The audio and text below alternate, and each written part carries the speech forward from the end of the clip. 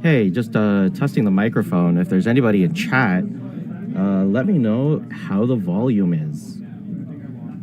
We are running quite a larger production today, so just want to make sure everything is working. Thanks, Wave Boy. Wish you were here. I don't know, so it won't let me type in chat. I think there's a bunch of settings we changed in terms of stream programs that kind of logged me out of Twitch. But hopefully everything is up to snuff. If the background noise does get pretty bad, I'm gonna try to plug in the lav mics because right now I'm kind of locked in my cubicle here. But yeah, we're gonna be starting in a couple minutes. I think a player showed up late, and I think we do have the full 32 players here.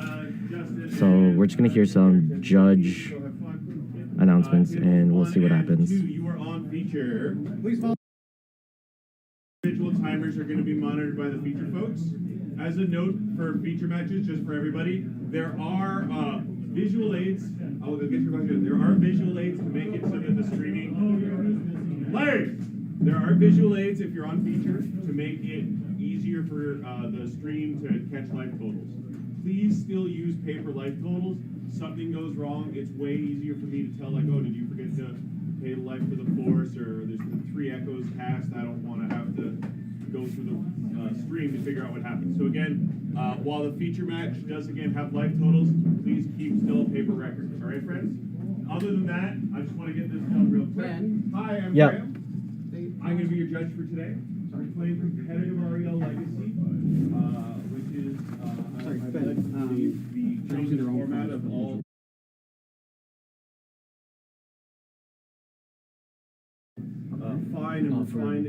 For table 1 feature match, the table 2 can use I have my shitty from that. I know that this is a community invitation tournament. I want to keep it fun and friendly. That being said, there are prizes on the line. Your opponent doesn't necessarily have your best interest at heart, even if they gave you a ride to Affinity. With that being said, in order to start each round, I do unfortunately need some trivia questions answered. This is a requirement. It's in the new MTR came out with Outlaws of Thunder Junction. Apparently, too many people weren't real gamers and didn't know their history, so I figured you legacy players would. So, first up, what is the name of the first, and maybe not actually first, but most widely popularized Magic the Gathering strategy website? Most popularized by Mike Long. The Dojo. There we go, players. Thank you very much. That is the first trivia question answered. Watsy will be pleased. You have 50 minutes. What? Oh, sorry.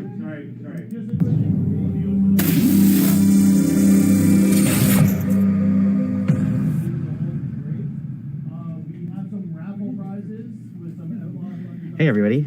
I think you guys can hear me now. Sorry, let me just...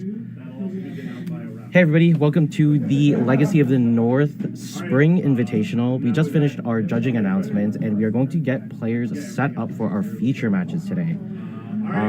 We do have Graham judging, excellent judge. We did have a couple trivia questions going on. I think for the future, I will leave that audio on, because if you guys want to do the trivia questions at home, you guys can do that. Yeah. So we're gonna see what's going on with the feature matches, and hopefully everyone is enjoying themselves at home.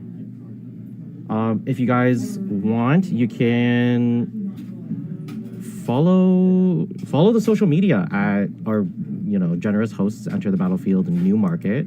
So there are their social medias. You can find them at ETB Canada at Facebook, Instagram, X, TikTok, and YouTube.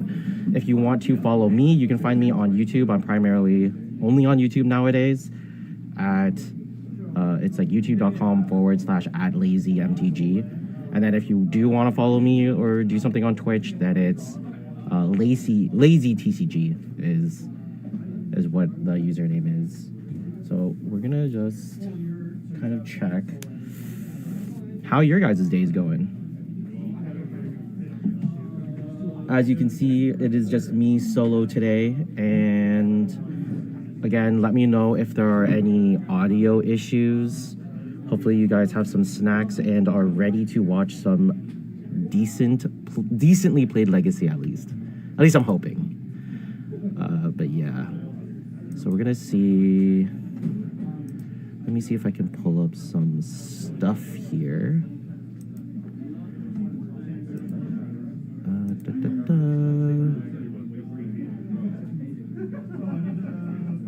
Okay. I think we're gonna go here.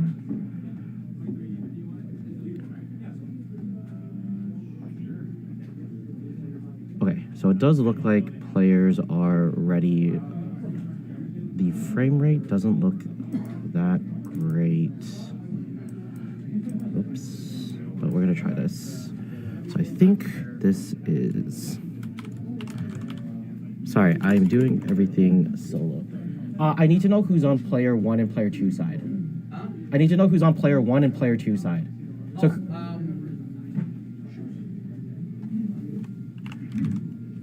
Sorry that you guys have to hear the background noise, the production noise. John is on the Player 2 side? It's Hootie closest to me, right? Yes. Okay. All right, we are just setting up this screen so that everyone... Lyle is player 2 on table 2. Okay. Let me know when to tell them to start kind of thing. Yep. So we have black.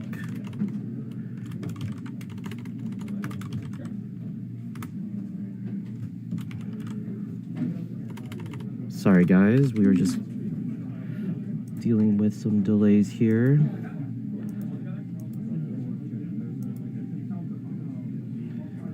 I'm experiencing some lag.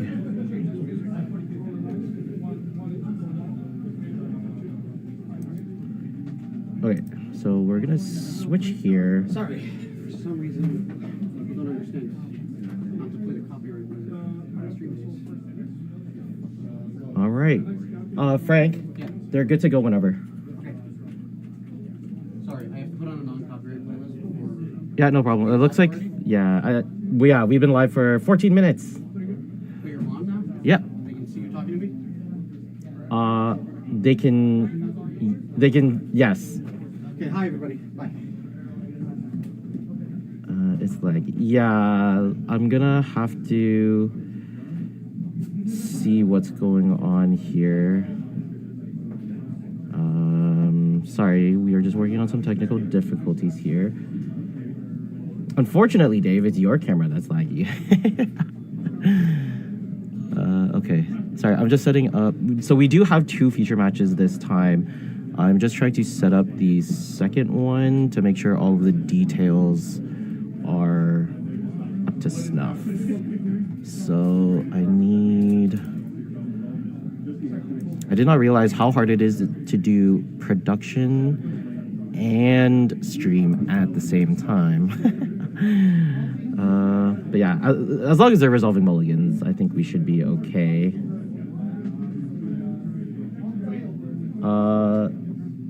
Sorry, Dave, I don't know what you're saying. Streamlabs is a little difficult at the moment, and I can't see emotes.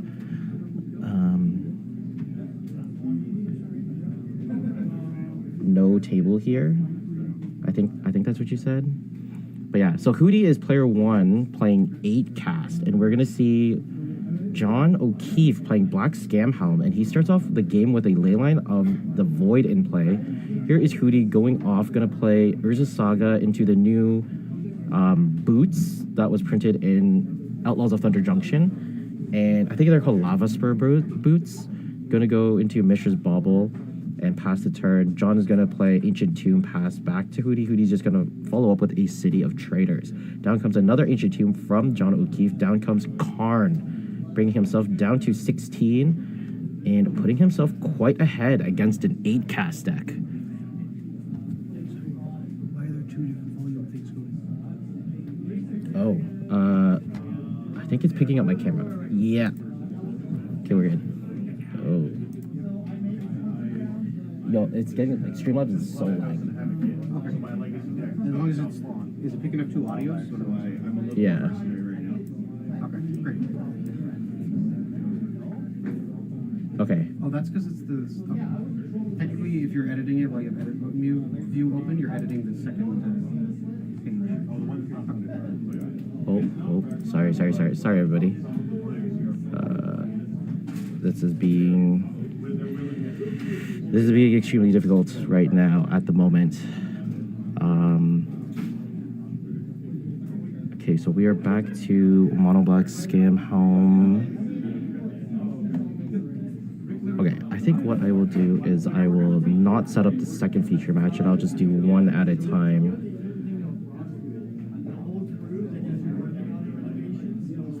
Let me know if you guys can hear the sound coming from the players, because you guys should not be able to hear that.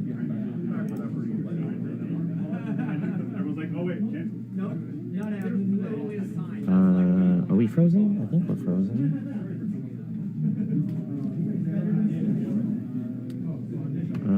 Only hear me in the background. Okay, that's perfect. Thank you very much. Oh, did my OBS just crash? Am I still live? Can you guys hear me? I think Streamlabs just blew up on my computer. Oh boy. You're still live, man. Yeah. What happened? What's wrong? Oh, we're okay. We're back. All right. So we're still fixing some audio issues. Okay. So, remember when we upped the image quality? Yeah. That might be why it's Okay. I'm gonna try to fix the frame rate issues while they're sideboarding after game one. So if you guys can just bear with me for the rest of this round, we'll try to address that issue. I might have to take it down and then reboot the stream, and we'll see if that fixes things. So we're gonna see Hootie swinging in with a construct token and a Haywire Might, brings John O'Keefe down to let's see. There's 1, 2, 3, 4, 5, 6, 7 artifacts, and a Haywire Might is 1/1. So John might be at 8. Here's a Grief from John O'Keefe. We see an 8 cast, and he's just going to scoop it up. Okay, guys, I am going to have to close the stream for just a second to try to address the frame rate issues. Please bear with me here. So sit tight.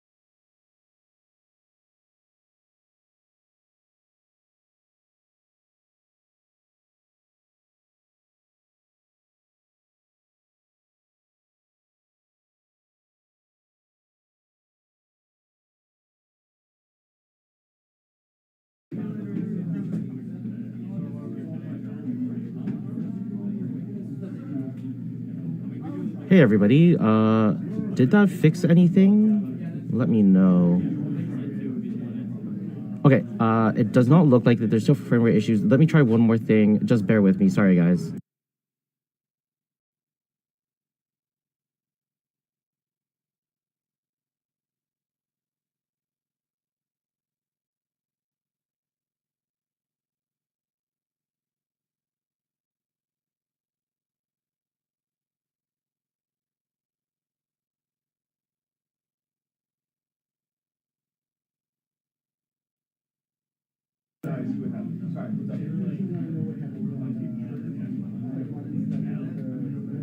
Hey guys, let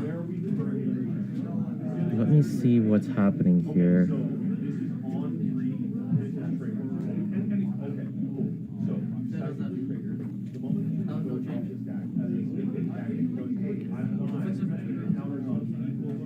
Okay, So we see we're starting round number 2. John O'Keefe is going to start with a ley line again. Starts off with Thoughtseize. Thoughtseize Hootie. Hootie showing Seat of the Synod into Lava Spur Roots into Lotus Petal.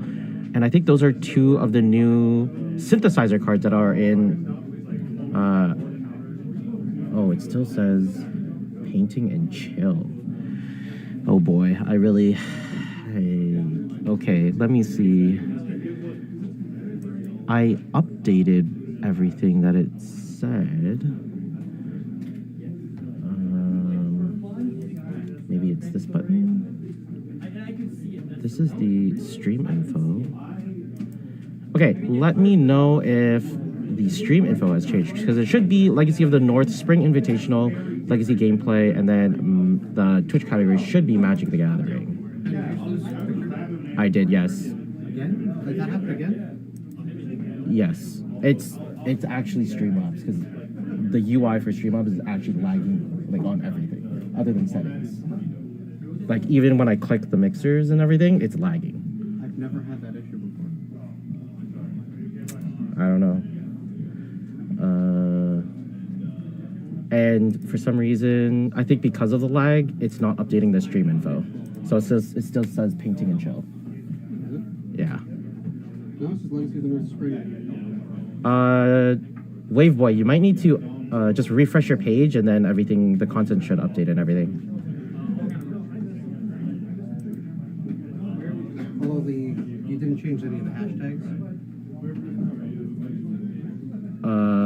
Yeah, I didn't have time.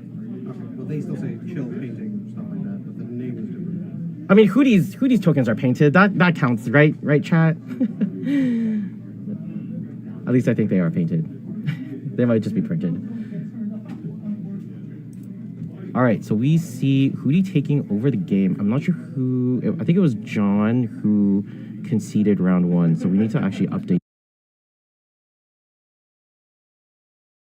this as well. So, oh boy.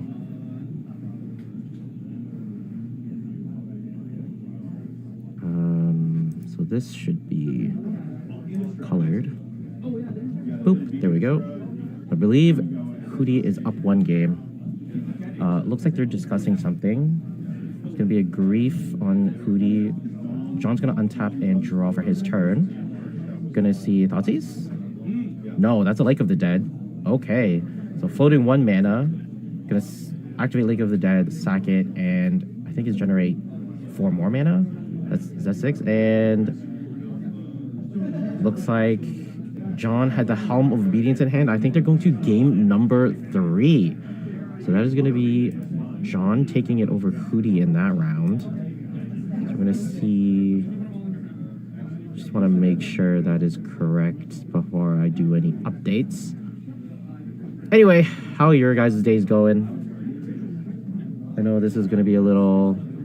Hopefully, if we switch to the next feature match, it might be a little better.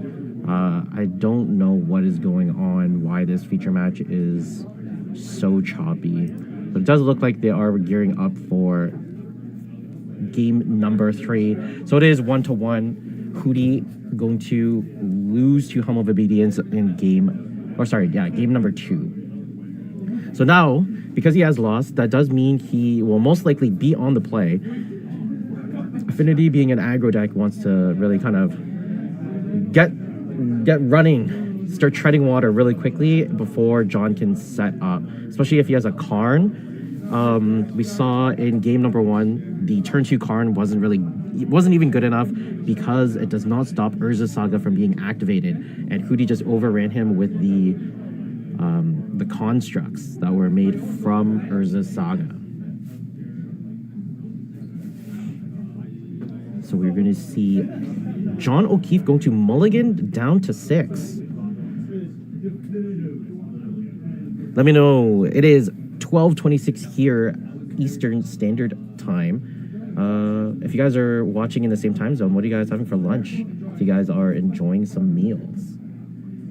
If you guys are watching on my channels at Lazy TCG, unfortunately, I can't see my Twitch chat. So if you do want to chat, I am monitoring my YouTube stream, so you can go over to youtube.com/@lazy MTG, and you can chat with me there. Yeah, there's no way for me to, there's nothing I can think of that will fix the lagginess right now. What I might end up doing is I might end up just needing to use this as the backup feature match table, and then, because I think the other feature match table looks completely fine. There's just a little bit of glare issues there. So yeah, we're going to see John O'Keefe start off the game with a Leyline of the Void again. Hootie actually going to start turn number 1 with Seed of the Synod into Haywire Might, cast a Mox Opal. Pass the turn, John going to play Swamp into Thoughtseize. We've seen this before. Hootie reveals Islands of Wills. John going to take a Force of Will. That Force of Will is going to get exiled due to the Leyline of the Void. Hootie going to drop down an island after drawing for turn. Swings in with the Haywire Might, brings John down to 19. There's a Grief off of the top for John. He's going to cast it immediately. Going to pitch, I think that's another Thoughtseize. They effectively do the same thing, so... No, it's a Leyline of the Void. So, John going to take the second Force of Will. Hootie top decked a Mox Opal last turn. Gets to reveal it. I don't like the way this hand is set up. Yeah, they have to kind of separate it a little bit more. Hootie going to drop a City of Traders for the turn. Swings in with the Haywire Might. Brings John down to 16. And down comes the Synthesizer from Hootie. So that's going to come in. He's going to get to scry too. He's going to bottom both of them. Neither of them useful in this situation. John did miss a land drop. Actually missed more than one. He's missing 3 land drops here. Or sorry, 2. He missed 2 land drops because he went second.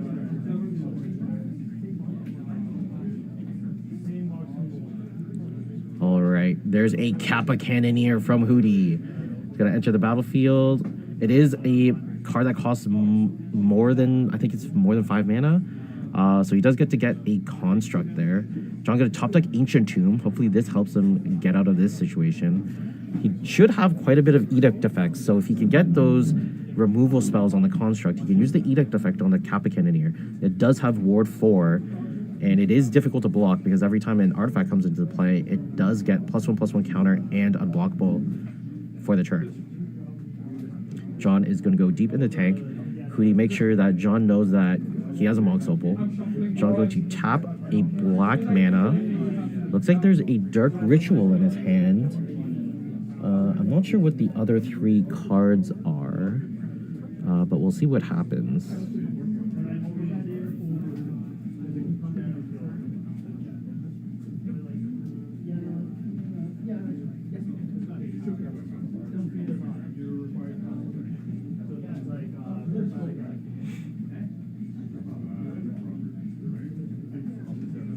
Okay, so John just calculating how many constructs are on the battlefield at the moment, or sorry, how many artifacts are on the battlefield, trying to determine how big this construct is.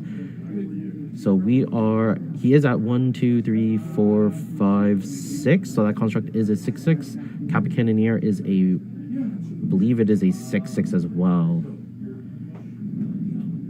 Yeah, John deep in the tank. I think that's a Murderous Cut. He does have a Karn in hand. I think his hand is Karn, Murderous Cut, Dark Ritual. I think there might be one more. Yeah, I gotta fire off this Murderous Cut. Might have to tap the Ancient Tomb. I think he definitely does.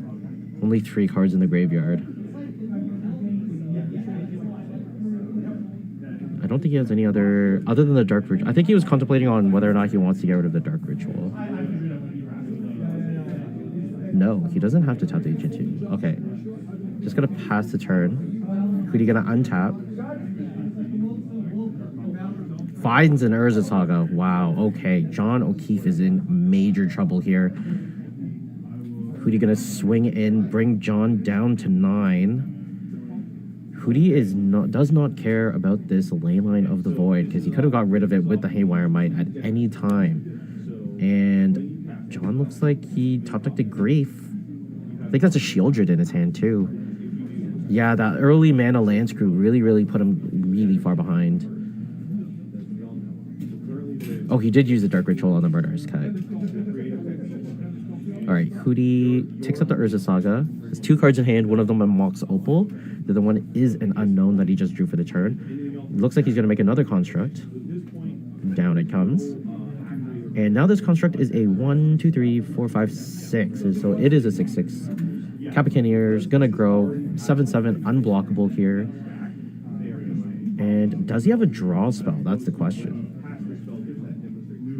No, there's a Mox Opal tapping for a colored mana of some sort. Gonna cast another Mox Opal just to grow the Kappa Cannoneer. And I don't, yep. So there's John O'Keefe's handshake, and that is gonna be round number 1 going to Hootie. So 8 cast, taking it over Mono Black Scam Helm. We're gonna load up the second feature match here and see what's going on there.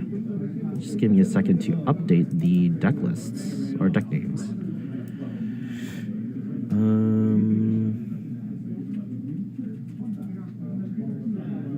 Let me see. Just give me a second here, chat. It is Lion versus Josh.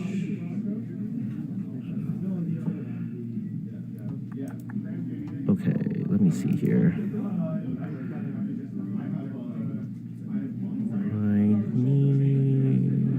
What do I need? What am I looking for? I need this. I need deck lists. So we have Lyle and Josh. So let's see here.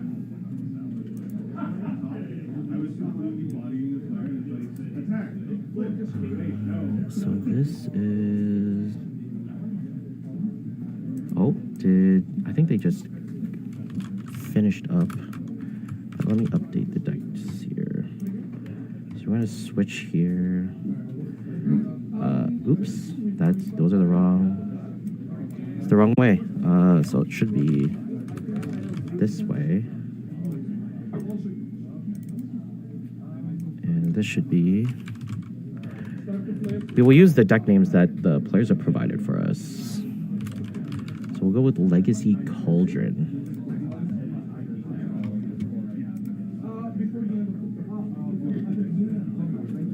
There we go. Yeah, so unfortunately, I don't know what's going on with feature match number 1. So I might end up having to use this one as the main. We'll see what happens. Okay. Wait, did it not update?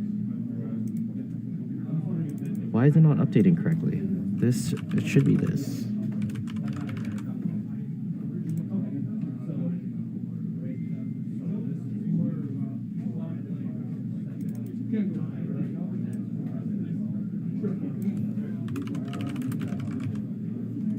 No, that should be...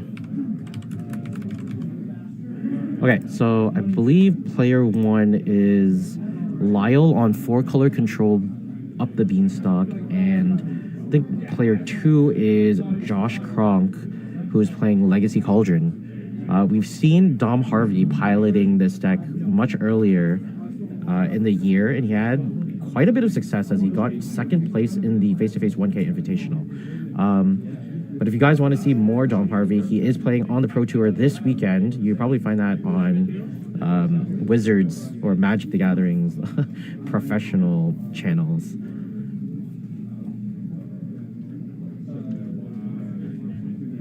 So I think, let me just go see if I can get a round count. I have nothing else. Fernando.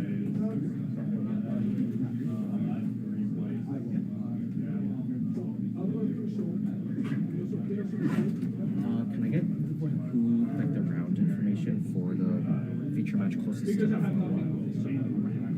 yeah, like I need to know who's on the game. I need that. Enter that.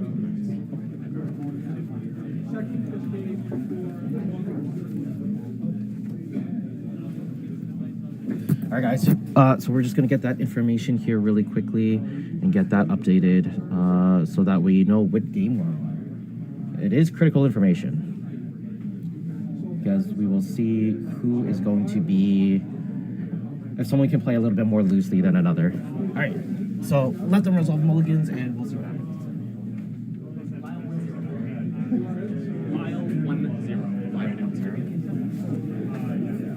Okay, so Lyle is up 1 game, so it looks like he won that last round that we just watched. So it's gonna be this. We're gonna transition here. He gets a pretty little colored shield. Yeah, and we're gonna see what happens here.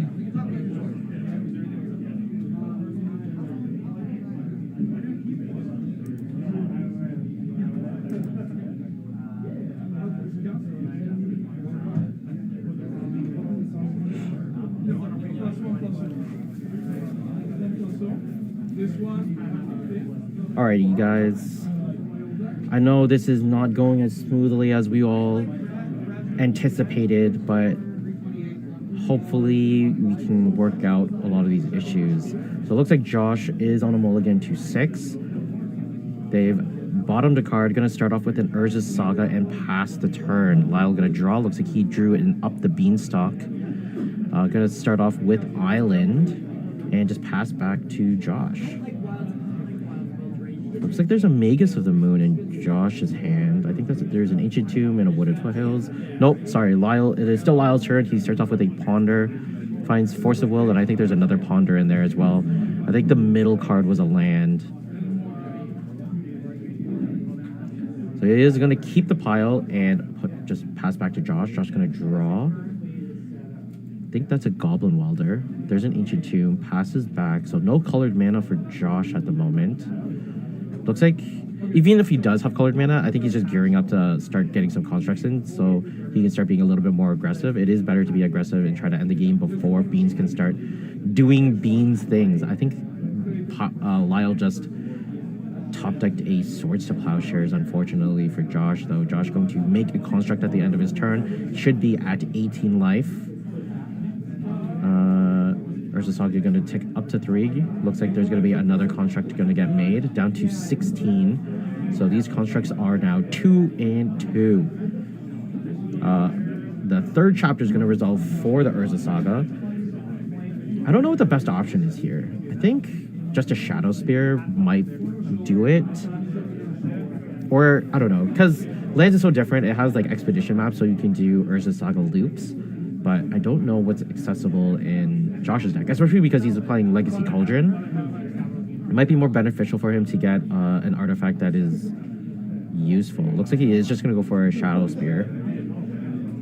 And let's see if he has any follow-up plays. Hopefully he does have a source of colored mana. If he has like a Badlands or something, and that was a Welder that we saw him draw in the last turn, then he can kind of set something up quite nicely here, hopefully. The good old downside of paper Magic is all the manual shuffling. Okay, so Lyle... Oh, so Josh does have Badlands. He has multiple lands, actually. So just deciding to go with the aggressive Urza Saga route at the very, very beginning here. Down comes a beautiful black border Badlands. He cannot equip the Shadow Spears, so going to swing in for 3. Bring Lyle down to 17. Gonna tap for red mana. Yes, it was a Goblin Welder. Very good. Unfortunately... Oh, there's a Force of Will from Lyle. Brings Lyle down to 16 all. Gonna exile the Ponder that he top-decked off of the Ponder he grabbed previously. And just gonna pass back to Lyle. I don't think there's much else that Josh can do.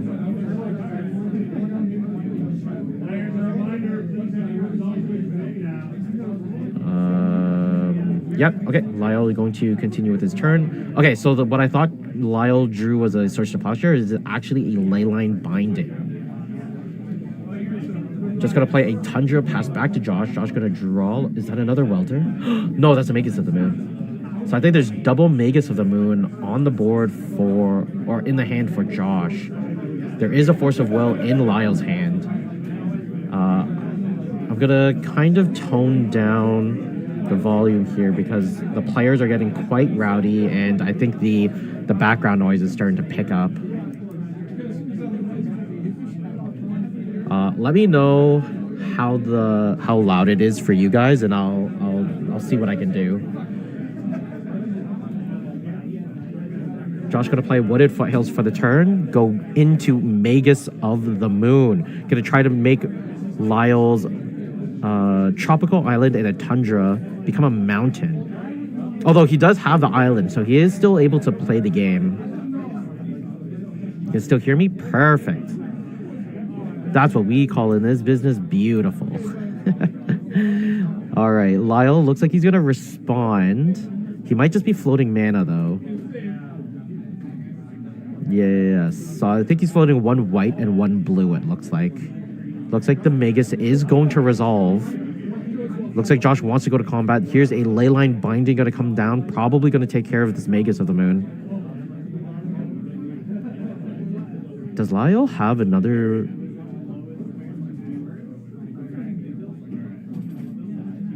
Oh, he can't cast it because they are now mountains, right? He doesn't have enough mana. Ooh. So he has to use this Force of Will then. He does have a Lorien revealed. Is he going to Island Cycle? Looks like he's going to use one of the mana, the one floating from the Tropical Island. Oh, that is a... Yes, nice catch from Josh. I didn't catch that, actually. There's a million different things happening. All right, so... Yes, Josh successfully goes into combat, going to swing in for 6 points of damage. Down comes Force of Vigor, going to blow up both constructs. Very... Wow, Lyle has an answer for mostly everything. Josh is going to pass the turn. Lyle now has a Mountain Island. Top decks a Flooded Strand. Wow, this is quite a predicament. So Lyle needs to find a way to get rid of this Leyline. So it's going to be very hard because I think the easiest way is just to find a Plains and a Swords to Plowshares. However, this Lorien Revealed isn't going to help him find them. Josh going to swing in for 2 with the Magus of the Moon, make it 14 all. Down comes a second Magus. I think Lyle needs to Force of Will this one, yeah. So he Force of Wills this one to kind of... Oh, wait, that's a Brea's Apprentice. My mistake. Oh, okay. Wow, Lyle finds a Hydroblast to deal with this Magus of the Moon. There's a Tundra for Lyle's turn. Gonna pass back. Josh gonna draw for his turn. There's a Great Furnace. Gonna play it. Gonna equip the Shadow Spear. There's a Hydroblast targeting the Magus of the Moon to try to get rid of it. Yeah, it resolves. So Lyle has a plethora of answers for Josh's like threats.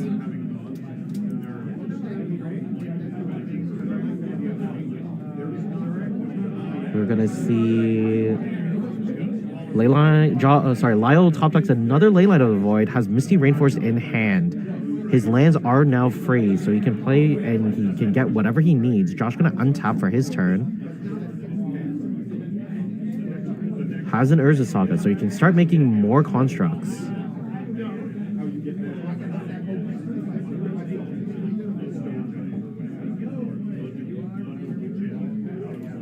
All right, here is a Brainstorm at the end of Josh's turn. Gonna see what Lyle draws, maybe. Puts a Volcanic Island on the top. I didn't get to see what the second one is. Great Furnace came down quite a few turns ago, I think. It came down the same turn he tried to Brea's Apprentice. All right, Lyle cracking the Flooded Strand, finds a Plains just in case there's another Magus of the Moon going to come into play. Although, I am kind of curious when this Urza Saga came into play. Did the Urza Saga come into play after the Magus of the Moon or before? Because if the Magus of the Moon was still on the battlefield, like, no matter what, the Urza Saga should have been gone. It came in after? All right. We're playing fast and loose here. All right. Down comes a Ponder for Lyle. Gonna look at the top three.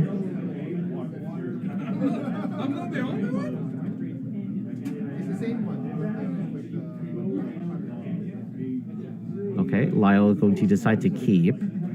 Down comes Mr. Reinforce. Pass back to Josh. Can Josh get out of this? Start making constructs, but there is Swords to Plowshares in Lyle's hand that can take care of one of them. So Josh finds Mountain Badlands.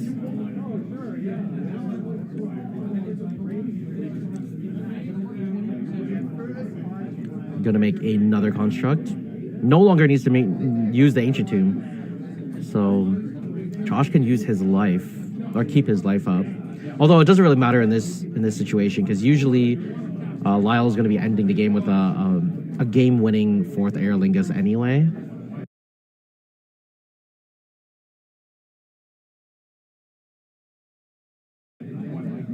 I'm pretty sure that he doesn't really need to keep the Triumph of St. Catherine's in there. Sorry, bear with me. The computer is just lagging. All right, gonna tap, make another construct. So we're back up to 3/3 constructs, but now because of the 3rd chapter ability, they're gonna be 4/4s. Finds a Lotus Petal. I wonder if there's just no better options. Like, I guess there's no reason to try to get like a picking needle of some sort. I don't know if there's any other options here. There's a cracked Bloodstained Mire. Gotta find another mountain. Gonna tap. Oh, equip the Shadow Spear. So swinging in with a 5/5 construct. Lyle gonna fire off a Brainstorm. Finds a Terminus. Wow. So Lyle in full control here. So yeah, even though Josh had kind of the right idea on, you know, starting off really, really aggressively with the Urza Saga and the construct tokens, Lyle has just been able to kind of deter all of Josh's threats. And he had an answer for the Magus of the Moons really early on. Like he had the Leyline Binding, he found the Hydroblast, he dealt with the Brea's Apprentice with the Force of Wills. This is just, it feels like such a hard matchup.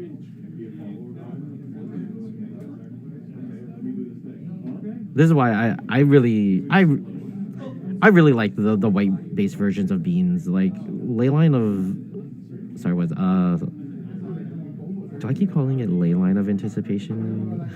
Leyline Binding is what I mean. Leyline Binding is such a powerful and potent spell. Like a 1-mana flash. I don't know why it has flash.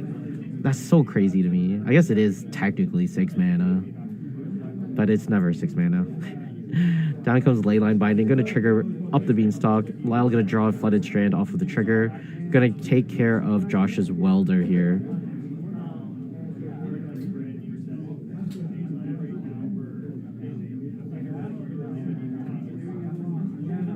All right. Down comes Urza Saga for Josh. I don't think he has enough time to start making more constructs, though. Wow, there's a Teferi off of the top for Lyle. I'm pretty sure this game is over. Teferi can now deal with almost any... Sorry, he can deal with almost any threat that Josh tries to put out. It buys him so much time. And with Up the Beanstalk, he has so much card advantage. And he's now looking at so many more cards than Josh. This is a really tough situation. Josh replays the Urza Saga that was bounced by the Teferi, putting him back even further behind because now he doesn't have a construct. Gonna tap 3 mana. Finds a Goblin Bombard. What was it? Sorry. I keep wanting to call it Goblin Bombardier, but I don't remember what the. I think it's Broadside. All right, Lyle cracks the Flooded Strand, finds the, I think that's Xander's Lounge. So that gives Lyle the full 5 domain. Legacy players, we got 9 minutes left in the round. Yep, Josh is just going to cut the deck. There's a Leyline Binding, takes care of yet another threat. Wow, we still going? Okay. Right in front of you, my guy.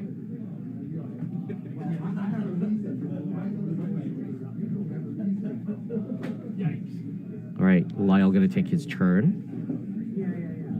Oh, there's an arrow. I deliberately keep the lead like right there. So I have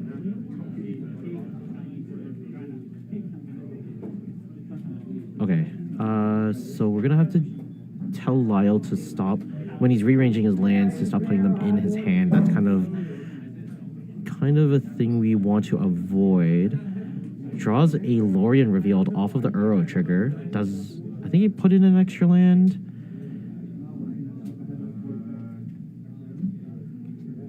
All right, gonna just pass the turn. Josh gonna take his. Finally can make a construct. Lyle has plenty of cards in hands to kind of deal with the threats that Josh is gonna put out.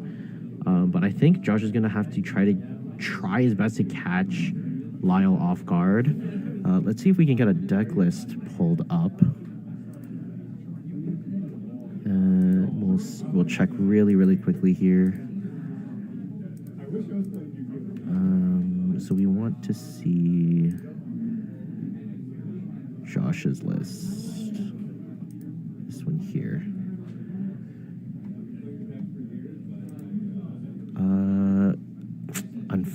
Ooh, so he does have the 2-card combo of Phyrexian Devourer and Walking Ballista. The problem is he hasn't seen an Agatha Soul Cauldron, and although it is a 2-card combo, Agatha Soul Cauldron is it requires multiple cards. It not only needs both of the combo pieces in the graveyard or available, it also needs a creature with a counter on it, which Agatha Soul Cauldron can help, but you also need the Agatha Soul Cauldron itself. So realistically, it turns a 2-card combo into a 4-card combo. Although, if you do have Agatha Soul Cauldron and you play a Walking Ballista on 2, you can kind of get the Devourer in the graveyard and exile it with Agatha Soul Cauldron to kind of just turn it into a 3-card combo. So we're going to see Josh make another construct. I don't think Lyle has another Terminus available to him at this time, but I think he fails to find on the 3rd chapter ability. Is that true? Yeah, he's failing to find. But I can see there are a bunch of options to him. I'm not sure why he's failing to find here. Going to equip the Shadow Spear, make the construct a 5/5? 6/6. Or sorry, 8/8. Sorry, I forgot the Great Furnaces. 2 Great Furnaces, 2 constructs, that's 4. 2 Lotus Petals, that's 6. Shadow Spear, 7. And then the Shadow Spear itself gives +1/+1. So yeah, it is an 8/8 with Trample Lifelink. Yeah, so Lyle just confirming all of our math. 2, 4, 7, 8. Yep. I think that's the Sword Plowshares. Gonna crack the Misty Rainforest.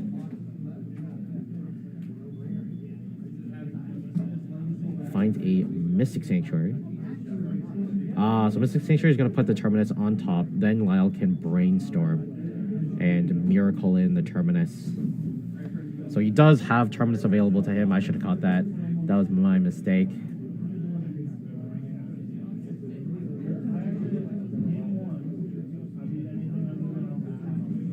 Hey guys on YouTube. What's going on? What's going on? There was a double land drop? Oh, okay. Yeah, sorry, I completely forgot that I have 4 monitors here. So thanks for catching that, Sturage and Waveboy. Yeah, we'll have to be a little bit more diligent. Unfortunately, I'm boxed in my own little cubby room here, so I can't actually call a judge over. But yeah, after the Terminus, Lyle gonna find Triumph of St. Catherine. Wow, draws another Terminus. Yeah, I think this game is pretty locked. If you guys want to argue against me, you feel free.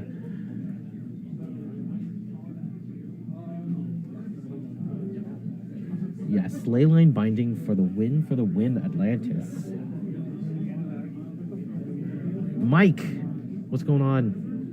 Hopefully you're still here. I know you sent a message way earlier, but yeah, hopefully we can get Claudio on the feature match and we'll see what happens.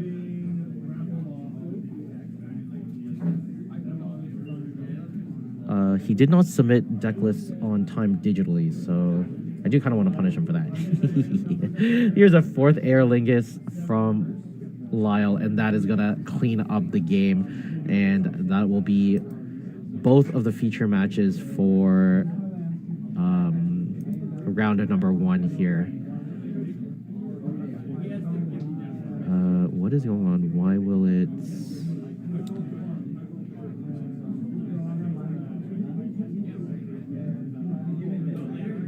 Yeah, even though there's a double land drop, like, we still need to uphold the rules.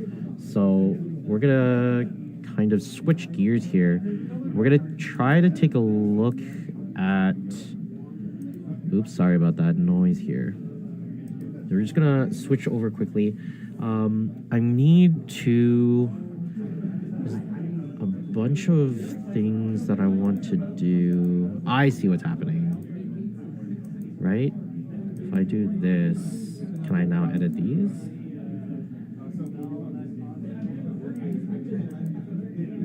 No. Okay. Apologies for how the stream is running. I'm not using my own system, so I'm still trying to get all of this under control, but it looks like players are finishing up.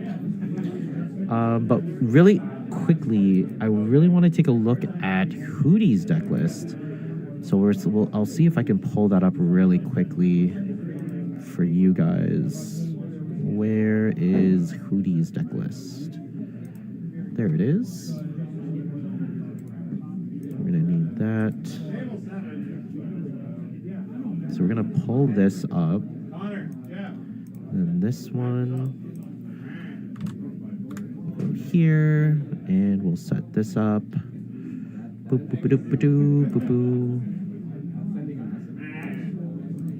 There we go. Okay, so let's take a look and see how this screen looks. Oh boy. Oh boy. Okay. OBS is kind of just exploding here. So I don't know what's going on. Sorry, not OBS, Streamlabs. Streamlabs is being uncooperative. Okay, it won't even let me transition. Does this work? Okay, bear with me, ladies and gents. Gonna see what is going on.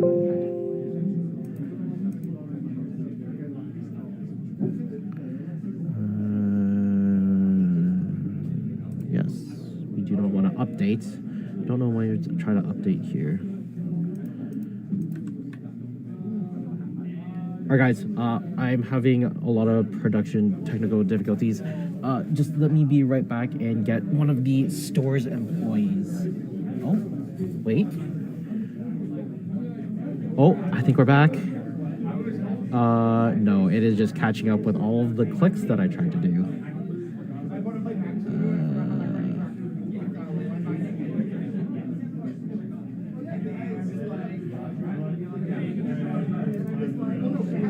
Okay, we are having a lot of issues. We're going to be right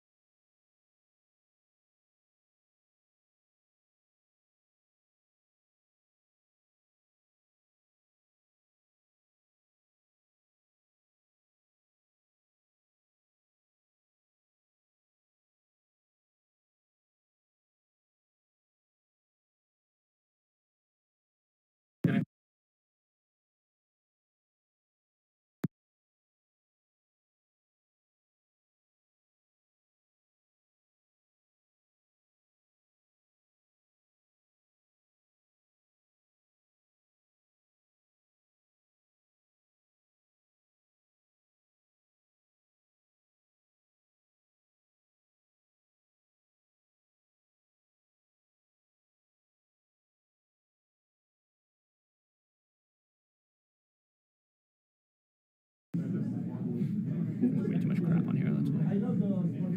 Chances are I'll probably have to... Can I click on this? You can try. Hopefully it works. Can I click on this?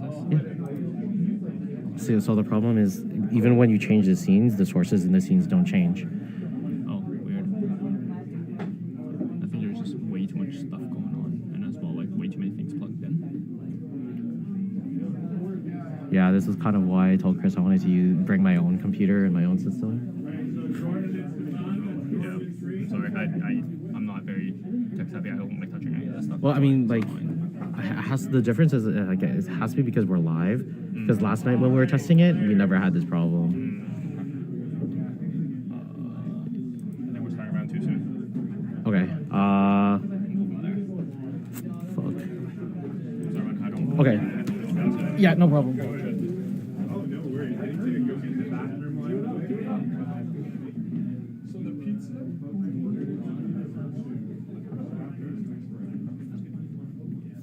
Alright, players, pairings for round 2 have been posted.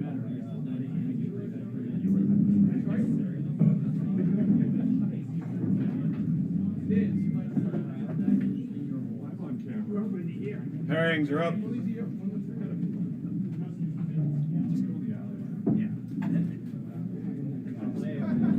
Pairings are up.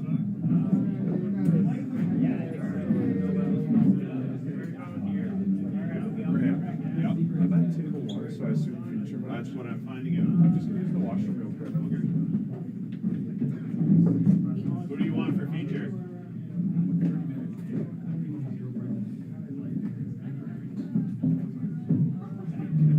3 and 4. All right. Tables 3 and table 4, you're on feature. Tables 3 and table 4, you're on feature.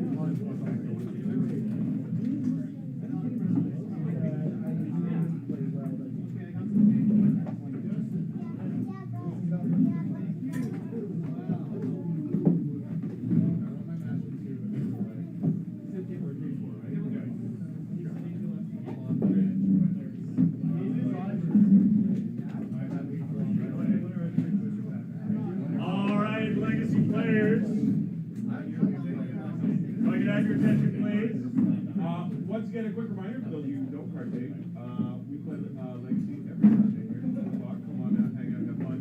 I do have a problem though. I was trying to come up with some trivia, but I couldn't remember. What are the 2 cards? What's the dragon that Brian Kibler became the Dragon Master for? Does anybody remember? Brian Kibler, Magic Sorcerer Hall of Fame. His nickname is the Dragon Master. What dragon is that referring to? Risky Awakener, I'm pretty sure. What did he put on that Risky Awakener? Armadillo Cloak. Like a good and honest Magic player. Okay, guys. We are struggling. I don't know. Someone is calling me, but I'm gonna ignore them. Okay, so we're gonna switch it up. So feature match is this one now. Let me just update the deck names, if it will let me.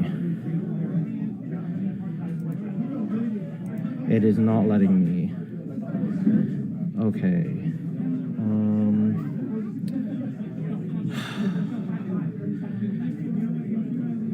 All right, guys, just bear with me here. We won't be able to update the deck names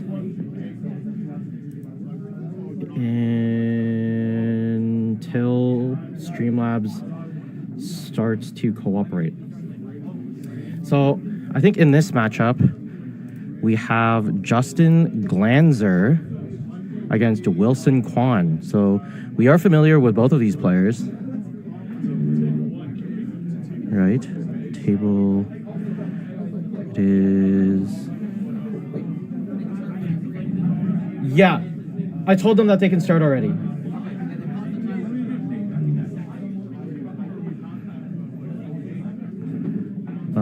Okay, so this is. I want round 2, please. Give me round 2. Yeah, so we have Justin Glanzer on player 1 side against Wilson Kwan on player 2 side. I'm just struggling here to kind of update the decks.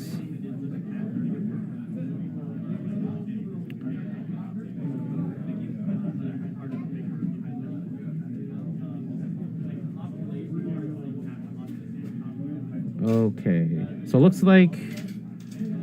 Okay, if you guys are just tuning in, please ignore the deck names and the round counts. They are currently not working, and Streamlabs is not letting me disable them. So on player 1 side, we have Justin Glanzer. Looks like he is playing some sort of sticker deck. I'm most likely thinking that it's going to be Turbo Goblins. Wilson is... Let's see if we can kind of figure out what Wilson is playing from the cards that he's looking at. It might be a little bit hard to discern, though.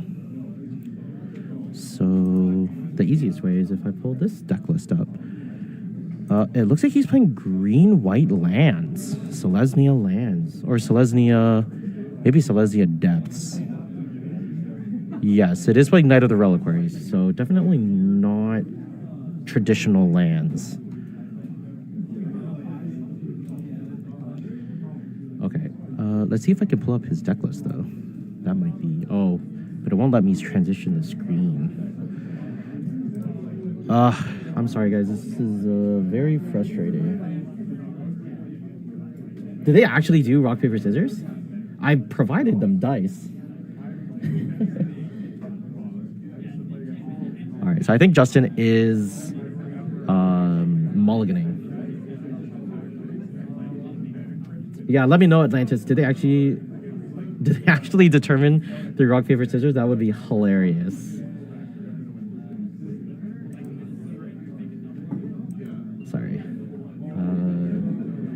Sorry that it's constantly switching screens.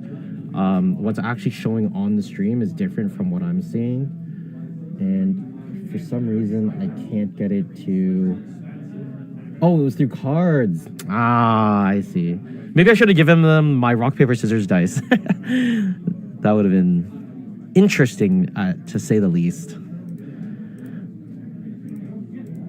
Let's see. That is a 4-color beans deck list.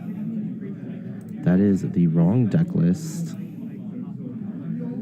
This is the deck list that I want.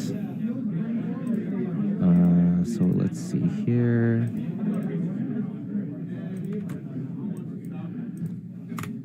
Okay, are we starting? It looks like Justin is determining what he wants to put on the bottom. Hopefully the camera is nice and crisp for you guys. I think that's like, I'll have to keep updating the stream round by round. Unfortunately, it is a solo production here and it's not the greatest setup, but we are working with what we got.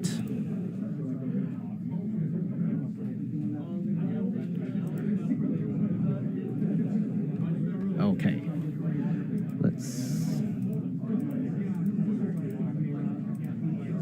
All right, so Justin looks like he is bottoming 2 cards. Is he on mulligan to 5? I guess that's what you would expect from like a Stompy type deck. There's an Ancient Tomb into, I think that's a Chrome Mox. It is definitely a Chrome Mox. Exiling the Broadside Bombardiers. This is 3 mana for, I think that's a Goblin Matron? Yeah, it looks like he is looking for blank Goblin. Mind Goblin. I will, okay, yes, there is going to be glare on the cards at some point because the position of this camera has a little bit, its lighting is much worse compared to the other one, but I can't figure out why the other one is so laggy. But that one will be our backup for now. Wilson going to start off with Once Upon a Time, going to find a Knight of the Reliquary.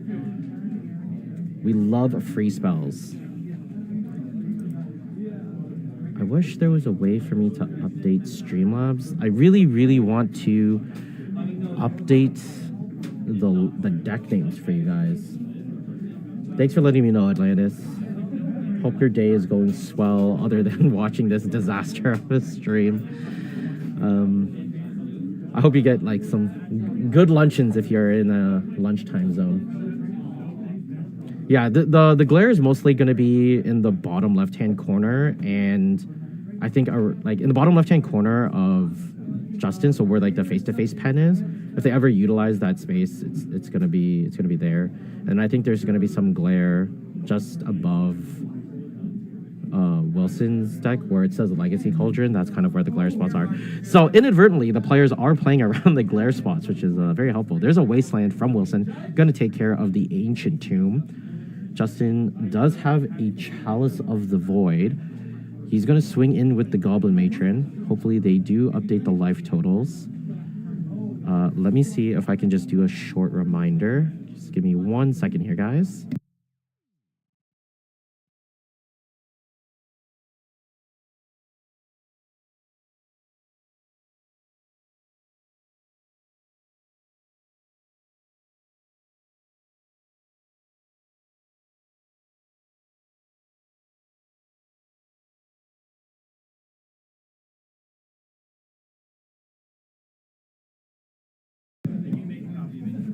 All right, guys, we're going to fix that dice issue there and going to get these life totals updated. Much better. In the Netherlands? Wow. This is a wide-reaching audience I have then. Dinner time just passed. What time is it there?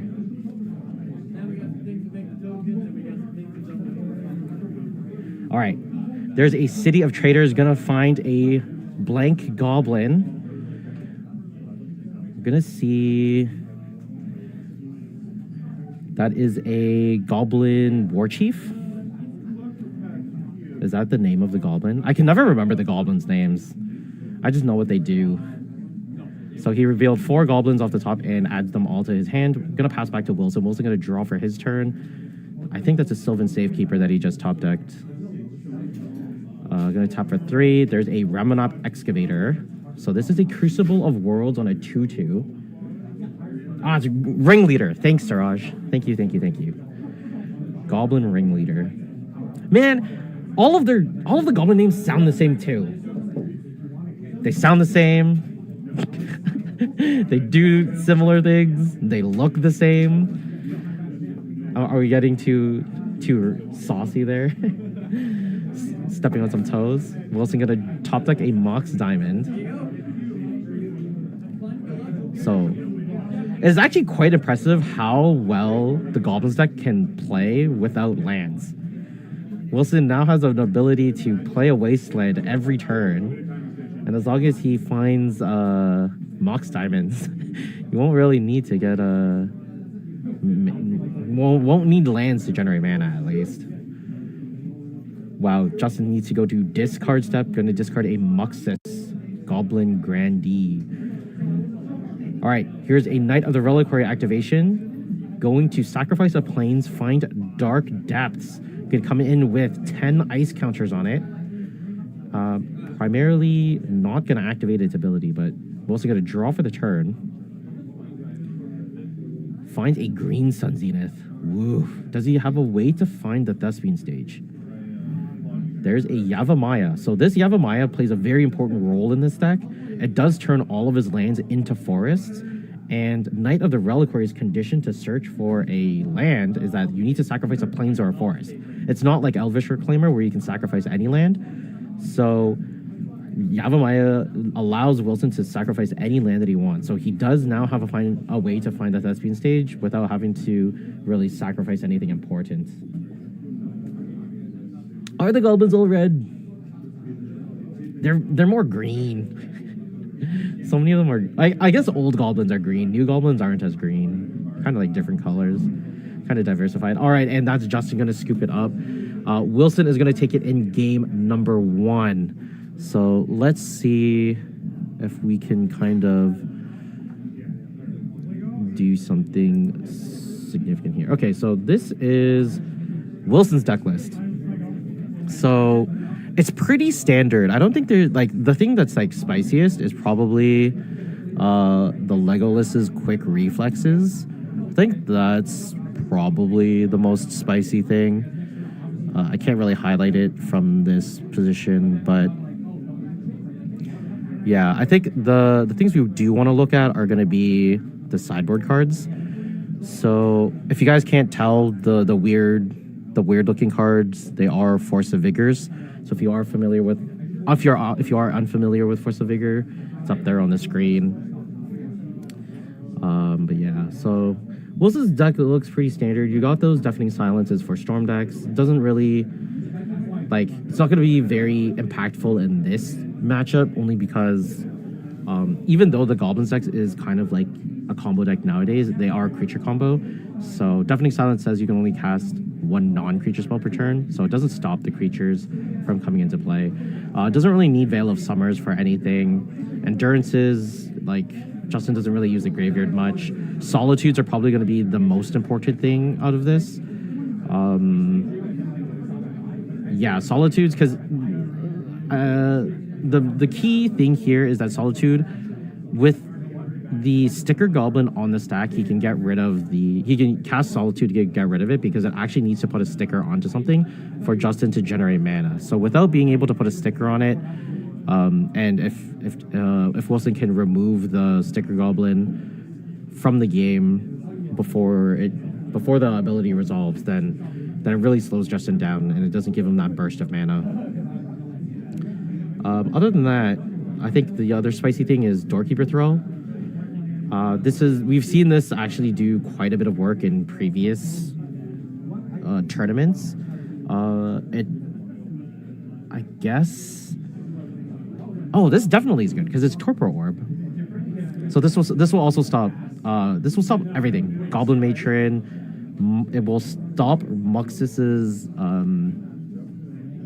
I don't know what kind of effect you would call it. It looks at the top X. I think it's top 6 cards, and you can put all goblins into play. So it'll stop that. It'll stop Goblin Matron. It'll stop Ringleader. It stops Sticker Goblin. Yeah, this card is like super good. So this card definitely coming in from Wilson. So I think those are like the main changes. I don't know what you would really cut. I think you would cut those Legolas's reflexes and probably like the Bajuka Bog. Those would probably be the main cuts for me. But we're gonna see Justin and Wilson resolving their mulligans here. Yeah, sorry guys, I'm gonna have to figure out how to update these deck names. It won't let me, so I'll have to figure that out in between the rounds. So unfortunately, I won't use the feature match or table 2 as a feature match for now, just because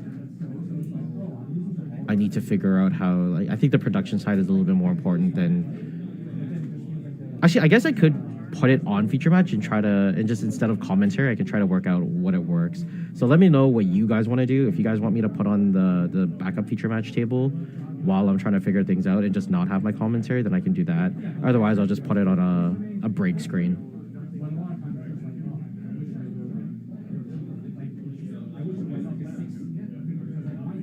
Okay, so I have lost all visuals on my audio. So if you guys can't hear me either, let me know. We're going to start off with Justin resolving mulligans. Going to start off with an Ancient Tomb into turn 1 Chalice of the Void. Don't think we need to worry about that all too. Actually, it does hit quite a bit of things. It hits Elvish Reclaimer, Crop Rotations, Source to Plowshares. Wilson's just going to start off with Forest, Mox Diamond, discard Echoing Deep. Justin going to start with Mountain into Magus of the Moon. This Wilson's start is very good against the Magus of the Moon. Wow, and he finds the Plains. So Wilson in a pretty decent position against this Magus. Down comes Cavern of Souls for Justin. Gonna tap for 3. There's a Goblin Rabblemaster. I'm gonna go into combat, generate a goblin, gonna swing in with the goblin and probably the magus. Not swinging with the magus. Interesting. Oh, could be afraid of endurance. There's a thespian stage. I think you would really prefer to have... Oh, 4 mana? What is he generating 4 mana for? Is it a Green Sun Zenith for 3? It is. He does have a Green Sun Zenith. Green Sun Zenith for 2? Okay. This could be the Doorkeeper Thrall. Oh no, he can't get Doorkeeper Thrall. It's not a green creature. There's no 2 mana green creature. Oh, Sylvan Out or is it Sylvan Liberator? What's the Outland Liberator? It's Outland Liberator. Yeah, Magus doesn't really have that much of an effect. It could be crippling, but Wilson's hand was so good against it, just randomly. All right, so this Outland Liberator is gonna... Does he... What? Is Wilson just afraid of the Chalice of the Void? Does he have a crop rotation? Oh, there's an Elvish Reclaimer. Okay, so... Yeah, Wilson tried to get this Elvish Reclaimer on the battlefield to try to get a Dark Depths. There's another Chrome Mox. Doesn't look like it's going to imprint anything. Is that Broadside Bombardier? I think it's the extended art Broadside Bombardier. Gonna go to combat, generate another Goblin, right?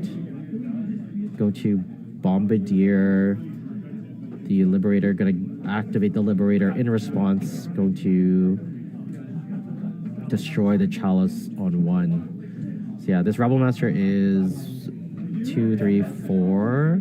Broadside's 5, 6, and then Goblins 7, 8, and then Magus is 10.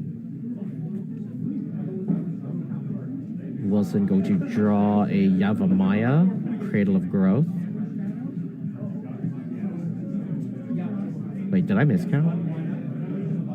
Yeah, and not gonna do it. Wilson has no way of dealing with the massive board. So Wilson is going to... Or sorry, Justin's going to tie it up 1-1, and now Wilson most likely going to be on the play here. So I'm going to throw up... Let me see. Wow, I said that. That was an awkward statement. I'm going to toss up Justin's deck list here really quickly. So we're going to open this. We're going to open this. Nope, we don't want to actually open that. We do want to open this, though.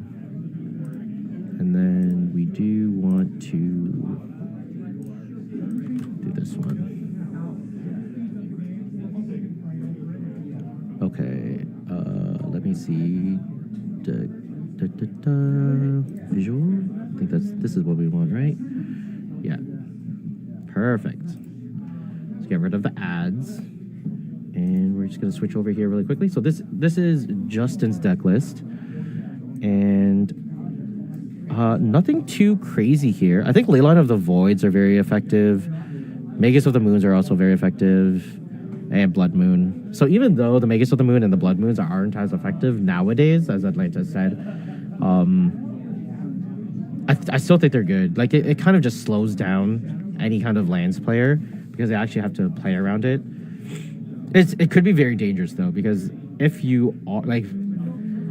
It's strange because in this case, Blood Moon is way worse than Magus of the Moon because it's harder for the lands deck to get rid of creatures than it is to get rid of Blood Moon. As we saw, Wilson had the Outland Liberator to get rid of artifacts and enchantments, but he could be also bringing in like Force of Vigors just in case. Those Force of Vigors actually deal with the Chrome Moxes, Chalice of the Voids, and any other random artifacts. I don't think there's any way for... or any other artifacts that Justin produces. Like, all of his fast mana usually comes from the Sticker Goblin. Yeah, and then, you know, Justin doesn't really need Furies. Like, I guess it could get rid of, like, an Elvish Reclaimer of some kind. Like, it gets rid of 2 of them if they're small, but Wilson should be able to grow them really big pretty quickly to get them out of double target range. But yeah, I think the Leyline of the Voids are pretty effective. I don't know. Depths can always like switch axes. Like Elvish, it does. Okay, so Leyline of the Void is actually really good. It stops both Elvish Reclaimer and Knight of the Reliquary from growing super large, and it kind of forces them to end the game really quickly through Merit Lodge, because there's no way that the creatures from Wilson's deck are Justin's creatures. Looks like, oh, Wilson started preemptively. Wilson's going to keep his 7. Justin looks like he's going to go down to 6. What'd you have for big dinner, Atlantis? What time is it in the Netherlands?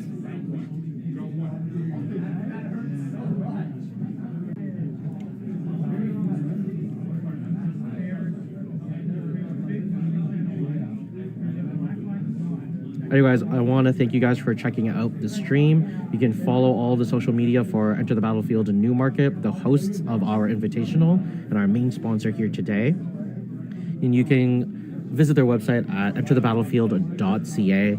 You can order from both of their locations, Newmarket and Oakville, from the one website, which is a really cool feature. And if you're not having it delivered, you can choose which location you want to pick up your singles at. So check them out. All right, Justin gonna take a look at his 6 and try to decide if he wants to keep it.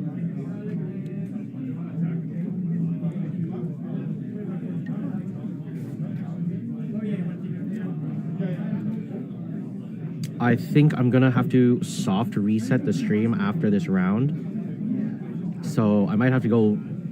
You guys, I might have to turn off the stream, but if you guys stay up, I'm gonna boot it up as soon as possible. So if you want to just bear with me when that happens. 7:30. Pizza? Oh, okay.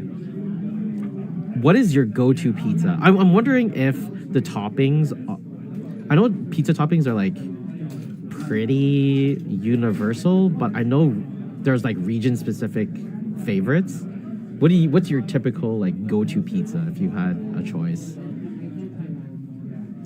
So Wilson starts off with Plains, passes to Justin. Justin gonna play a Mountain, passes back. Wilson gonna play a Flagstones of Chokera, then pass back to Justin. Justin gonna slam down an Ancient Tomb, gonna try to resolve a Name Sticker Goblin. Down comes Doorkeeper Thrall from Wilson in response. Gonna stop that Enter the Battlefield trigger from happening. Justin gonna go down to 18. Wilson at 19 from the Wooded Foothills. Wilson gonna draw for his turn, finds a Wasteland, gonna get rid of the Ancient Tomb, swing with the Doorkeeper Thrall. It is a flyer, so that Name Sticker Goblin not gonna block. Drops Justin down to 17. Justin gonna draw for his turn because Wilson is not doing anything after attacking. Justin gonna drop down a Mountain for the land as his land drop for turn. See, Wilson's holding Forest, Knight of the Reliquary, a Ramianap Excavator, and I think that's another Flagstones in his hand. Justin gonna swing in with the Name Sticker Goblin, drop Wilson down to 17. Gonna also play a Battlecry Goblin. Gonna pass it back. Wilson gonna drop the Forest that he's been showing us for quite some time. I think that last card in Wilson's hand is a Beseiju Who Endures. If you don't know what that card is, it is an absolute beast of a card. Wilson gonna attack with the Doorkeeper Thrall.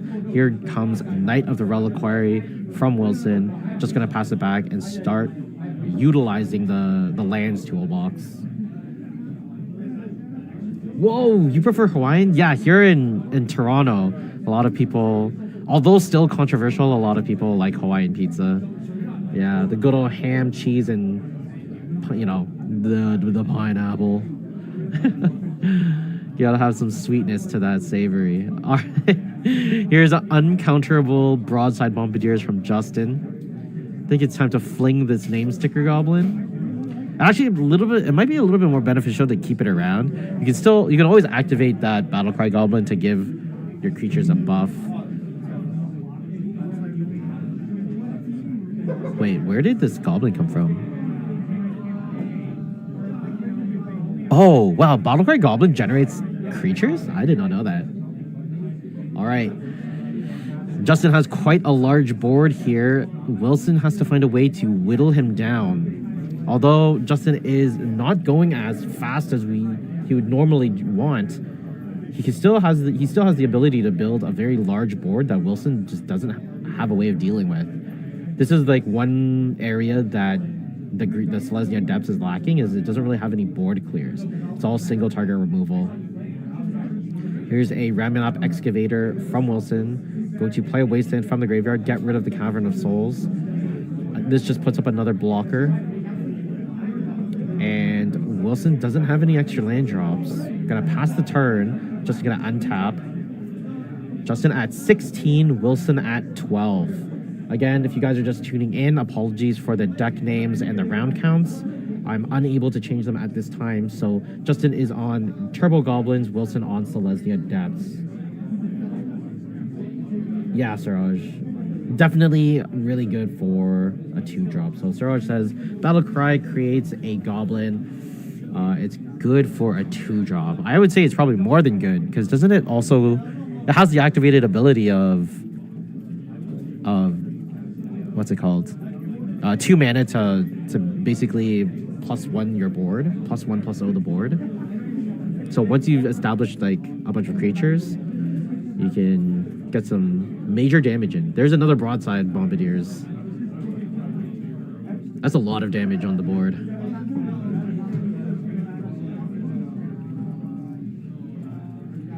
So that's what. So Battlecry Goblins at 2/2. It makes another 1/1, so there's 2 1/1 Goblins. So it's 2, 4, 6, 8 damage, and then the broadsides can chuck each other, right? I think this is a lethal attack. So yeah, Wilson's gonna need to trade the board here. I think Ramming Up Excavator blocks the Battlecry Goblin, and then the Doorkeeper Thrall has to block just a 1/1 Goblin. Because the broadsides have menace. Whoa, he's gonna double block. He's just gonna sack that Broadside Bombardier though, right? Because that gets in an extra 5 damage. So that drops Wilson down to 7. And that's still 2, 4, 6 damage. And then he can chuck the last point of damage. Yeah, so Justin going to take it over Wilson in 3. So that is 3 games. All right, guys, I'm going to try to fix this issue of the decks and everything. So I'm going to have to turn the stream off and then try to reboot Streamlabs. And then we'll be right back if you just want to, you know, chill out for a second. You can grab a snack, grab a drink or some popcorn or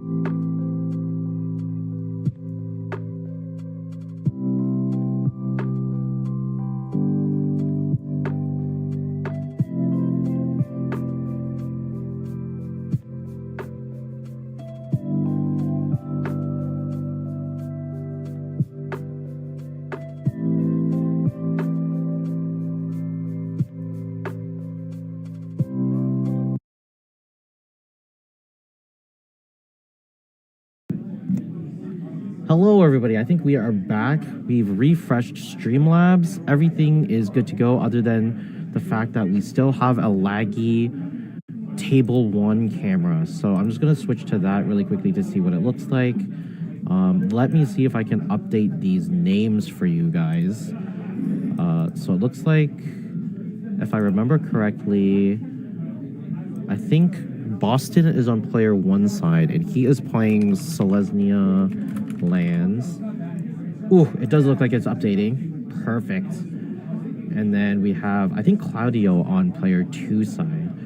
Sorry, I'm just going to quickly... Oh, that is not what I wanted to do.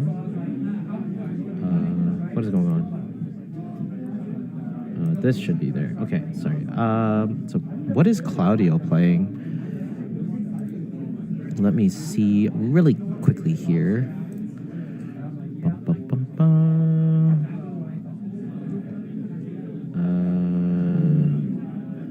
I'm not sure what his deck is, but we're gonna just get rid of it for 1 second, and we will get an update real soon for you guys.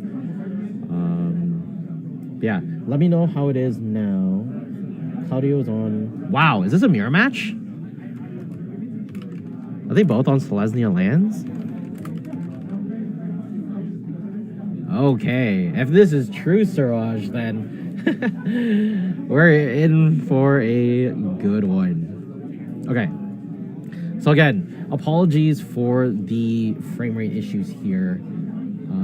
We're gonna have to address this issue. We're gonna have to address this issue at a later point.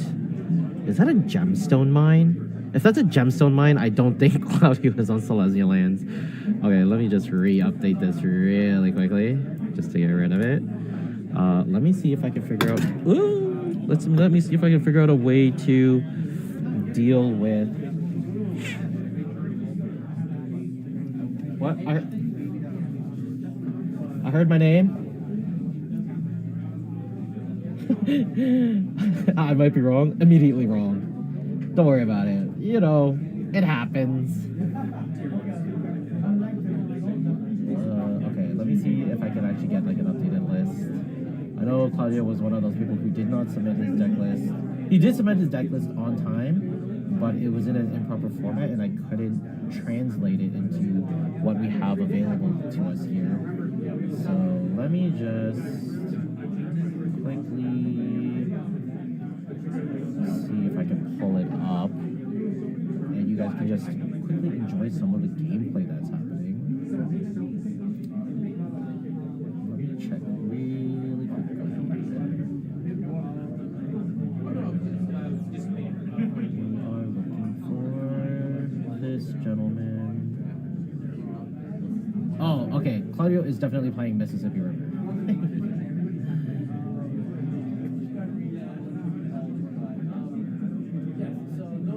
Yeah, okay. So I'm pretty sure he's playing Mississippi River. So Mississippi River.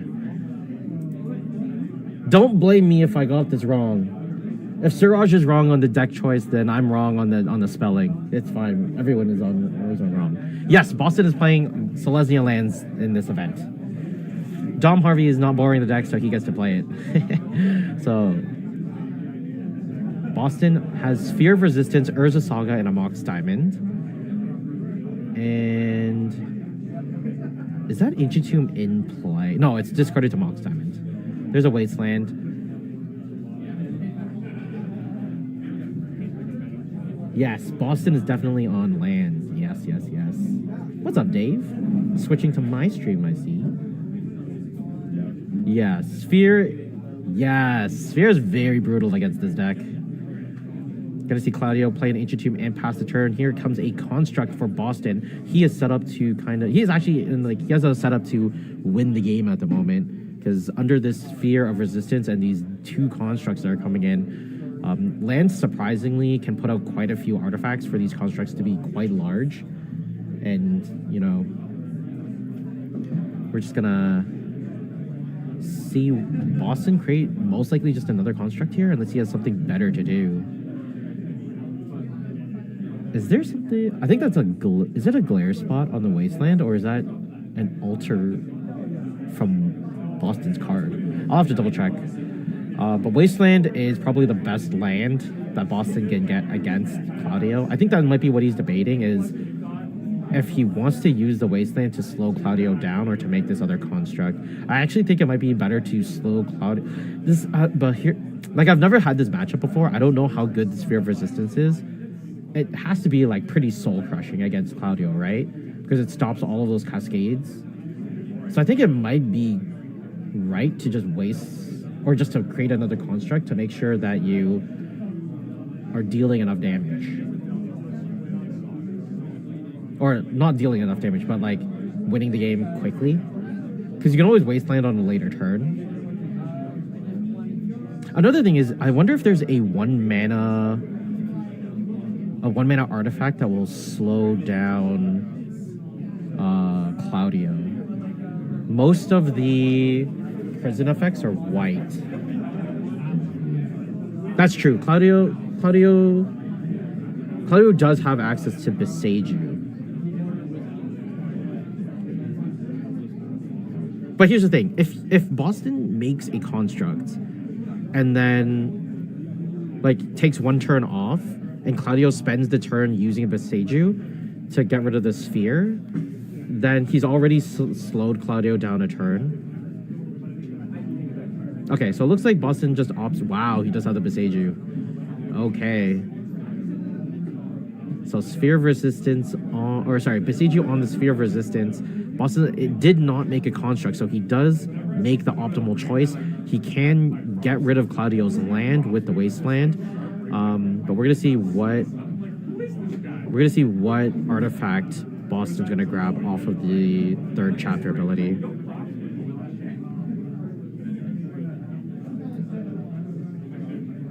This version can go off on turn 2? Really?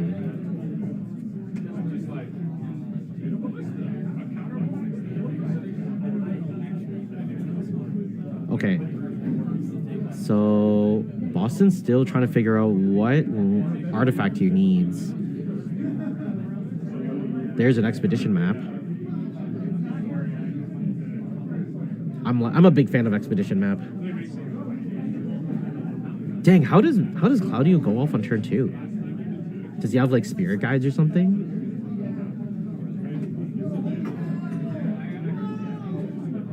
Yeah, unfortunately, I don't have access to Claudio's list. He submitted it in an incorrect format. And it's...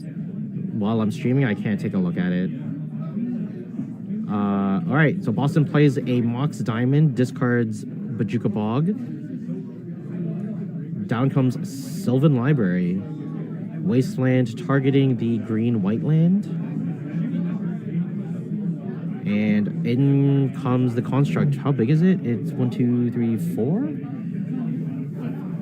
Yeah, so there's 2 Mox Diamond. Yeah, it looks like there's glare spots on this feature match table. Violent Outburst into Throes of Chaos. Dang, okay. Alright, Boston gonna crack the expedition map. Finds another wasteland. Yep, I'm just gonna slow Claudio down as much as possible. I wonder if Boston knows that Claudio can go off with 2 lands. Actually, as long as Boston keeps attacking the colors, I think it should be okay, right? Because Violent Outburst requires like red-green.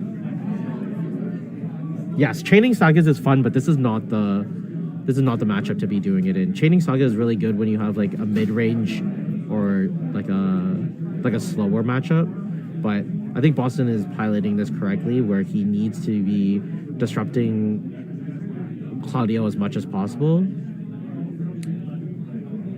Yeah, and Boston's life does not matter. He's just going to take 8, draw 3 cards off of this Sylvan Library, and we'll see what he can do here. There's the wasteland that he found off of the expedition map. Gonna play an exploration for another land drop.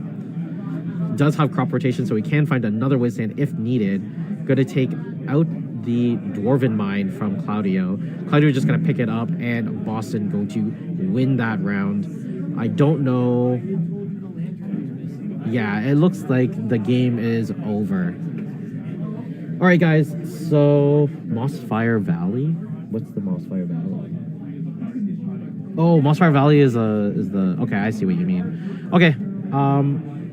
So I believe that the players are going to be taking a break. They are going to have a lunch break here. So if you guys, I know that, you know, Atlantis is in the Netherlands. If you want to take like a quick walk break, I'm not sure how long the extension is going to be, but we are going to be right back. I hope you guys have been enjoying it so far. I know we've had a lot of hiccups, but yeah. I hope you guys are enjoying the Paper Legacy. I'm going to try to work out some of the kinks with all of this stuff. I'm going to see why the Table 1 frame rate is so low. And hopefully you guys will, you know, join us when the timer's back. So, see you guys soon.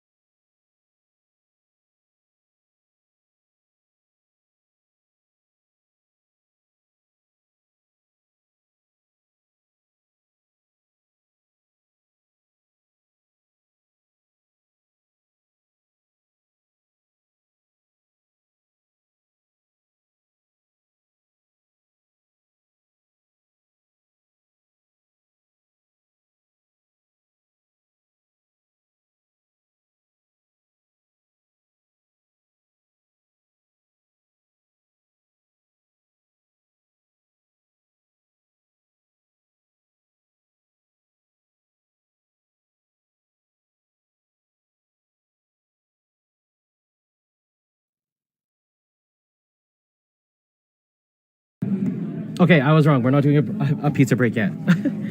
I'm back. So let's take a quick look at some deck lists. What is this? I don't know what this is. We're gonna exit out of that. Okay. So deck lists of things that we haven't seen. So I think, what were we looking at in round number 1?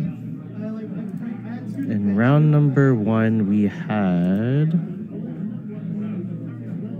This is so annoying. Pairings. So let's take a look at... Oh, that's one list I really wanted to look at, was Hootie's list. So let's quickly bring this one up.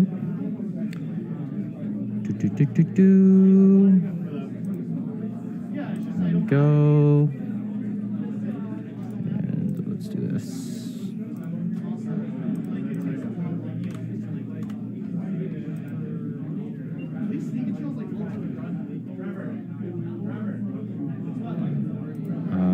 Okay, so visual view. Nice. Okay, cool. This is what I wanted. Let's take a look. Hey, what's going on? Oh, silly me. I restarted Streamlabs. Okay, let me switch this here. So this needs to be...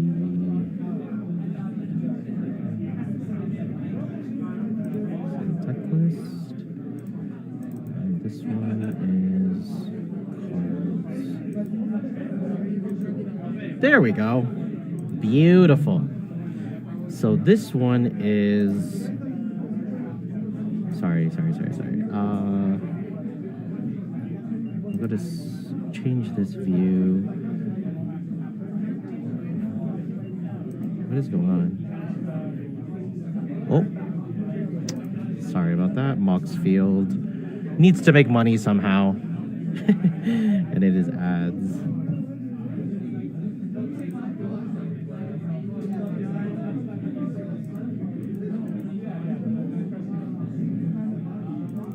Okay, so this one, this is 8 cast. So the big difference is, so we've seen a rise recently in Affinity. And this is a very different take, and I wanted to highlight this one because it is not typical synthesizer Affinity. This is Hootie's take on 8 cast. So the biggest reasons why people are playing this again is because of the new card in Outlaws of Thunder Junction. It's called Simulacrum's Synthesizer. So what it is it's a 3-mana artifact. When it enters the battlefield, you get to scry 2, and then whenever an artifact with mana value 3 or greater comes into play, you make a construct. So we all know how powerful Urza Saga is, and like the main reason it's so powerful is because it is a land. The thing here is that when you're able to, like, we know that two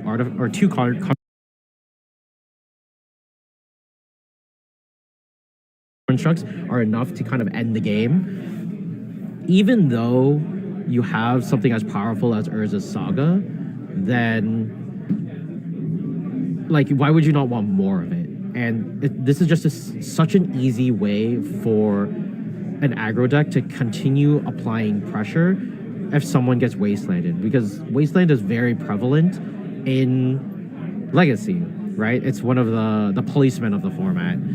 So having access to another way of making constructs or constructs is overly good.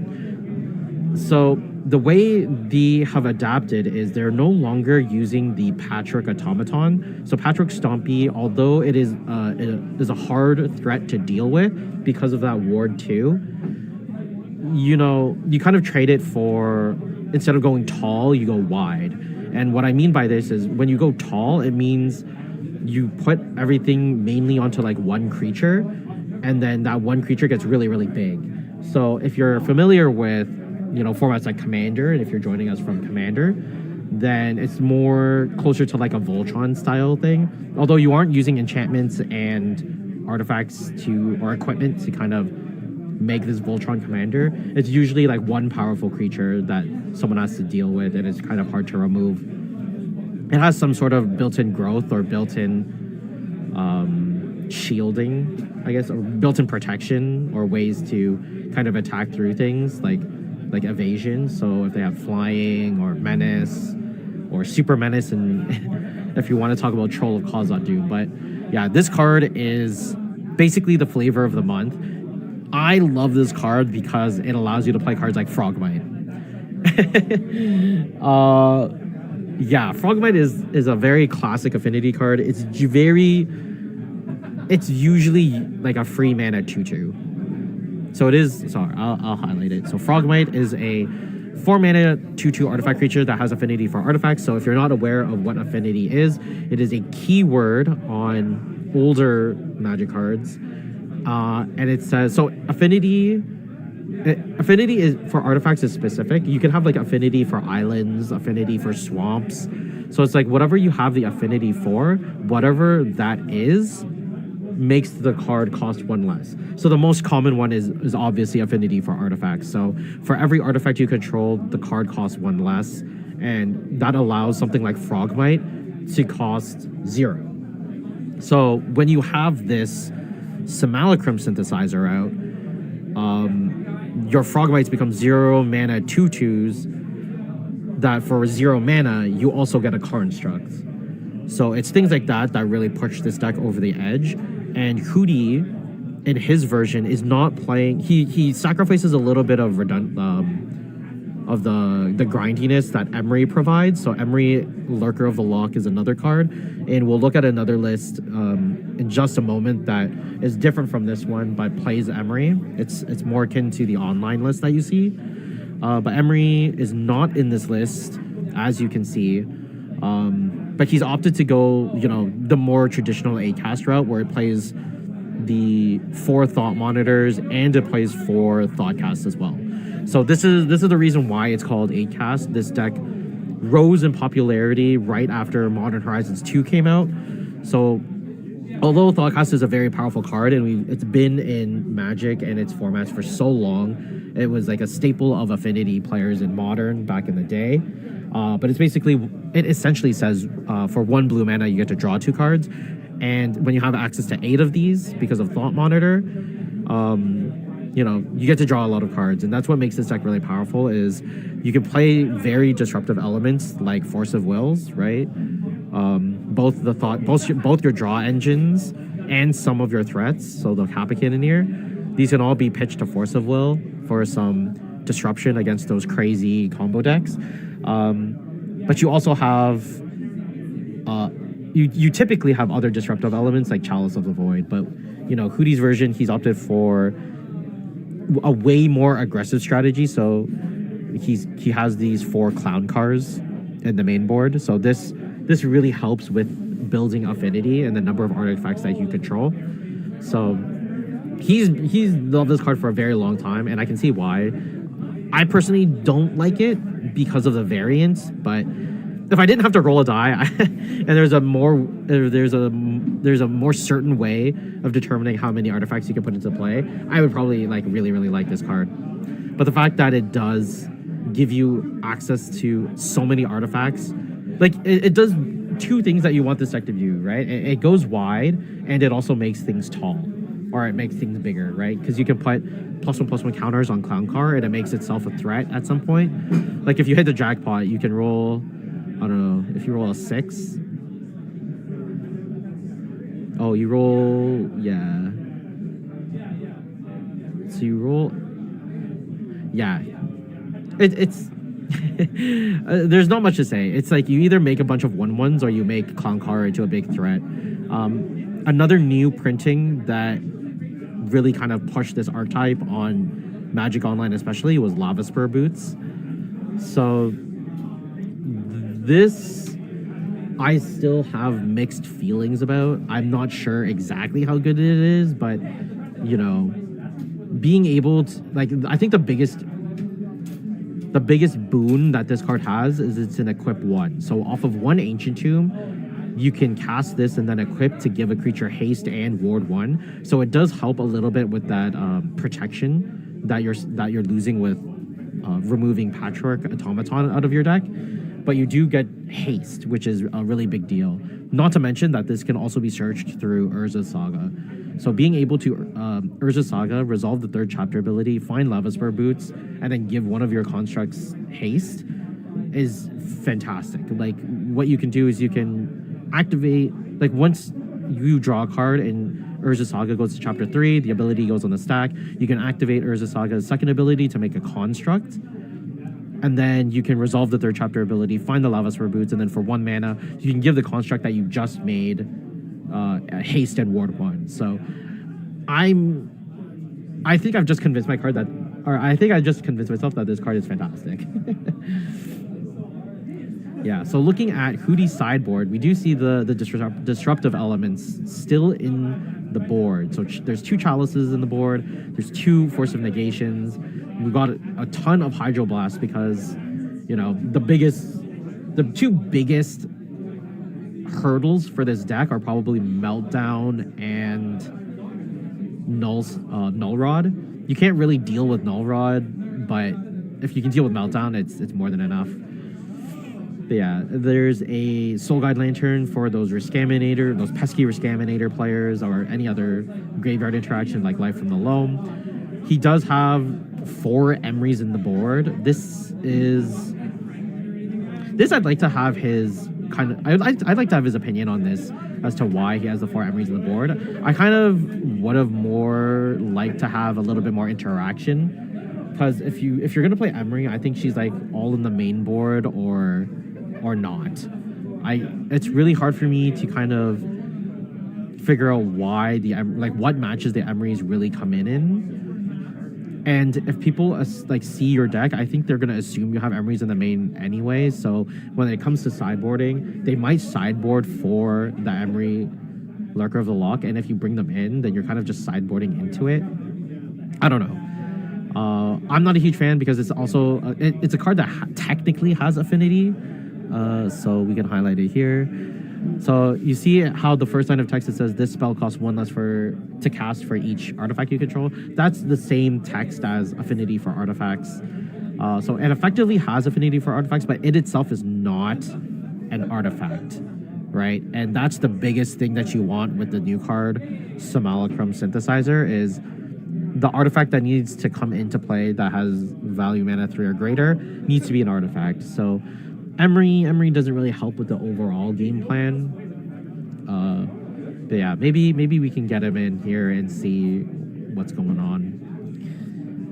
And then the last 3 are like dismembers. So collector oofs are very, very pesky. When it comes to initiative, dismember does really well at removing those initiative creatures. But yeah, so this is the ACAST list. Let's take a look at someone who... Oh.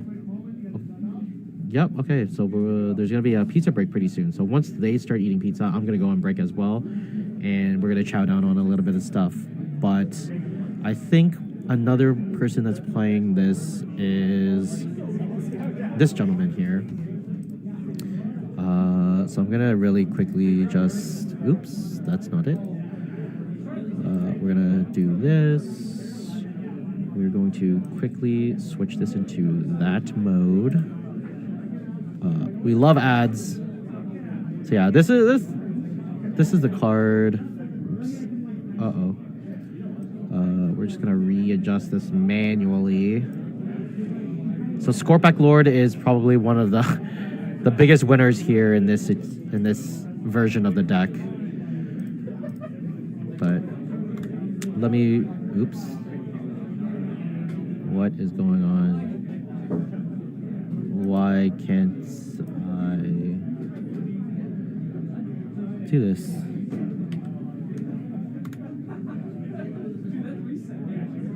Huh? What's going on? Okay, let me just switch to this so it doesn't live update.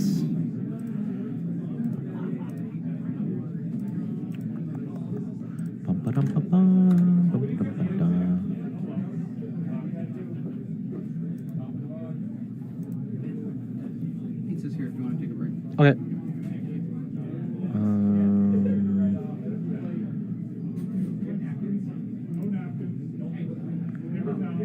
All right, so this is Synthesizer Affinity. We're going to get rid of this ad because we have no ads on this stream. Yeah. So this is the Synthesizer Affinity. And so here we can see that... What? What is going on? Why? Okay, yeah, you guys can see it. To start with just 2 slices. We still have people buying magic. I want to make sure everyone can get food.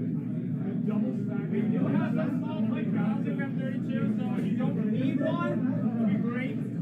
Okay, so hopefully you guys hear that, but they are making sure that everyone has fair amounts of food to eat.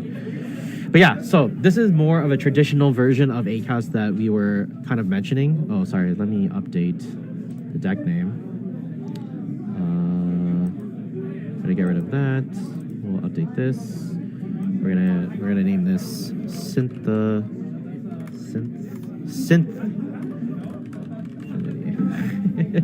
Okay, we're just gonna name it this. This is Synth Affinity. So yeah, you can see that there's still the Patrick automatons. Actually, this version also doesn't play Emery as well, so maybe I'm just incorrect here. But it looks like there is a rotating versions. People are still, because it's so brand new and it's kind of just broken out into the forefront of the format, and people just love playing Affinity. It's such a fun deck. It's my favorite. It's my personal favorite and my choice. But yeah, Patrick Automaton is just, it's shown itself to be such a great resilient threat. When ACAST was on the downcline because of Bowmasters, it is one of the creatures that survived and what kind of kept the deck together, and it kind of reformatted itself from ACAST to Patchwork Stompy. It's just a fantastic card.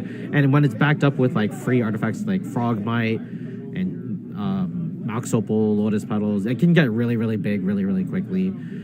So the questionable cards here are the Sojourner's Companions.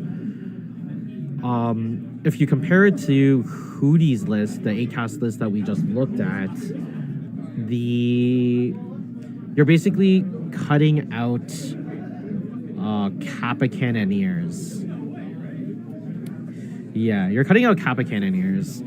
And I think Kappa Cannoneer overall is just a much better threat than the Sojourner's Companion. Yes, it is possible for Sojourner's Companion to be... what's it called? To be 0 mana. But it doesn't do much other than that. It's still just a 4/4. It doesn't have protection. It doesn't have evasion of any sort. And, you know, even though it does have affinity for artifacts, Kappa Cannoneer has improvise, which is just as good. I guess technically if there's a way to play Sojourner's Companion and Kappa Cannoneer, that might be like really, really greedy, but I think it could work pretty well because Sojourner's Companion can come down with its reduced cost, and then you can use the Sojourner's Companion as an improvise for Kappa Cannoneer. Both are the biggest deal is that both of them trigger the Simulacrum Synthesizer. We do see, because of the Simulacrum Synthesizer, you do see the 4 Thought Monitors. There's no Thought Casts in this deck. The main draw engine is most likely this Thought Monitor. I guess one thing I neglected to say in Hootie's list is that because he does have, I guess in both lists actually, because there's no Emeries in the main board, I think Emery would be a little bit more effective. If there was a split between Soldier's Companion / Kappa Cannoneer and Emery, I think that might do well because if you're not going to be playing Thoughtcast, you don't have as many card engine pieces or card advantage engine pieces as you would want. But with Emery, if you have the Thought Monitors and the 4 Thought Monitors alone, if you can build up enough artifacts, you can repeatedly use the Thought Monitors over and over again. And in traditional 8-cast lists from, you know, like a couple years ago or a few months ago, I'll say pre-Orcish Bowmasters. If there was pre-Orcish Bowmaster era, you would see Psy Master Thopterus. So you would do a very clever thing of, you know, using Thought Monitor to its best ability. If it becomes not useful anymore, you can activate Psy Master Thopterus' ability, which is pay 3 mana, sacrifice 2 artifacts, and you get to draw 2 cards. Is it 3 mana? It might be a 2 mana activated ability. It's been too long. But anyway, you can sack the Thought Monitor to draw cards, and then you can bring the Thought Monitor back with Emery to just draw even more cards. So that's what made 8-cast really broken, is that it had so much card advantage when it needed it. And it wasn't really affected by Chalice of the Void. So having all of these pieces, and like being able to see so many cards with Chalice of the Void and Force of Will backup is really powerful. So instead of those 8-casts, we see this list is playing a full set of Metallic Rebukes. So, oh wow, okay, wait, I am also incorrect because there's no Force of Wills in the main board. Wow, okay, so it is very creature and top end heavy, so no Force of Wills, but you do play Metallic Rebukes instead of that. I think it's because you don't have those Kappa Cannoneers. If you don't have those Kappa Cannoneers, Force of Wills get really hard to cast. They are in the sideboard though, so it is for those turn 1 combo decks essentially. Yeah, it's hard to say because Force of Will might not be well positioned in the metagame. I haven't played in a while, and I haven't really been keeping up with the online metagame either recently. So I'm not sure if Rescaminator is still the best deck in the format. But if it is showing high quantities, then Force of Will doesn't do too well against that deck. But yeah. So you can see the difference between these two lists. They still both run the Lava Spur boots. Both are, you know, trying to leverage their resources as much as possible. Yeah, I'm seeing Cryptic Coal. I'm not sure. Wait. These lists are changed. Hold on here. Okay, I think I might have to change something here. Okay, yeah, sorry. So the list that was submitted to me is a little bit outdated. So the current list does run Scorpec Lord. So the card that's been showing for quite a while now. It's a 3 mana 3/2 menace, and it has other artifacts controlled. Other artifacts you control get +1/+0 and have menace as well. So it makes a lot of things really evasive. So that's really good. That really helps the Sojourner's Companion. But yeah, the updated list still doesn't have any Force of Wills in the main. They are all in the board. Looks like everything else is pretty much the same. The only difference is that there's only 2 Metallic Rebukes, and there's 1 less Mox Opal, and I think there's 1 less land. But yeah. So Dave says these deck lists are more tuned for the local invitational meta. Yes. So obviously, because this is an invitational and people know who they're playing against, they're gonna kind of fine tune their lists to make sure that they have the best ability of winning against a specific metagame rather than a more general metagame. It's always good to like keep metadata in mind, because when you go to much larger tournaments where you're playing against like hundreds of people, then having that metadata is just better. But if you're playing like a small invitational and you're like ingrained in the community and you know who you're going to be playing against and you know their tendencies, then it's always best to gear your list towards that. But again, I haven't really been paying attention to our local meta scene, so I can't really make any comments on that. Anyway, it sounds like everyone's enjoying their pizzas. I'm gonna go on like we'll say like a 7-minute break, and we will see you guys in just a few minutes.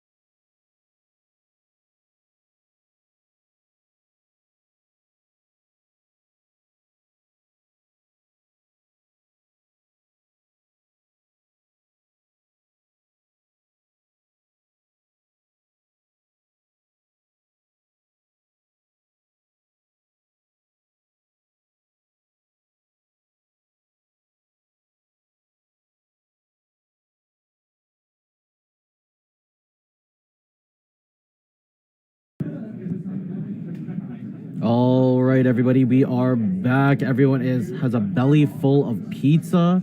We're gonna get these deck names updated. I don't know who is on player 1 and player 2 side. Give me 1 second here to figure that out.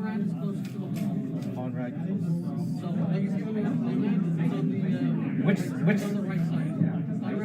Conrad right side. Okay. So Conrad is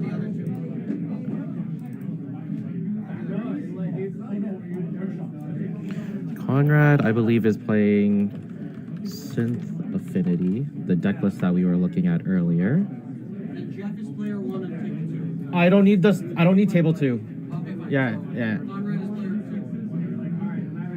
Okay, we are back and ready to go, ladies and gents. I hope you guys enjoyed that little break. Hopefully it didn't detract too much away from your viewing experience. Everything's kind of mishmashed together and not very planned very well. Not my decision, but we're flying by the seat of our pants. And I hope that, I'm pretty sure that statement is copywritten, but you know, who cares? We're here to have fun. So this is that. So we have had a Mikey on before. So he is on player 2 side. Or sorry, Mikey is on player 1 side, and he is on Rainbow Depths. It's always a fun matchup to commentate. Alrighty. I hope everyone has their snacks, has their drinks. I'm going to crack open a cold one. A nice crisp Coke Zero Cherry in honor of the fallen warrior, Wave Boy, also known as Dave Marino, as he couldn't join us here today. Okay, so yeah, we're gonna let these players settle in. They're gonna be shuffling. So while they do that, why don't we take a little peek? So we did look at Conrad's list a little bit earlier, even though it was a little bit outdated, and I apologize for that, but we got the general gist. There's just a couple of fine-tuning numbers that we hadn't established, but I think we're gonna try to take a look at Mikey's list here. So here we go. So this is basically, oh, I should change this deck list here. So this is no longer, this is going to be Rainbow Depths. Boop. So this one is Rainbow Depths. And yeah, we've seen a lot of this before. If you guys can't tell, the weird Outlaws of Thunder Junction thing, as those are Thoughtseizes. So I think the players are starting to get ready here. Once they finish their mulligans, I'm going to switch over. I've always been live.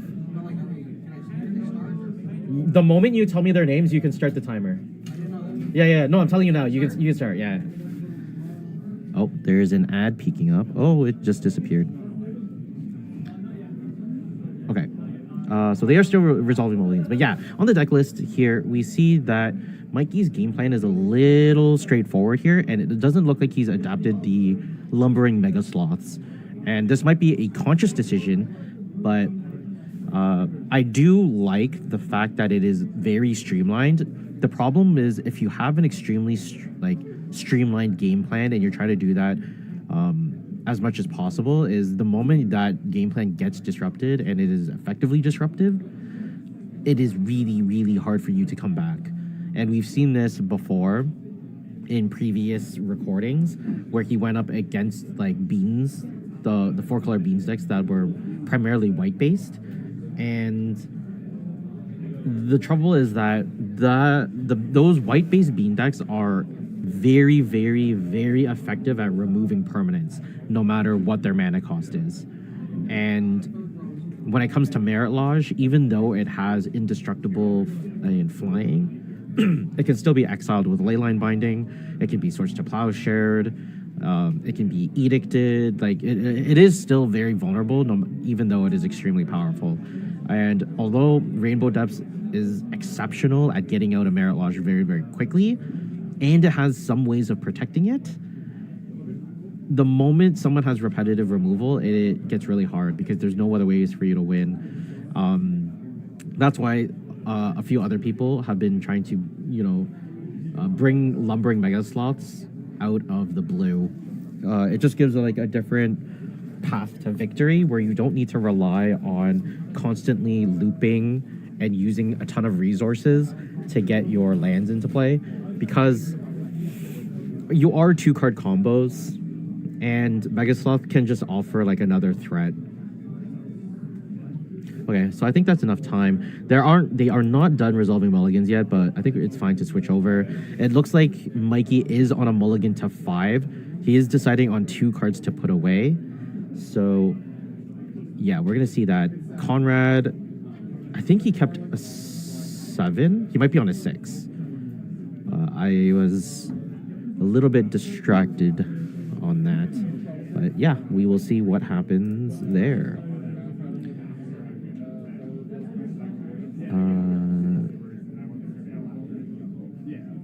It looks like... Okay, so we are off to the races. Mikey's going to start with Mana Confluence into Lotus Petal. And are we going to see a Thoughtseize? He's going to bring himself down to 19. And if it is a Thoughtseize, he'll go down to 17. Oh, no, it's a Pithing Needle. So this is probably naming Wasteland.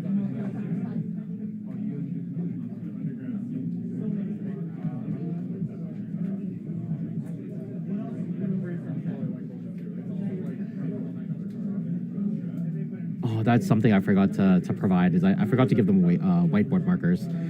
Anyway, Conrad's going to draw for his turn. He's going to find an Ancient Tomb into Lotus Petal. His depths deck is beautiful. It is. It is absolutely gorgeous. Unfortunately, our camera setups today, they cannot display the absolute beauty of these foiled out decks. It's just really hard to see, but I'm pretty sure Mikey's deck is as foil as it can be for like retro borders and original printings. But yeah, like the Lotus Petal is not foil, but beautiful is beautiful. I have no idea what card that is. I think that's the Synthesizer.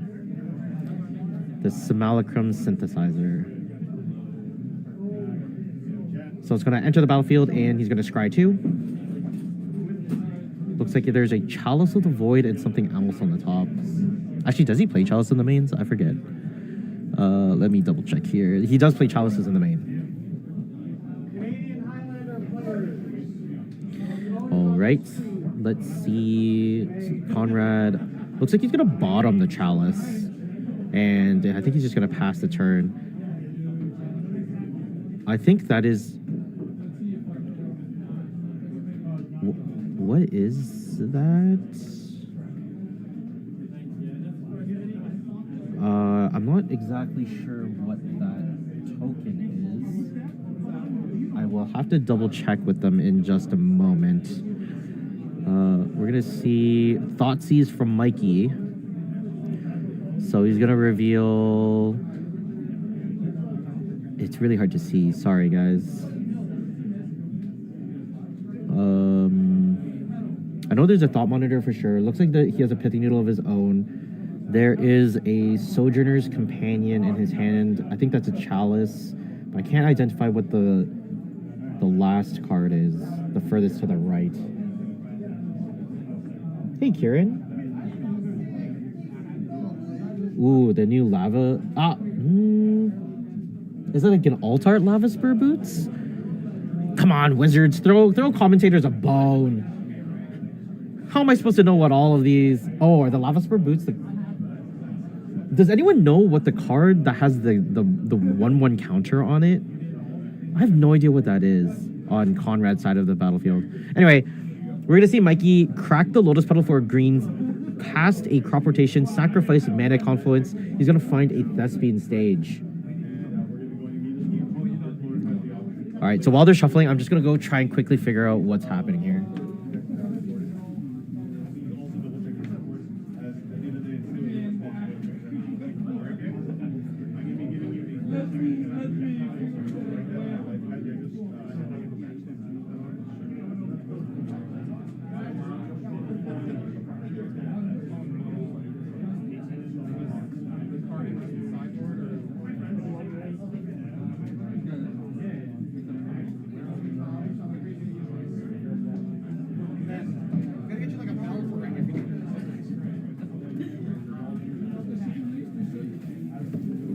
Okay, everyone. It is a non-physical game piece. Conrad has printed himself out an affinity counter. So that is the number of artifacts on the battlefield.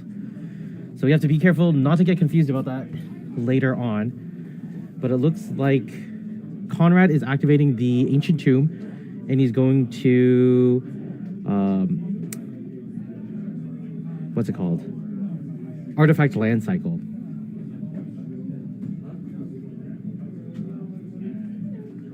Oh man, you guys made me you guys made me run around the entire store. Oh, I'm glad that you guys can read the text, because I unfortunately cannot. Everything is too small. I'm very glad that you guys can read it. That makes me so happy from a production side of things. Anyway, Mikey looks like he is successfully building himself a Merit Lodge here. He's just missing one more mana. But we're going to see Conrad try to fight his way from outside of a Merit Lodge coming up soon. Conrad getting pretty confused about this life counter here. What is that card that he just played? Did we determine what card was kind of...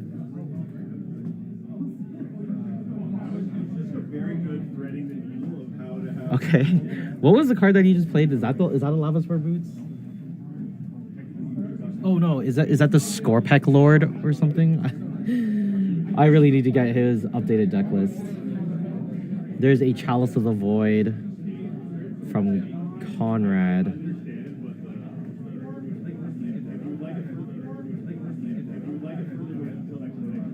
I have no idea what's going on.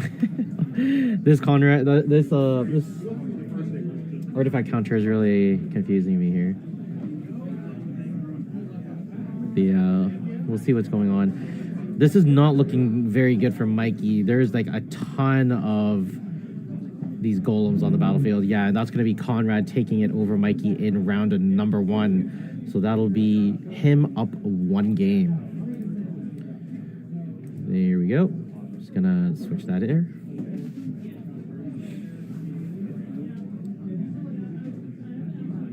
Oh, sorry, this is the wrong table. We are functioning under technical difficulties here. This is the one that we want. We are going to do this one. Boop, there we go. Okay, we are all updated. So let me just... actually, before I do that, I think I'm gonna... Just for your guys' sake, and while I'm kind of doing behind the scenes things, I'm going to throw up Mikey's deck list again, just so you guys have something to look at. And this is the wrong deck list. There you go. So bear with me. I'm just going to mute for just a quick second so I can fix a bunch of these naming conventions here.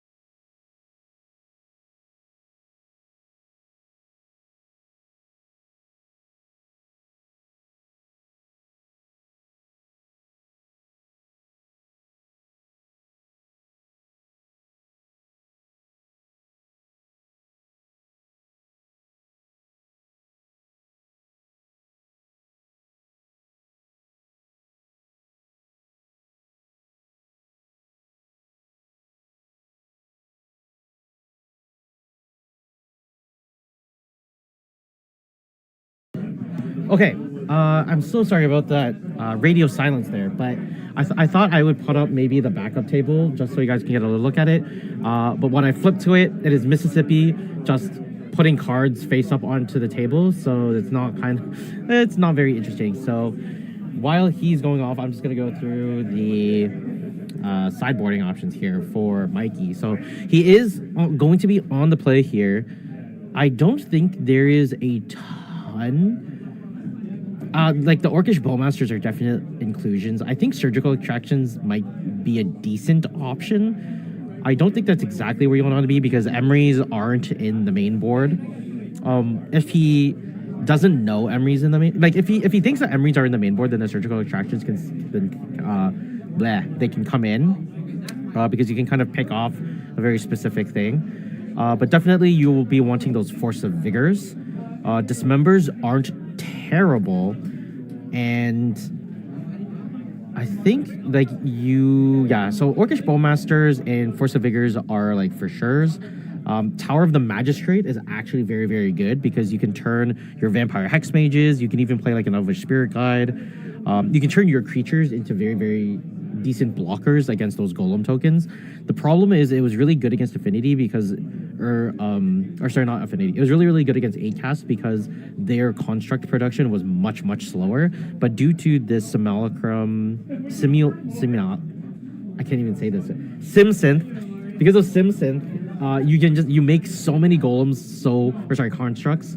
You make so many constructs so quickly that Tower of the Magistrate is a little bit ineffective if they have one out because you can only turn one thing into a blocker. There's no way for Mikey to untap the Tower of the Magistrate, so it's really hard for him to kind of give protection from artifacts for multiple creatures.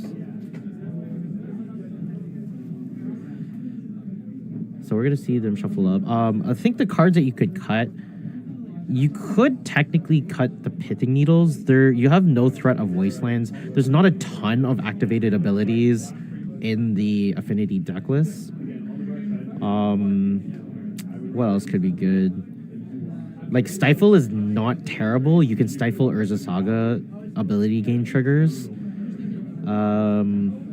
Not of this world. You're not getting like targeted very often. So and Affinity doesn't really have like a good way of dealing with merit loss. I guess it does have Aether Spellbomb if Conrad is running it. I would have to double check his updated list. But yeah, so main cards I would cut are Not of This World, Pithing Needles, Caracas. I don't think you really need a Caracas anymore. Yeah, I was kind of hoping that Mikey would be playing. I guess Rainbow Depths is different from Golgari Depths because Golgari Depths I think would definitely be trying to jam the Lumbering Mega Sloth.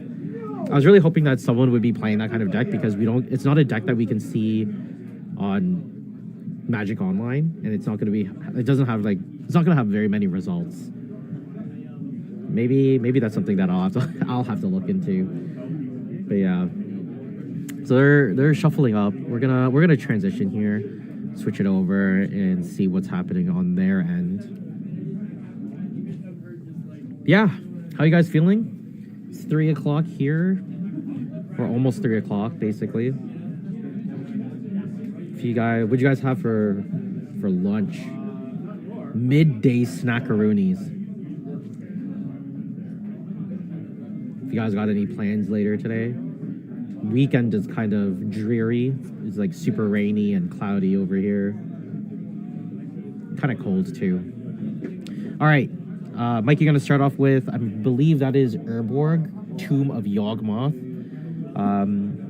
Conrad gonna start off with I think it's Mist Vault Bridge, the blue-black artifact land. Mikey gonna just put down the Thespian Stage and say go. Going to threaten a turn 3 Merit Lodge here if he has the Dark Depths in hand. Conrad, down comes Ancient Tomb. Is this a synthesizer? We're gonna see the synth. We need. Do I need to add? I need to add synthesizer sounds. That is a Simulacrum synthesizer. Why do they have to make the name Simulacrum. How do you guys pronounce it? All right, Conrad gonna finish his turn with the Lotus Petal. Both players are just kind of setting up their board states. Not a lot of interaction here. Like even Conrad, I don't think he would be bringing in a lot of his Force of Wills and Force of Negations, only because Mikey is a lands deck technically, although he does utilize a lot of non-land spells. But there is a Merit Lodge. Conrad gonna untap, and before he draws, Mikey going to make that Merit Lodge, losing the Dark Depths and the Thespian Stage. Conrad gonna draw for his turn. Wow, I'm pretty sure that was an Otawara off the top, which will very cleanly answer this Merit Lodge. The question is he gonna fire it off immediately? I think he has to, right? Because otherwise he's gonna die. Yeah, there's a Otawara. Brings himself down to 16. All right, so Otawara has been channeled. Gonna pass back to Mikey. Mikey gonna draw for his turn. Does he have a way to reestablish a Merit Lodge? There's another Thespian Stage. I wonder, there's got to be like instant speed ways to put like lands onto the battlefield. That would be pretty busted, wouldn't it? I guess there's Growth Spiral. Ooh, maybe you play blue, green, or Sultai lands. All right, Conrad gonna draw for his turn. Gonna uptick that Urza Saga to 2 counters, or 2 chapters. They're gonna play a Mox Opal for his turn. We are looking at Thought Monitor, the Sojourner's Companion, and something else in his hand. I'm not quite sure what it is. Conrad, it is up and down, please.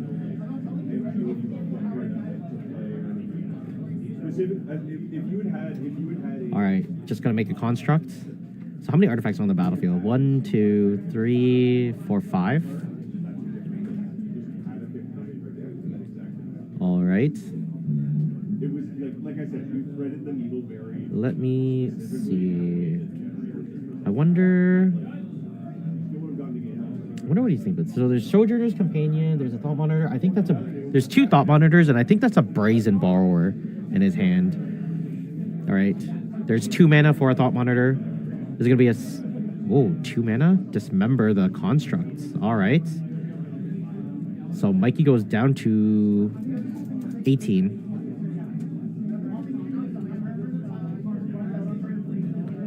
Yeah, Thought Monitor is going to enter the battlefield. He's going to draw 2 cards.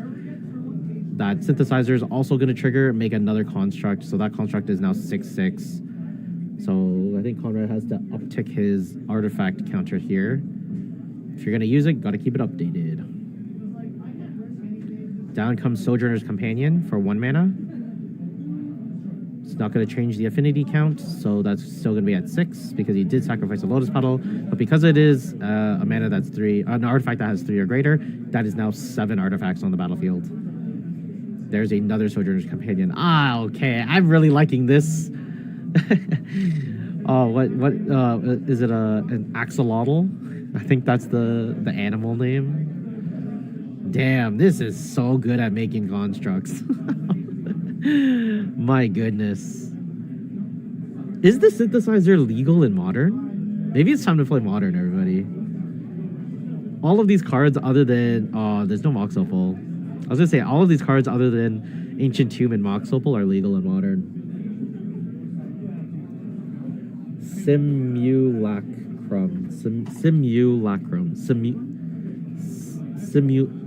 I can't say it quickly, that's a problem. I can say it when you break it up into the syllables, but I can't say it fast. When I try to say it fast, all I say is simulacrum. I think I've said it three or four different ways by now. Hopefully everybody can kind of figure out what I'm saying. It's legal. Wait, the Synthesizer is legal in Standard? If it's legal in Standard, it's legal in Modern, right? I have no idea. I don't pay attention to anything other than Legacy nowadays. And even then, I've been too busy to pay attention. All right. Mikey is kind of facing down an extremely overwhelming board. Yeah, that is the game. So Conrad is going to take it in 2. So we're just going to unhide this. Do that. Yeah, that's really unfortunate. I really do want to see Rainbow Depths pop off and do its thing, but yeah, there's the petty theft. It was actually crazy. I completely forgot about Odawara as an answer, so keeping it out of this world is really good. But yeah, let's see if there's anything happening in the backup table. So this one's gonna be quite laggy. We're gonna switch here. I'm kind of just gonna turn these off just because we don't know what the matchup is or what the round count is, but let's see what's happening. Looks like Mississippi River is doing its thing against Boros Initiative. There's a Throes of Chaos into Dibble's Trickery. Dibble's Trickery going to now get rid of the Throes of Chaos, I guess. I don't know what else it counters, but gonna mill 3 cards, mills a Maelstrom Wonder, and now he gets to find a creative technique right off the back, or right off the top. There is the creative technique, and is he going to demonstrate it is the question. I don't think so, right? Yeah, and it looks like Boros Initiative is just gonna pack it up. And there is the handshake. So, well, those were 2 very, very quick feature matches. Unfortunately, I don't think there's anything else that I can do, but let's take a look at this Boros Initiative list, if I have it. Let me see here. We have... Oh, it is Daniel. Okay. So Daniel is the Boros Initiative player, and he has lost against Jeff Ointment. And let me see if we can get their deck lists up here.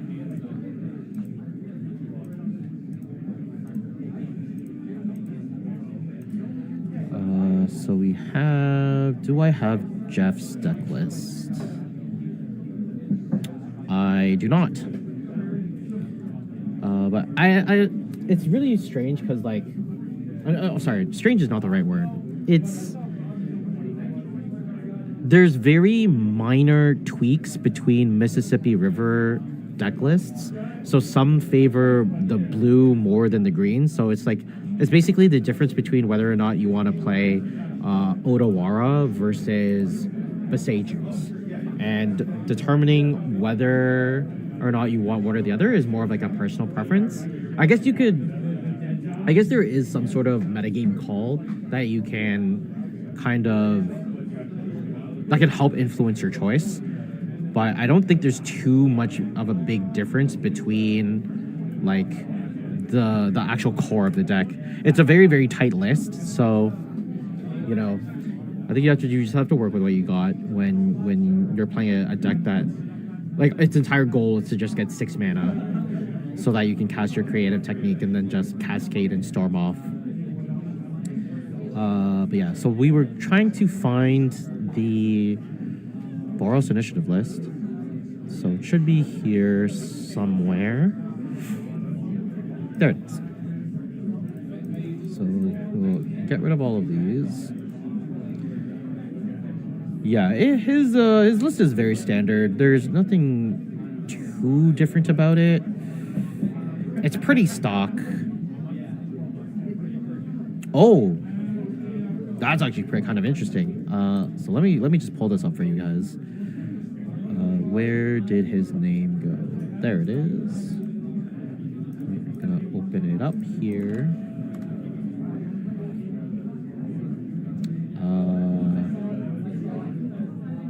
Ooh, it's not working.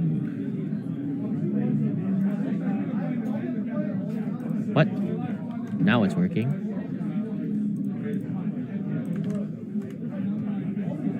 This one here. Okay. So let's go to this kind of view. Get rid of that. And then we're gonna bring this up. Okay. So this is Daniel's. I will change this tech name. This is Boros Initiative.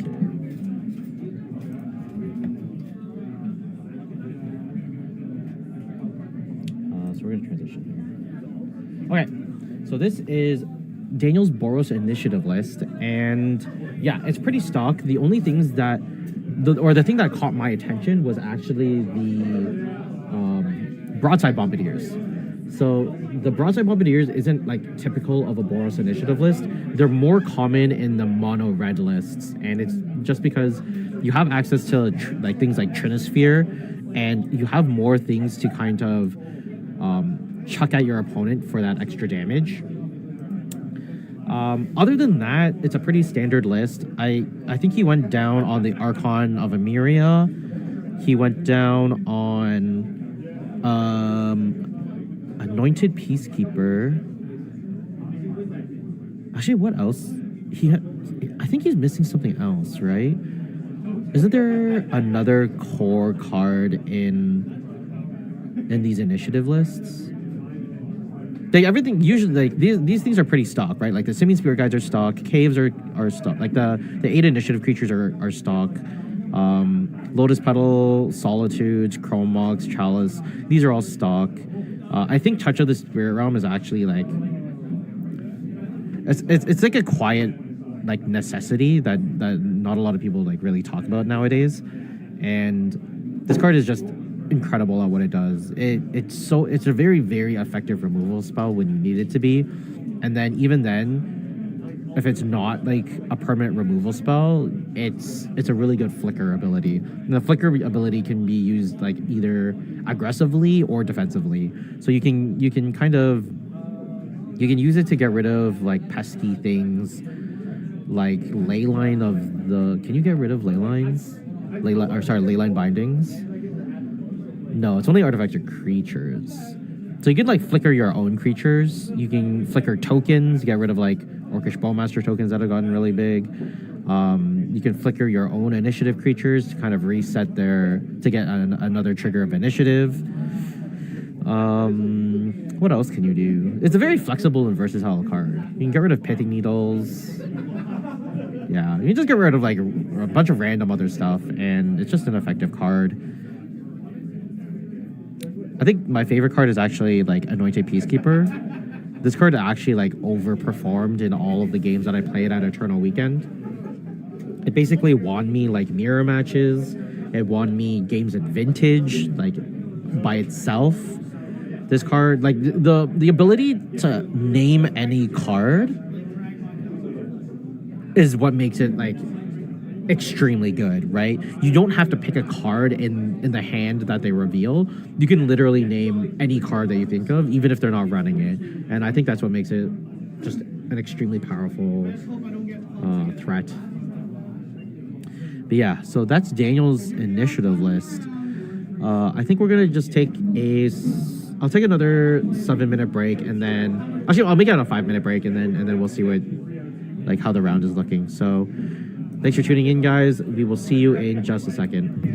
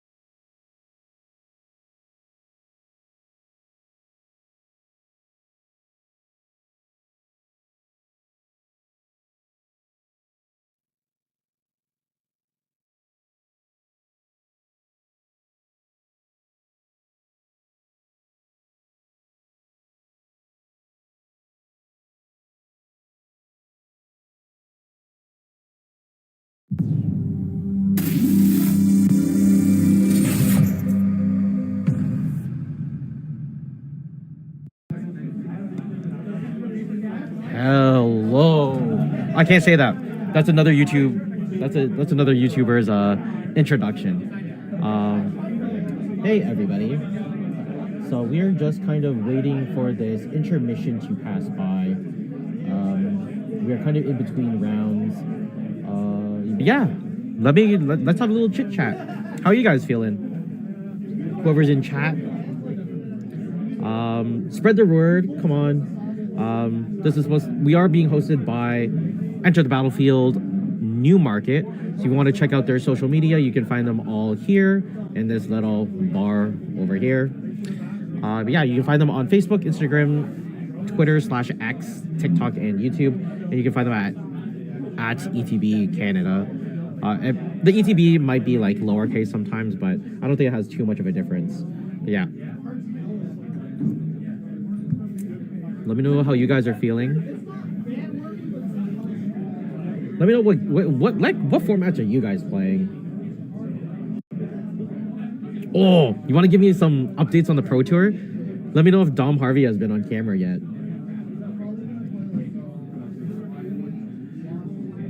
Yeah. What format is the Pro Tour? I think someone told me that it was standard, but honestly, I have no clue. But we'll see. I think there's too much dead space. Let me kind of just edit this for a quick second. I think it's this. Can we kind of just like? Can I crop this down? Oh, it won't let me do it that way. Oh, that's lame. Okay, well, I think it should be fine. It's standard.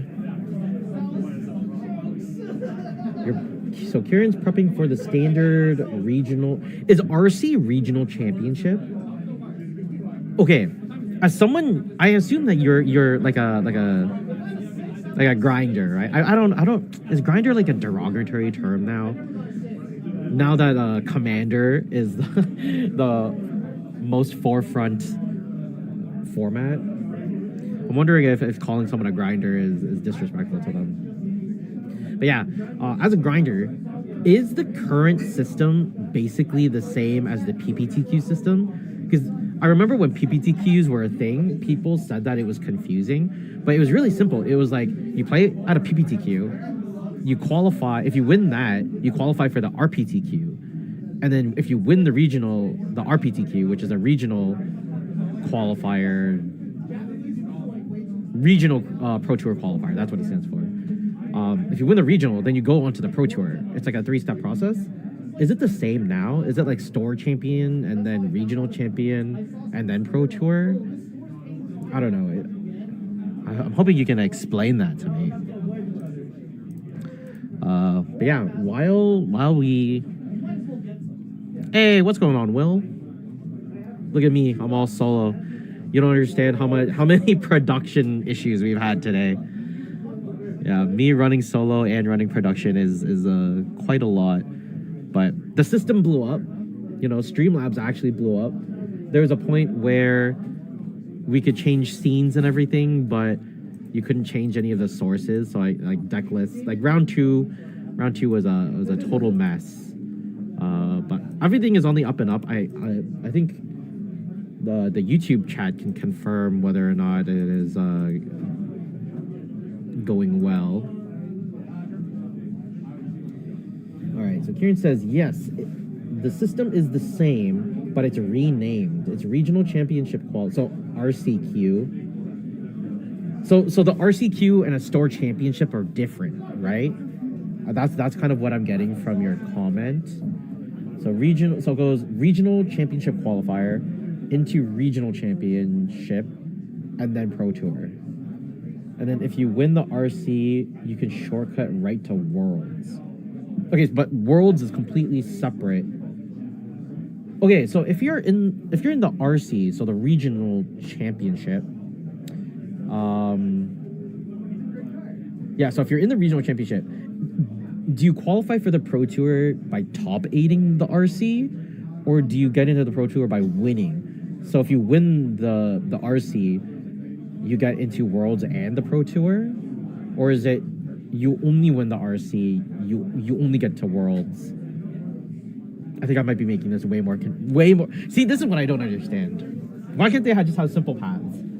Why can't you just be like the old system, which is PPTQ, RPTQ, Pro Tour, and then you have like, I don't know, bring back GPs. If you like top 8 a GP, you can go to like Worlds or something. That would be so much cooler. I guess GPs are more associated with the Pro Tour though. Store championships are for promos. There's no tournament invites. Man, that kind of sucks. I mean, okay, so would it be better if you're a store the problem is you can collude very easily with a store championship, right?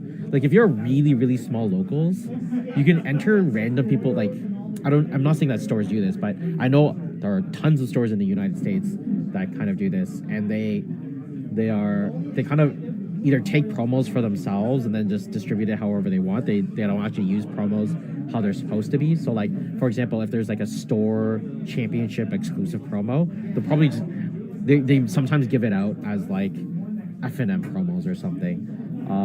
But it'd be super cool if like, for every store championship, you can go to like a Worlds invite. That would be pretty cool. What's up? Want to co-commentate on No, I'm okay. I'm just talking to chats. Okay, bye. So Kieran says, depends on the number of players. So from Montreal, first and second get Worlds. Not sure about Pro Tour. 3rd to 12th get Pro Tour invites. So this is for the RC. So the RC, I assume, because you mentioned Montreal before. So the RC in Montreal, first and second get to Worlds, and then 3rd to 12th get Pro Tour invites. So I guess, is Worlds like is it a bigger, more competitive tournament than the Pro Tour? I guess it is, right? I would assume that Worlds happens once a year. Pro Tours happen 3 times a year, I believe, because set releases are every 4 months. That's how months work, right? All right, so we have an updated deck list from Conrad. So we were just watching him play Synthesizer Affinity. So let's pull that up while the tournament goes into turns. So that was time in the round just called. So active player will have to finish their turn and proceed to 5 additional turns. Gotta love that statement. Gotta love it, gotta love it. How's it going, Will? On this fine rainy afternoon. Let's switch it up here. So we're gonna bring up this deck list. Neither of these are what I want. All right, we got it. So this is Conrad's Synthesizer Affinity list that he piloted oh so easily against Mikey's Rainbow Depths deck.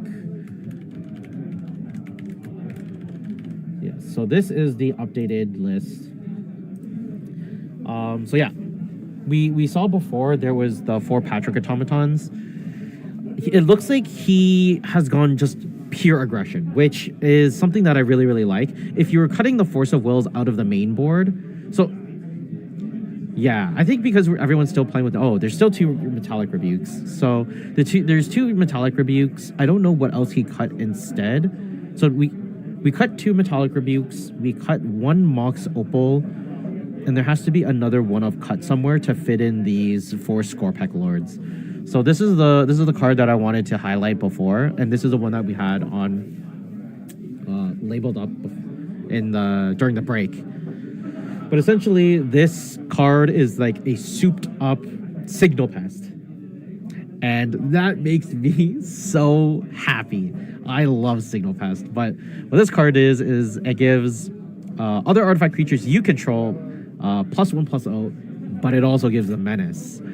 So this is a fantastic card. It is also, if your opponent is able to deal with this card, it does have the ability to unearth itself and give yourself one more chance at just a really, really big swing. So if you are falling behind with Affinity, and you there's like one turn where you just need to swing out and just apply pressure to your opponent as much as possible, the unearth can actually do wonders. That's kind of one thing why, like, I kind of want to... That's why I really like a split of Emery. Like, Emery, with, like, being able to put this into your graveyard with an Emery and then give it unearth is, or have it have unearth and utilize it to its full ability is a pretty interesting line of play. I would definitely experiment with lowering the number of Sojourner's Companions, though. They're probably the weakest thing in the decks, at least in this version that I've seen. Although I love the card so much. It is just a souped up Mirror Enforcer. But yeah, I would actually prefer to just not have the Metallic Rebukes. If you were to play the 2 Metallic Rebukes, it's very situational, right? Like, I think those could be... The problem is, if you... It's the game 1 problem. If you run up against an extremely fast combo deck, you really, really want to have the disruption that could possibly win you the game, right? Like, for example, Storm. If you counter their critical piece, so for example, like an Echo of Aeons or Song of Creativity or Beseech the Mirror, or I guess it's not just Test, it's like Storm in general.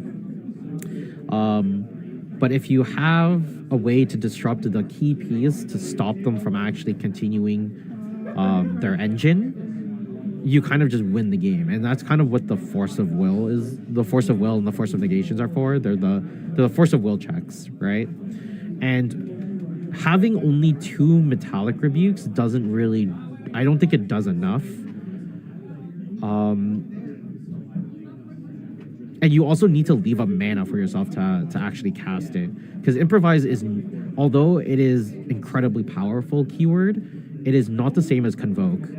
So Convoke is commonly seen on, cards like Court of Calling. And they can actually, you can tap creature. Basically, it says you can tap creatures to help pay for the mana cost of your cards. They can generate either generic or the color that they are. So for example, if you were to... if you had Scorpec Lord and Thought Monitor out and you wanted to Convoke, you can actually tap the Scorpec Lord and you can tap the Thought Monitor for black and blue, respectively. Improvise is not like that. Improvise, you can only have artifacts tapped for the generic mana cost. So with the Metallic Rebuke, the lowest it can possibly be, like with its ability on its own, is like a 1-drop, right? You'd have a 1-drop with Improvise too, so you tap 2 artifacts with it. There's no way that you can tap out and still have access to the Metallic Rebuke, unless it's like a Lotus Petal or something. But yeah, it creates these awkward lines of play where you need to keep mana up when I think it's just better to like smooth out your game plan, if that kind of makes sense. Yeah, and then it's really hard to say because you don't have those Kappa Cannoneers and those Emerys and like the blue cards, having so many force effects in the graveyard, there might just be better utility options. Like, you do have access to all 5 colors of mana through Mox Opal and Lotus Petal. I guess that's really it. It's really strange. I guess it's because I look at it from like a modern point of view, where like in modern you could have like Blood Moons, you could have Thoughtseizes, you could have Gear Pure Aether Grids, like you could have, what was that, Ancient Grudge, you could have all 5 colors. It's primarily like a colorless deck, but the moment you hit sideboard, you're playing 5 colors, and it's hilarious. I guess I still kind of have that mentality, and I don't think it's a very good thing to keep that in mind in Legacy, and I think it's something you kind of need to deviate away from, because Wasteland is such a huge, like a prominent policeman in the format. You can't really rely on your. It's like Wastelands and Null Rods. I think Null Rod and Collector Oof also do a fantastic job at shutting down your mana sources. And Null Rod is just such a big problem. I think overall, out of all of my artifact decks, it's the one artifact I haven't found a solution to. There's just no good, effective way of getting rid of it.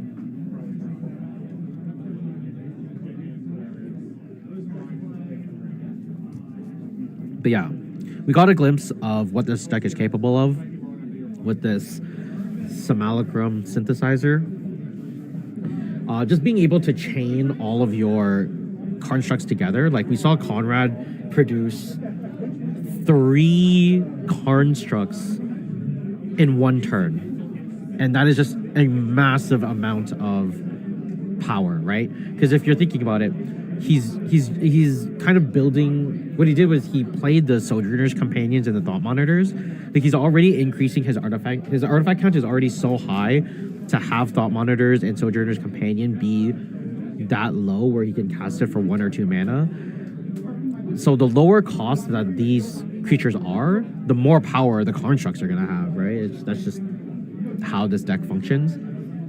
So you can put an incredible amount of power out in 1 turn, and it's actually most likely able to rival Merilage. And we saw that in Mikey. Like Mikey he's able to make Merilages really quickly, but then Conrad had that Otawara, and yeah, it just kind of ended the game.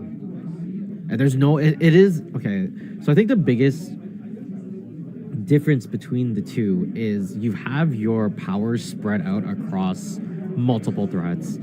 One Otawara can shut down the Depths deck, but there's no one card that Depths has that can deal with that amount of power, right?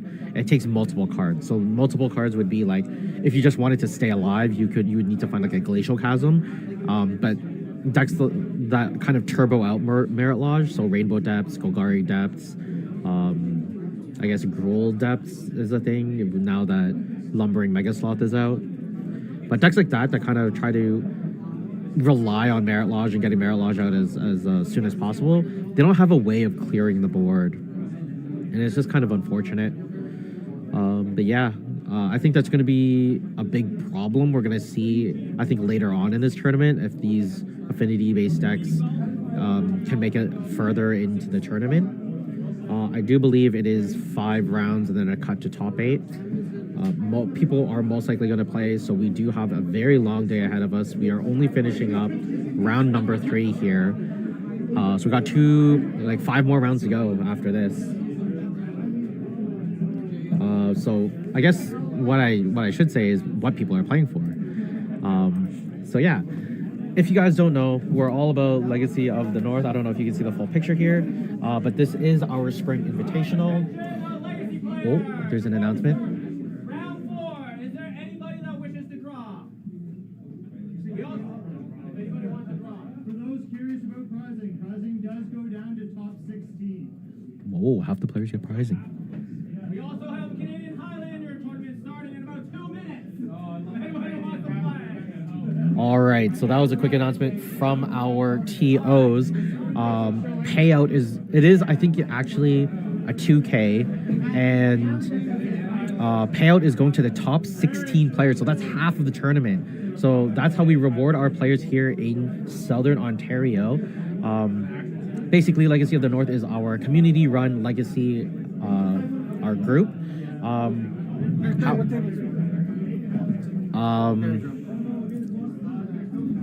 Let me see.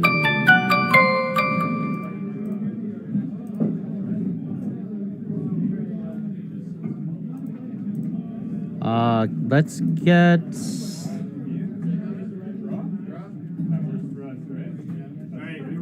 table 3 and table 7. All right, Legacy players, I need table 3 and table 7. Follow me. Okay, so how Legacy of the North works is during our point calculation seasons, which is 3 months. So and after this, it's going to be May, June, July. Then our summer invitational is going to happen in August. So during May, June, and August, as long as you participate in an event that is recorded and posted on our on our Facebook group, your points will be recorded. And yeah, whoever the top 32 players, I think we're going to be increasing it because of how fast we're growing. But yeah, if you qualify for it, you get to be invited into this tournament, and then people play for it. And then what you're playing for is this cool-looking Grim Monolith trophy. So we'll get it in the light. It's got a nice sheen to it. Yeah, so it's going to be, I'm pretty sure you get like a nameplate with the season that you won. I'm pretty sure you get like a ring that has like the season number on it that you win. And you also get a chance to play in a best-of-5 match against the points leader. And so whoever has the most points, and then whoever wins the invitational and whoever is the points leader, they will play in a best-of-5 match, and the winner and the winner will get to play for free for the at events for the next season. What is the combo? So let's see. Combo that full English record. All English record.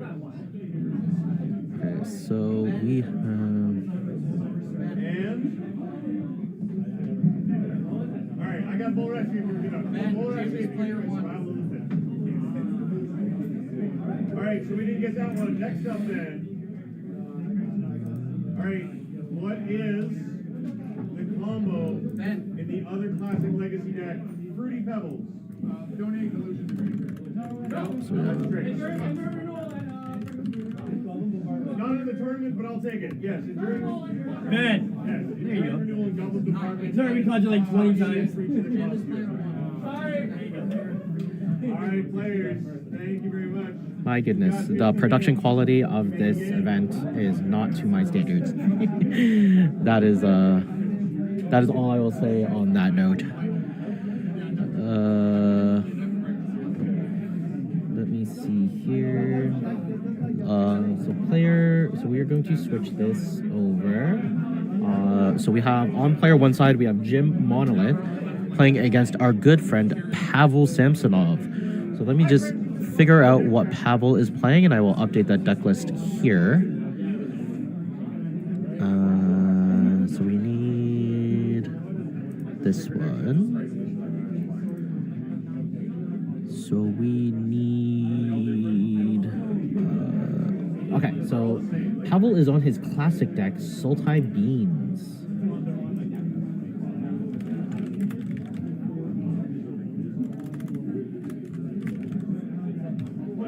All right, we are all updated and ready to go. Boom. So, let me see. Does anything else need to be updated? Nope, they're gonna roll to see who goes first. Looks like Jim rolls. What did he roll? Jim rolls a 7. Pavel rolling 8. Looks like Pavel is going to be on the play for this game. Let me check out the backup table. I don't remember who I picked for our backup tables. I think we have Caleb and Steven. Alright, so what is Caleb playing?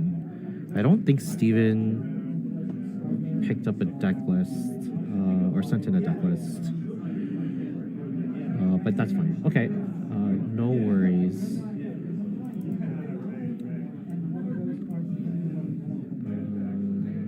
It's just going to be changed here. And Caleb is going to be...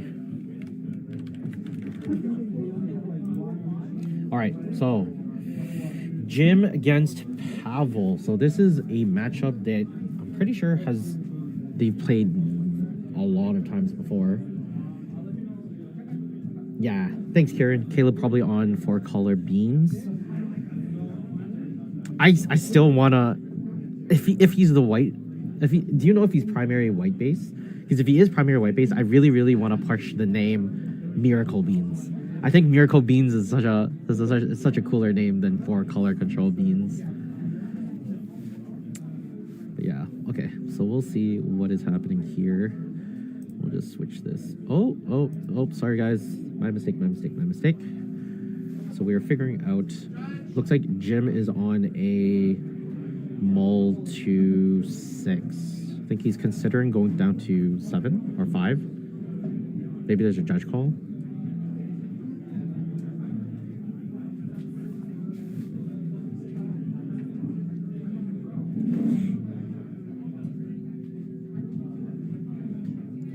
I wonder what we're waiting for. It looks like Pavel has decided to keep his hand. Jim deciding to mulligan here. Yeah, Kieran. It plays so many miracle cards. I really want to call the deck Miracle Beans. That sounds so cool. All right, Pavel's starting us off with a Misty Rainforest. Gonna pass to Jim. Jim gonna play down Ancient Tomb for his land for turn. Is he gonna immediately activate it? No, doesn't look like it. There's a Mox Diamond. Going to pitch a City of Traders. Going to go down to 18, play Grim Monolith. And so he's showing Grim Monolith, Wasteland, and I believe that is a Phyrexian Metamorph in his hand. Doesn't have a ton going on. Just has a bunch of mana and a Wasteland. Wasteland will be pretty nice against Pavel's deck unless he fetches for the basic. He does know that Jim plays Wastelands. Pavel just gonna play Polluted Delta and pass the turn. Gonna make that Wasteland a little useless at the moment. Jim draws for his turn, plays the Wasteland that we've been so discussing. Gonna tap for 2 mana. Is this a Patchwork? No, it's another Grim Monolith. So just advancing his mana. Oh, looks like he top decked a Cavern of Souls. Pavel gonna crack the Misty Rainforest, go down to 19, presumably finds a Polluted Delta. Could be a tropical island. It is a tropical island. Looks like there's going to be an end-step Brainstorm for a perfect Brainstorm. Well, you love to see it. Can we get a glimpse of these cards? Looks like there's a Stifle. Stifle, Brainstorm, and an unknown third card that he drew. Looks like he's going to put a Brainstorm back. Oh, no? No, he kept the Brainstorm. Okay, so he put the unknown card back and then another card in his hand back. So this is still during... Wait, did I miss something? Is he reconsidering the Brainstorm? He is reconsidering the Brainstorm. Okay, so Pavel just gonna untap and pass, not gonna shuffle away with the Polluted Delta. So it is a good card on top that he wants to keep. He's gonna tap 2, play up the Beanstalk. So it does look like he wanted to draw all 3 of those cards that he found off of the Brainstorm. Up the Beanstalk resolves. He's gonna draw off of the Enter the Battlefield trigger. He's just gonna pass it back to Jim. Jim gonna draw for his turn. Does he find something other than mana? So he currently has Cavern of Souls, Phyrexian Metamorph, and I think that is a Tanglewire. Wasteland is going to go after the Tropical Island. Pavel is going to crack the Polluted Delta, and I'm just going to have them fix the life totals. So just give me 1 second here, guys.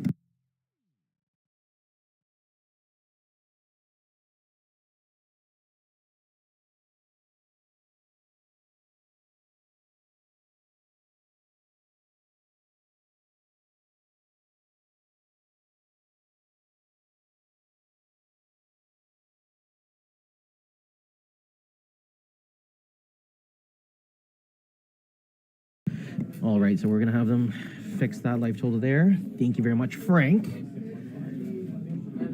Yeah. All right, Jim fumbling around with his cards, graciously showing you guys what is happening here. So there's 3 mana. Is this Phyrexian Metamorph going to copy the Beanstalk? No, that's a Tanglewire. Tanglewire comes into play. There's the 4 fade counters. All right. Pavel is going to untap. So he needs to tap 4 things. So it's got to be, do we see instant speed interaction here? There's a brainstorm. Pavel going to draw 3.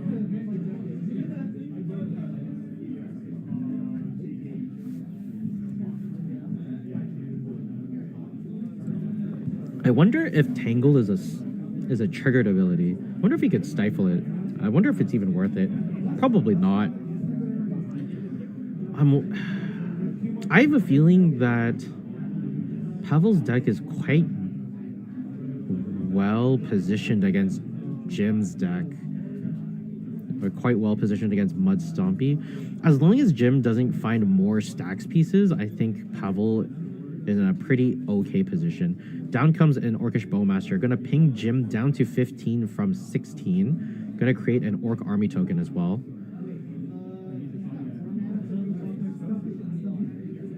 Alright, he's just gonna make sure all of the game pieces are in play before he does anything. So we're gonna resolve the Tangle Wire. He's gonna tap down his 2 creatures. So he did use all of the mana that he possibly could. And we're gonna see...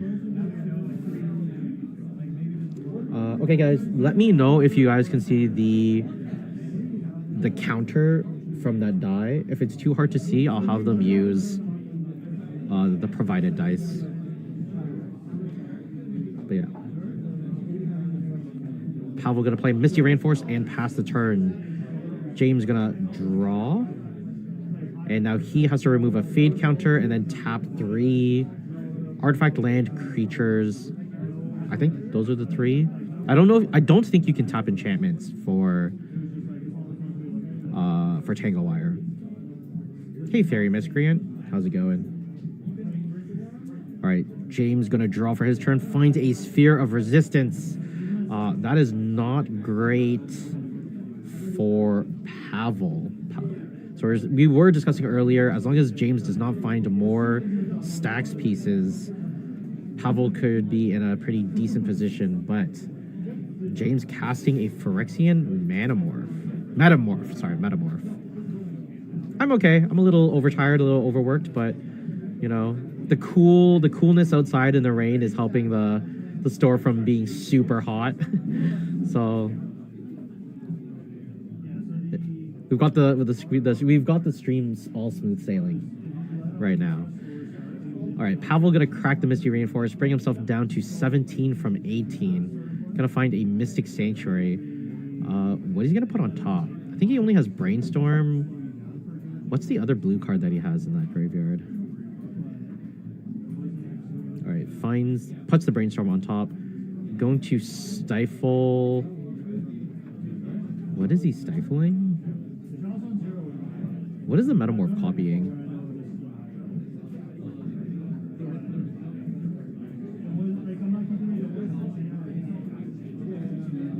Oh, so Metamorph is copying the Orcish Bowmaster. So Bowmaster, so when it enters the battlefield, he's trying to ping, but Pavel stifles the enter the battlefield trigger, so he doesn't get an Orc. All right, down comes Sphere of Resistance. Jim now handless. Gonna pass to Pavel, needs to tap 3 things down. I think you can tap down your creatures at this point. I think utilizing your mana in this position and state, especially against the Sphere of Resistance, is a little bit more important. Oh, I guess I'm wrong. So this is a 3-mana Orcish Bowmasters. Guess you can ping the Orcish Bowmasters. Yeah, now you have a clear and strong attack. So it's gonna grow that Orc army. I don't know why Siri has just activated. But that Orc army is now a 2/2 and can start swinging in. There's a Wasteland for the land for turn. Gonna take out the Ancient Tomb. So now it's gonna be harder for Jim to play under the Sphere of Resistance. It looks like he's slowing himself down a little bit more than he's slowing Pavel. Tangle Wire is going to tap down the Sphere of Resistance and the Tangle Wire. Jim draws for his turn. Wonder what it is. And yeah, Jim's just going to pick it up, and Pavel's going to take it in game number 1. So we are going to... Oops, that's the wrong one. Sorry. It is this one.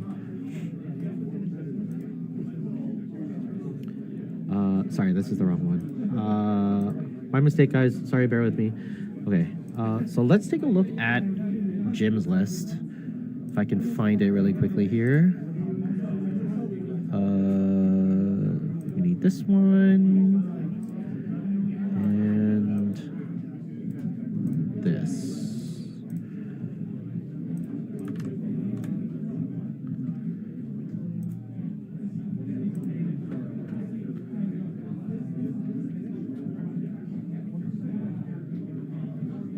Sorry, guys. Yeah.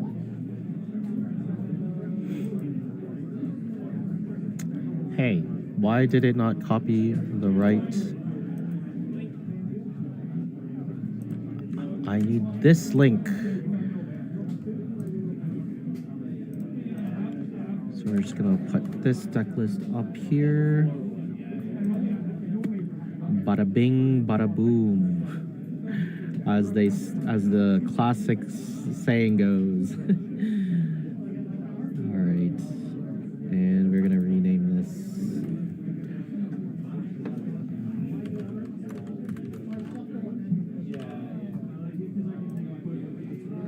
All right, so this is Jim's deck list. So we're gonna be looking at it because he is down a game.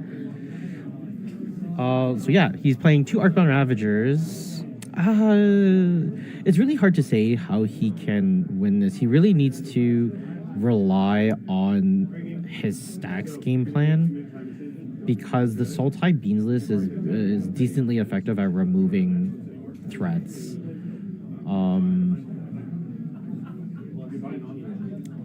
Yeah, I think like the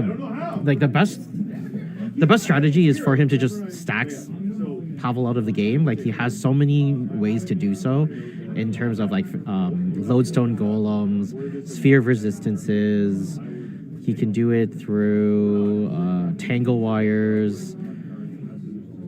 It's we've seen Jim pilot this deck so many times before, and he pilots it to, you know, the best that it can be. Unfortunately, Mud isn't the best positioned deck that in the Legacy format, although it can do some very powerful things as we've seen Jim accomplish. And that's going to be through like his Phyrexian Metamorphs copying whatever he needs at that moment.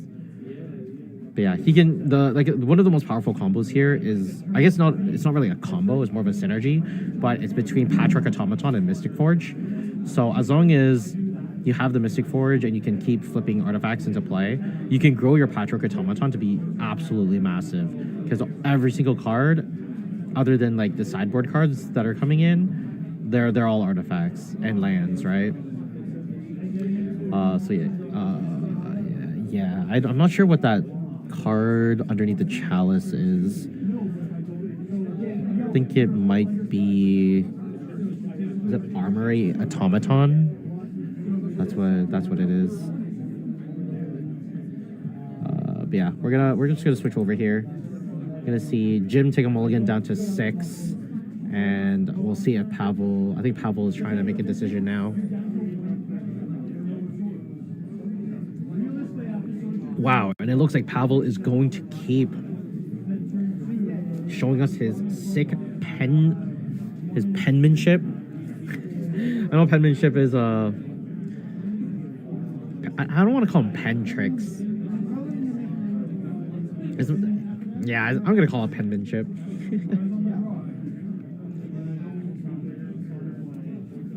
All right, so while Jim's shuffling up, let's see if I can pull up Pavel's lists. Let me see here really quickly.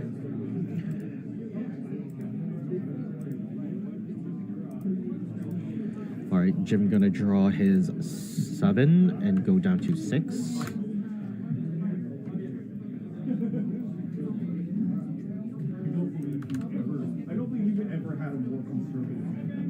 Why does it always paste the same deck?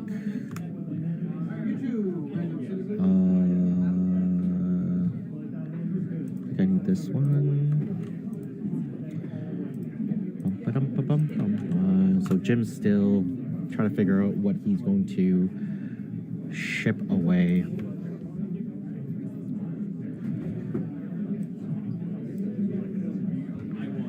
So let's see. Okay, so we have all of that set up. All right, so Jim's starting off. Looks like he is going to keep his 6. He is starting with an Urza Saga.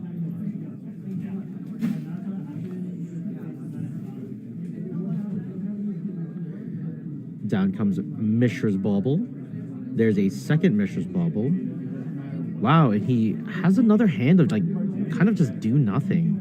So he has a Wasteland, City of Traders, and what was the last card? Thank you, Jim. So Pavel sees a Bayou off the top of his library. Jim graciously showing that he has a Pithing Needle coming up on his. Gonna pass to Pavel. Gonna draw 2 cards off of those Mishra Bauble triggers. There's a Wasteland on the Urza Saga. Gonna pass the turn. Jim gonna draw. Turn 1 Saga isn't fun to see unless you're playing Wastelands. Yeah, and Sultai Beans is pretty efficient at even though it's a 3-color deck, it does utilize Wastelands quite well because it has that the Wither Bloom command where it can mill 3 cards and then it returns a land to the battlefield. But there's a Wasteland into Soul Guide Lantern from Jim. Pavel gonna draw. It's really hard to beat the Sultai Beans list because if you're not applying enough pressure at the beginning, it becomes really, really hard for the players or the opponent to win the game. It has the same kind of upside downside as the 4-color Beans list that we saw earlier, but it has a little bit more instant speed interaction rather than board control. So the 4-color Beans list, they can't utilize Wasteland. But Sultai Beans can. Beans are the elementals? No. So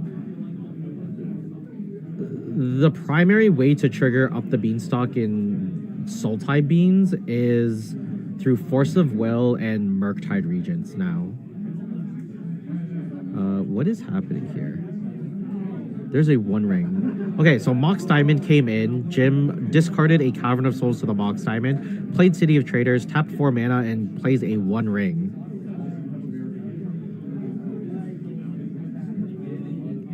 Is this going to resolve? It does resolve. So Jim now has protection from everything. He's going to activate that 1 ring to draw 1 card. Yeah, it's actually very rare to see any elemental based deck play up the beanstalk.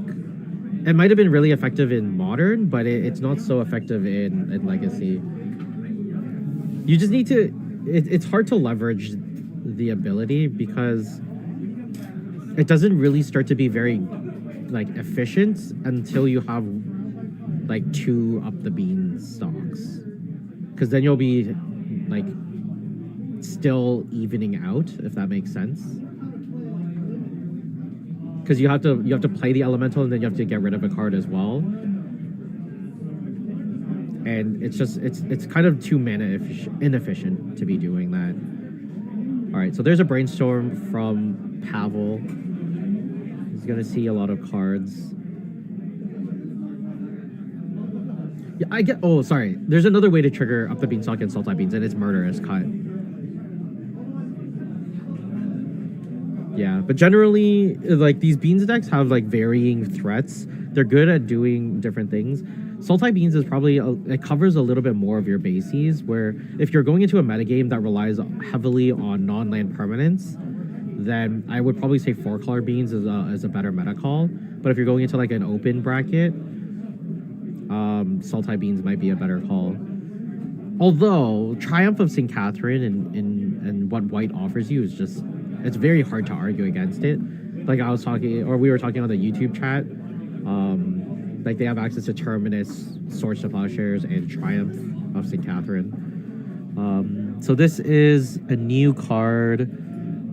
I think it's called Pick Your Poison. Let's see if I can find it here. Yeah, so pick your poison, 1 mana, sorcery.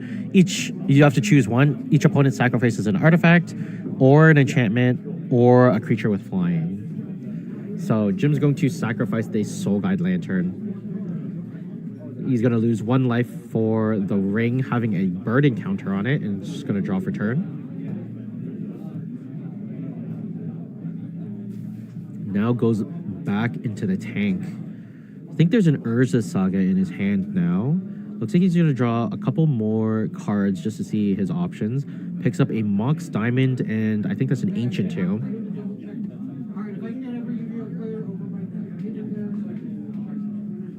Yeah, so there's Urza Saga, Mox Diamond. Ooh, is he going to go Wasteland? This is the downside of playing Mud, I think, is you want to have a lot of soul lands, and that means playing City of Traders, but you're also wanting to play Wastelands. You don't have a lot of like mana that stays on the battlefield other than your mana rocks. So that's like Mox Diamonds, Grim Monoliths. I guess you can sometimes you play Basalt Monolith, but very rare. All right, here's a Pithing Needle. I don't know what they're gonna name. Aw, yes, thank you, Jim. Name's Wasteland. What a gentleman. The man plays for the camera. Down comes Urza Saga. Gets rid of the City of Traders. There's a third of Mishra's Bubble. So he's just trying to find some action. He just has so much mana. Let's see if he can get something going here. Mishra's Bauble shows a tropical island. All right, he's going to pass to Pavel. Going to draw during Pavel's upkeep. What is the card that he drew? I think that's a Canoptic Scarab Swarm. All right, Pavel going to try to draw from this Brainstorm. Does resolve. He does get to see 3 cards. One of them looks like an Underground Sea. One of them looks like a Brainstorm. Don't know what that third card is.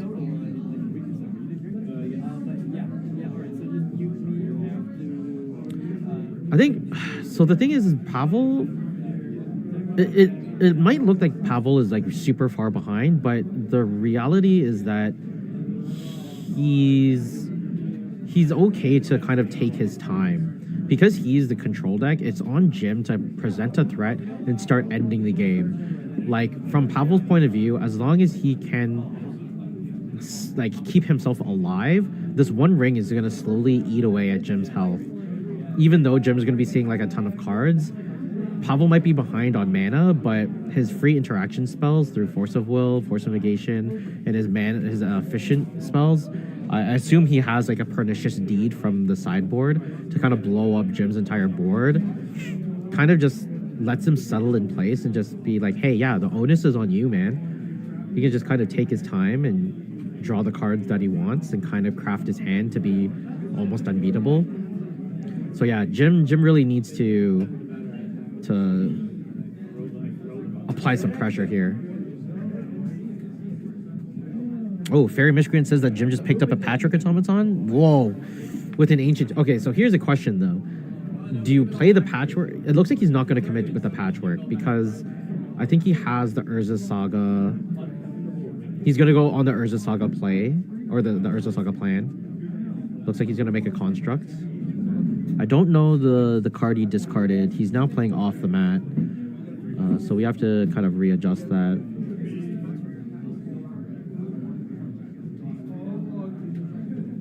Yeah, you can hold for Cavern. Like, I think holding the Patchwork is definitely the right call here. If you want to devote your resources, it should be to making these constructs. Having Pavel must deal with it, and then once he's wasted his resources dealing with the constructs, then you can start slamming this Patchwork Automaton and trying to grow it that way. There's a Chalice. Chalice going to be, I think, Chalice on 1. Yep. Pavel gonna Brainstorm in response to this Chalice of the Void.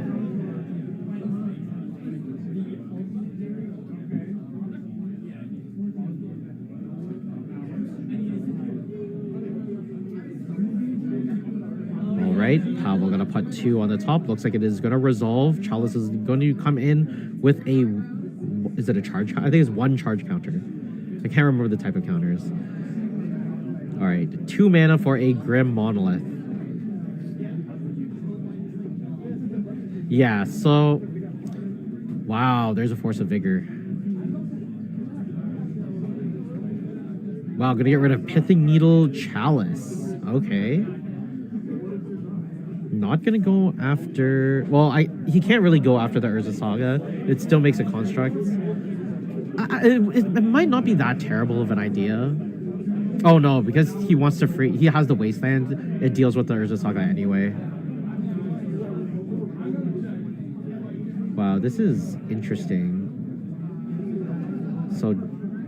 I guess Pavel just tried to pass the turn. Jim gonna make a construct, blows up the... Jim gonna make a construct at the end of Pavel's turn. Pavel gonna Wasteland in response.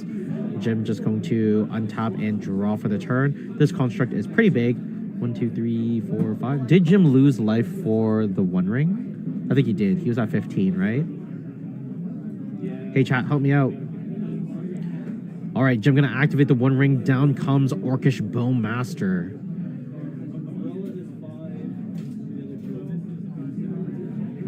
What's gonna happen here? He's gonna have a 5/5 Orc army token? Dang. That's kind of big, bro. Like his construct is a 5/5 too. Alright, Jim drawing 4 cards. Please tell me he has a way to get rid of this One Ring. Yeah, this is Bowmaster being as like fair as can be. Alright, Jim flashing a Canoptic Scarab Swarm. Kind of interesting. I don't know what exactly he plans to do. Gonna tap 1 mana. Here's a Manifold Key. Ooh, this untaps the Grim Monolith, so now we got big mana coming. Alright, gonna tap the Mox Diamond. Tap the key to untap Grim Monolith, maybe? I don't know. My knowledge of Jim's deck is very surface level. I really want to know what he plans to do with this Canoptic Scarab Swarm. There's not a lot of lands and artifacts in Pavel's graveyard, but I think Jim would target his graveyard because every card is a hit. What do you think, Fairy Miscreant? We also, now there's a lot of cards in Jim's hand that we don't know about as well. And Pavel has been playing pretty close to the chest as well.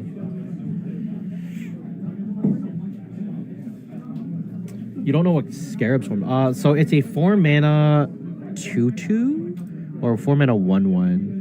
It's a 4 mana 1/1 and it has flying. When it enters the battlefield, you can exile a target player's graveyard. And then for every artifact or land exiled this way, it creates a 1/1 flying colorless insect artifact token. So he makes like a huge board. So he exiles his graveyard, and for every card in his graveyard, he makes a 1/1 flyer. Yeah, Jim is getting really really low. He needs to find a way to get rid of this One Ring. The thing is like these insects that he plays off of the Scarab Swarm, they don't have haste or anything. Yeah, there's a Scarab Swarm. So this will create a ton of blockers for the Orc army. But the problem is like this gives Jim 2 turns with the One Ring.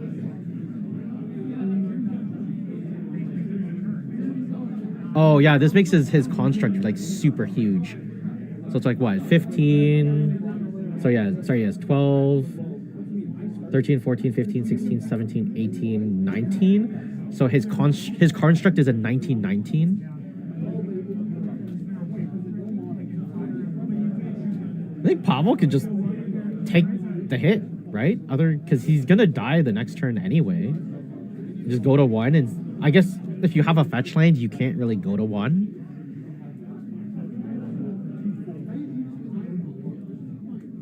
Okay, so if Pavel goes to 1,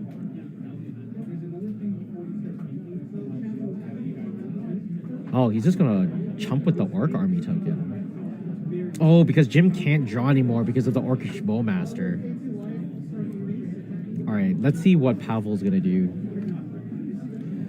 So this is what we were saying earlier, is Pavel is just kind of playing a waiting game, right?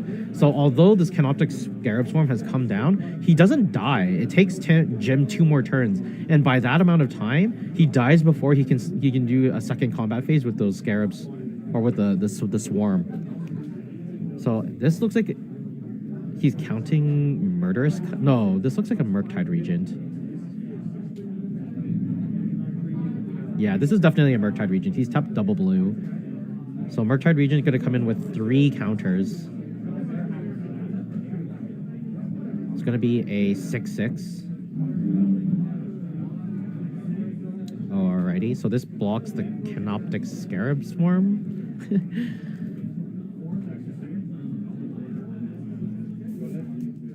Jim really needs to get out of this. If he has like a Phyrexian Metamorph to copy it and reset the counters. Yeah, Jim going down to 3 because of those burden counters. What can he do?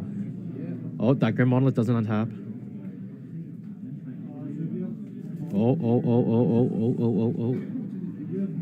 Oh, we need to... Oh, I don't think it'll really matter, but... Let me just... Yeah, okay. He caught it. Cool. Very good. There's a Gaia's Cradle. Generates 12, 13, 14 mana. 14 green mana. Is there Walking Ballista?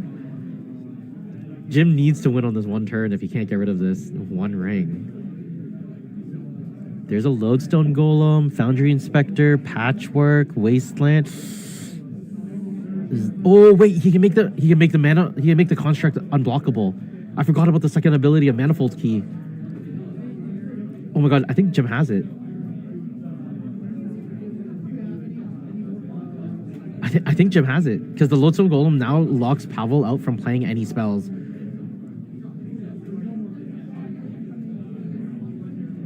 Yeah, he just needs to tap 3 mana for the Manifold Key. Jim has to see it. There's no way he doesn't. He loves killing with the Manifold Key. There's 3 mana, activate, target the construct. Yes, he sees it, and yep, that's Pavel scooping it up. We have a game 3, ladies and gentlemen. Oh, we love to see it. All right, so let's take a look at Pavel's deck this time around. He is going to be on the play for this one. Ooh, we've got Riveting Magic. Let's see here. Oh, through all of that excitement, I'm starting to forget how to operate this stream. Sorry, I have to change the deck name. So this is... What is the name of this deck? What do we call it? Saltai Frankenbeans? Saltai Beans. All right, so this is Pavel's deck. So we do see that there is a Pernicious Deed in the sideboard. So the reason why this is so important, because it is a board wipe, like a full clear of whatever he needs to do. The only thing it doesn't really deal with is the One Ring, and it's just because it's the One Ring is indestructible. Yeah, so if we take a look at Pavel's sideboard, we could go through it like one by one. Blue Elemental Blast, not very helpful. I guess he could bring in the Swamp if he's really afraid of Wastelands, but Jim doesn't really have a way of looping Wastelands out of the graveyard. So like Swamp is like only mediocre, I would say. Hydroblast is the same as Blue Elemental Blast, doesn't really do anything. Same with Carpet of Flowers. Jim doesn't play any islands, so doesn't do anything at all. Surgical Extraction could be an interesting option. Because Jim's lands don't stay on the battlefield for very long, he could theoretically play very responsive,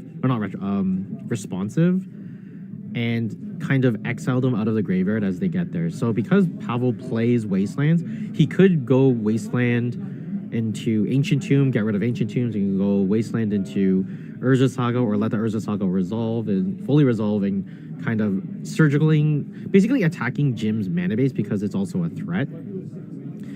Veil of Summers are quite useless. Turok is also quite useless. We already saw that he brought in the Pick Your Poisons.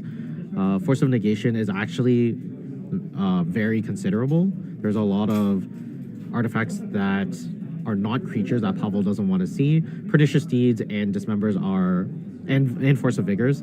So basically the latter half of Pavel's sideboard is what we want to be seeing him bringing in. Let's switch over back to the match. Both players, looks like they kept their starting 7s.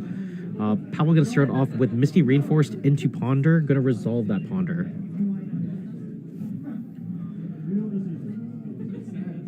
Let's see. I'm going to see if I can make my view a little bit better here so I can actually see what I'm commentating. So Pavel playing around the Wasteland, finding an island. This deck has no shortage of being able to dig for lands. So Pavel has no problem with searching out basics really early. Looks like he's going to keep it and draw off of the Ponder. And Jim's going to draw for his turn now. Looks like he has City of Traders, Wasteland.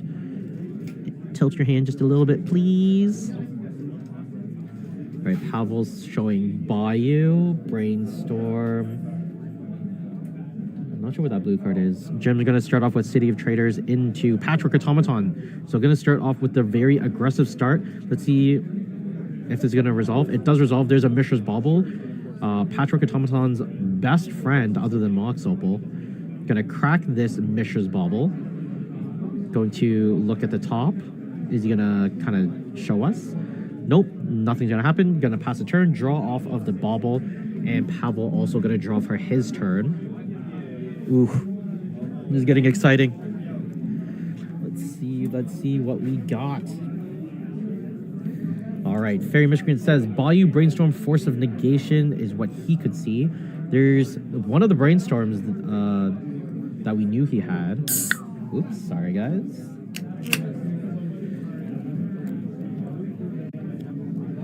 What's going on, Kenneth?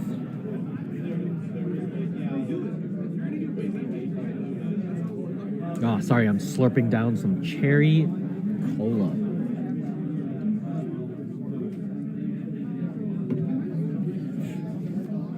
All right, so Pavel slowly taking his time, trying to decide what cards to put on top with this Brainstorm. Jim deciding to go the aggressive route. We see an Arcbound Ravager in his hand. What a classic. One of my favorite cards of all time. All right, Pavel resolves the Brainstorm. Gonna play Polluted Delta for his turn. What is the black delve spell? That is Murderous Cut. So that's Murderous Cut is a 5 mana spell, has delve, and it just does destroy target creature. All right, Jim gonna tap for 2 mana. Ooh, second Patchwork Automaton. Gonna go really aggressive here, but how quickly can he grow them? He might have been a little bit patient on the first hand just because he knew he's gonna go this 2 Patchwork plan. Wow, doesn't really have any follow-up. Just gonna attack for 3, bring Pavel down to 16. Feels Jover. Oh God. We're bringing in the memery, I see. All right, Pavel drawing for his turn. Wow, this is a very... I'm really confused by Jim's hand. Looks like there's a Lodestone Golem in it. I think he's just trying to get the most out of this City of Traders, but I don't know why. Because, yeah, he does have the Wasteland, and like Pavel only had Polluted Delta and the Island out, but Pavel playing up the Beanstalk for his turn, drawing, passing back to Jim. Jim going to draw for his turn, taps the City of Traders. What artifact are we going to see today? Is it the Arcbound Ravager? I think Arcbound Ravager is probably piss poor poo poo in this position. Oh, there's a Soul Guide Lantern. This is going to trigger both of the Patchworks. All right. It does resolve. The enter the battlefield trigger of Soul Guide Lantern is going to exile the Ponder. Okay, so Jim, so the reason why Jim has not been casting things is he's finding all of his Urza Saga utility artifacts. But, you know, being 1 mana is really good for these Patchwork Automatons. So the question is, does Jim play a land? Does he play a Wasteland? It feels really, really bad to play Wasteland, I think, at this point. Like, Pavel has shown no... Oh, I could be wrong. But what I was saying is Pavel's showing no signs of missing land drops. And this Wasteland can't really get rid of all of Pavel's mana. There is that island there. We're going to crack the Soul Guide Lantern. Gonna draw a card. Okay. There's a Mox Diamond. Gonna trigger those Patchwork Automatons. Discards Blast Zone. Just gonna grow them. Ooh, Pavel is in a really rough position. So, if you guys were tuning in earlier, we saw 4-color beans kind of struggle against the same, or struggle in the same way, where if you can kind of beat them down really quickly before they can set up and start, you know, digging for their answers, you're in a pretty good position. However, that 4-color beans list that we were talking about, they had access to Terminus and like other board wipes, or Terminus and like Leyline Bindings. Sultai Beans doesn't really have that, and it's going to be really hard for him to deal with these Patchwork Automatons, mainly because his removal is usually targeted removal, other than the edicts that he plays. All right, so Pavel is surveilling now from that surveil land. Gonna pitch the Polluted Delta. Needs to find an answer here. Does he find it? He's at 5. He needs to do something. I guess he could cast an Orcish Bowmaster to survive a little bit more, but with this Shadow Spear in play, giving them trample, Orcish Bowmaster might not be able to do it. All right, Jim still has 3 cards in hand. We only have glimpses of what they could be. Pavel deep in the tank. Can he get himself out of this? It is very hard for it to come back.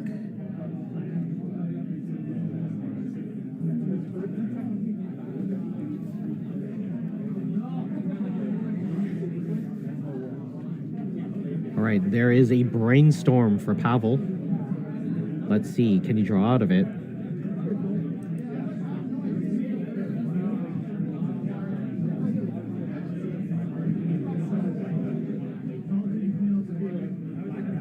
Oh, sorry. Sorry. My mistake, guys. That was an error. There we go.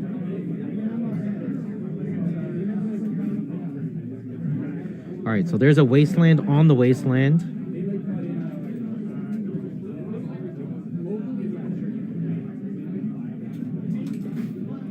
Ooh, and swinging in. Yep, there's an Orcish Bowmaster. Yeah, Jim not finding a source of mana, so he couldn't equip this Shadow Spear. Just gonna double block to survive. So this buys Pavel some time. But again, I guess he's looking, he really needs to find like a Pernicious Deed, but even then, he still needs the mana to cast everything. So it's like 3 mana to cast a Pernicious Deed. Not only that is -2 life for Jim. What is the... Oh yeah, so Jim should be at 19. We'll have that adjusted in a second.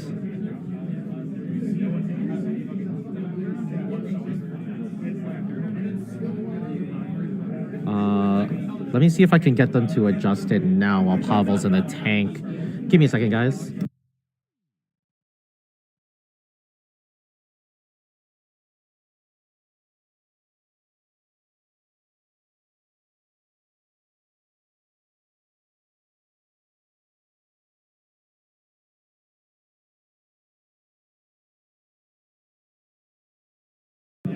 Okay, we'll wait till the next game action. And we'll see, because if Pavel doesn't have a way out of this, then the life totals won't really matter if he ends up conceding. But we'll see what he can do. Looks like he does have Dismember in his hand, but he doesn't have the life to play it. All right, so here's a Murktide Regent. This is going to be a good blocker, so I'm going to go and try to update their life totals. Yeah, I'll be right back.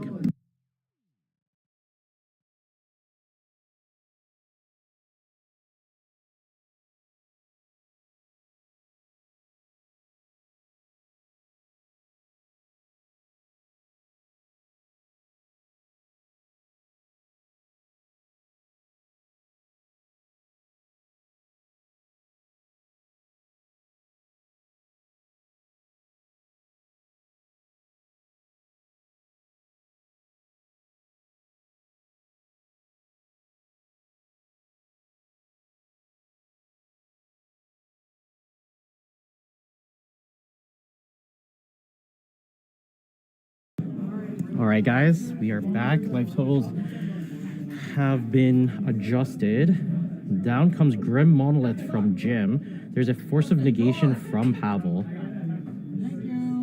But this is still going to grow the automatons. So Pavel still in death range, and that's going to be it. Jim taking it over Pavel in 3. So congrats to Jim. If you guys want to take a look, I will put up the winning deck list. So this is Jim's deck list. Oh, sorry, let me get rid of this ad first.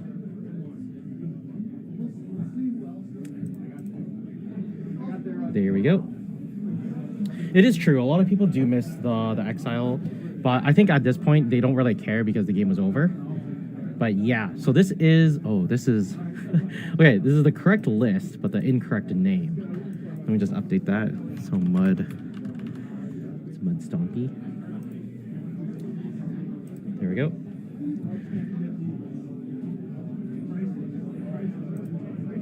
Okay, yeah, so this is the game-winning list. We saw basically most of its game plan. I'm not gonna lie, it looks very unimpressive when you're looking at it on paper, but playing against it, it is extremely scary because you don't know which direction Jim is gonna go.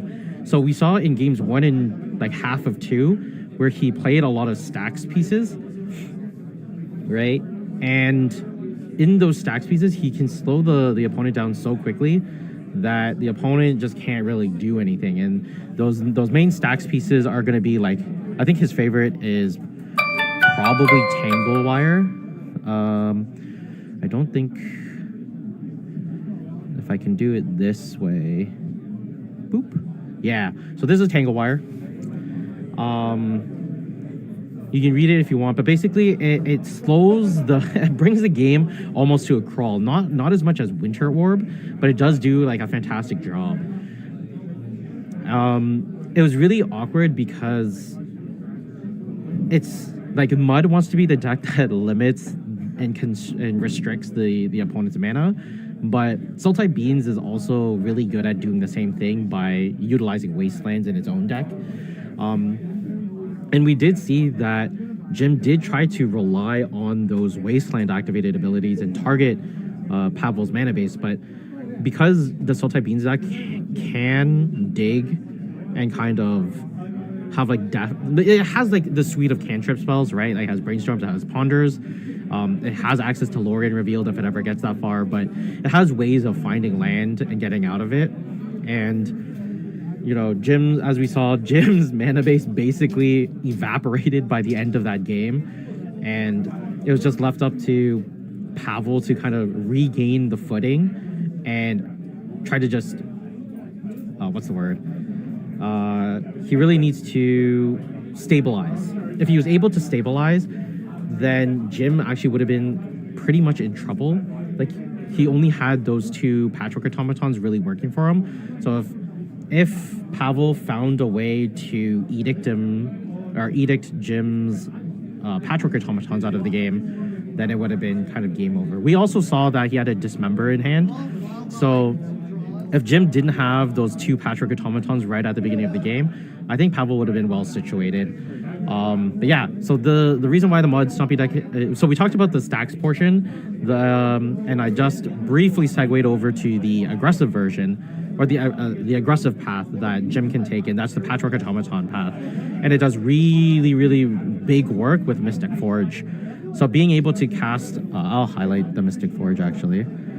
So I'll explain like Patchwork first. Patchwork is Ward 2, and then whenever you cast an artifact, you get +1/+1 counter on it.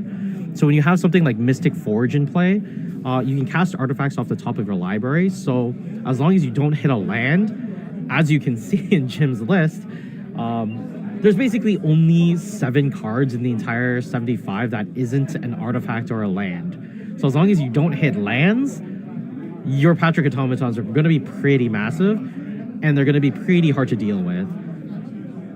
And yeah, so other than that, we did see the Canoptic Scarab Swarm. That is Jim's. I would like to consider it Jim's pet card, but it has won him so many games that I've watched of him play. Yeah, and then like Canoptic Scarab Swarm with an Arcbound Ravager is just incredible. All right, we're gonna take a quick 3-minute break. I think. No, we're gonna take a 5-minute break. I'm gonna get a little snack. Hopefully, you guys can get a snack too, and hopefully this doesn't disrupt and you guys stick around. So hope to see you guys in 5 minutes.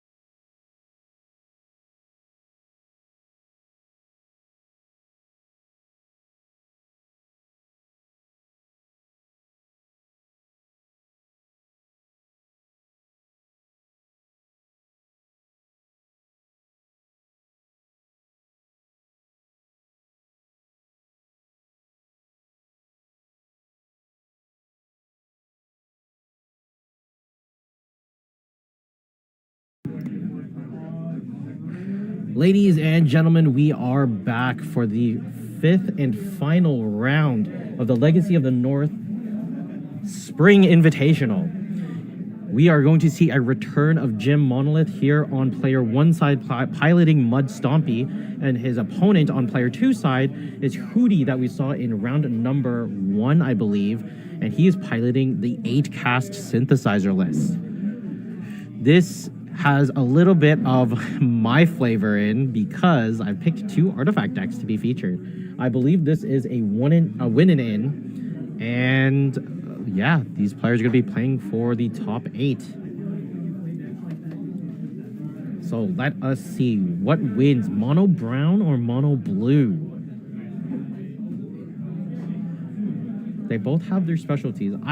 If I was a gambling man, I would probably put my coins on regular 8 casts, just because it's able to see and dig so much harder for its spells than Jim is. But Jim has a ton more of disruptive elements. But we're gonna see him start off with an Urza Saga into Lava Spur Boots. Gonna follow it up with a Lotus Petal and then pass the turn. Hootie finds an island, plays Seat of the Synod. Going to drop down a Haywire Mite. So this does nicely to deal with that Lava Spur Boots. Gonna also play a Lotus Petal as well.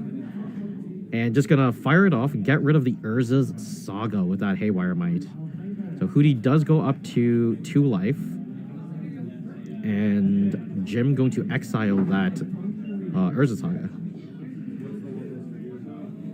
Wow, we have been seeing Hootie drop this turn 1 Haywire Mite all day on turn 1, and it has done wonders. Jim gonna follow up his exiled Urza Saga with another Urza Saga. You love to see it, don't you guys? How much do we love Modern Horizons? All right, I'm going to tap the land. Tapu. There's a Pithy Needle. Wonder what he calls though. I think 8-cast is not a deck where Pithy Needle is very good against. Sorry, Jim, we could not see what that was. I will have to give them, though, the whiteboard markers in the top 8. If you guys could get if you guys could get a glimpse of what he wrote on that notepad, let me know in the comment section or in the chat if you're on Twitch or YouTube. Yeah, so we're gonna see Jim follow up with a Cavern of Souls. Doesn't look like he has a soul. He does have a City of Traders. There it is. He's gonna try to get something going before Hootie can. Does have a Gaia's Cradle. All right, so I think Jim's hand is Gaia's Cradle, Cavern of Souls, and Foundry Inspector. Hootie gonna draw for his turn. And looks like he just passed. And Jim gonna create a construct. Gonna uptick, create another construct, I presume. Yeah, so he has one that came in last turn, and now he can play a land, equip. Oh, does he have a soul land though? That's the question. If he doesn't have a soul land, then it might be risky. Oh, he could have got a Mox Opal. Or Mox Diamond if he doesn't need. Actually, wow, Gaia's Cradle is actually not terrible in this position. There's a Soul Guide Lantern. Wow, okay, that's interesting. Maybe he just wants to draw a card. Gonna exile that Haywire Mite when it enters the battlefield. Yeah, down comes Gaia's Cradle. Gonna attach the Lava Spur Boots, right? No, there's a Manifold Key. Oh yeah, okay, so he is attaching the Manifold, the Lava Spur Boots. How big are these constructs? He just counts his entire board. Dang. That's 1, 2, 3, 4, 5, 6, 7. Hootie taking 14? Wait, did I miscount? 1, 2, 3, 4, 5, 6, 7. Alright, yeah, and Hootie just going to pick it up. Kenneth, you said blue is better than brown. Jim begs to differ. Alright, let's see what's going on. We've seen these players before, so we're just gonna go to the backup match really quickly here. So we're gonna see what's happening here. So it looks like this is Beans versus Green White Depths. So this is Wilson. I think we've had them called out people sad. Yes, you're absolutely correct there.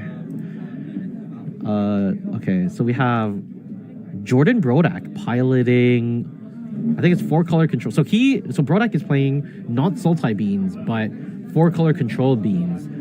So I will put the deck names up just to clarify things. So we'll say 4-color controlled beans and Wilson on Selesnya Depths.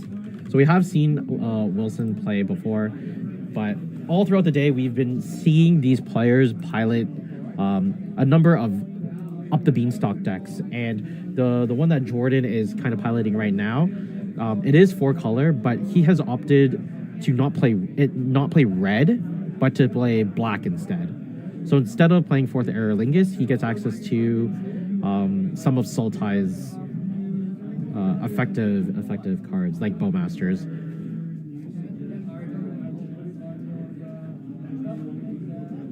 All right, so this is Wilson swinging in, bringing Brodak down to 2.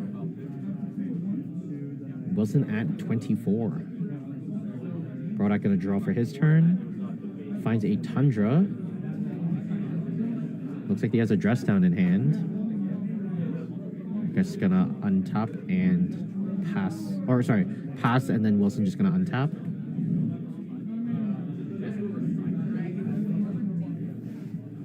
Yep, Wilson just gonna swing in for another. I think it's 5. Sorry, is it 5? I think so. But there's 2 Orcish Bowmasters coming into play.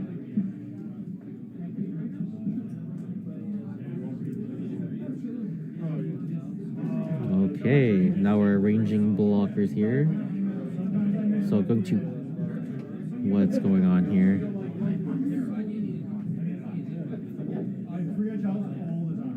So I think Jordan wants to ping the Dryad Arbor and then double block the Elvish Reclaimer. I think that's what's happening here. Looks like he has a Dress Down and a Brainstorm in hand, I think I saw.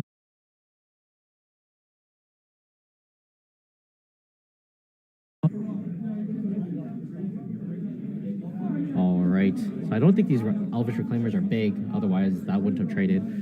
Alright, so our main table is ready to go, so we're just going to switch back here. And I don't know, let me guys know, do you want to watch the backup table until mulligans are done, or do you guys want to see mulligans? I know it's really, really hard to see what cards are in the player's hands. That's why I'm proposing this. But the backup hand is kind of laggy.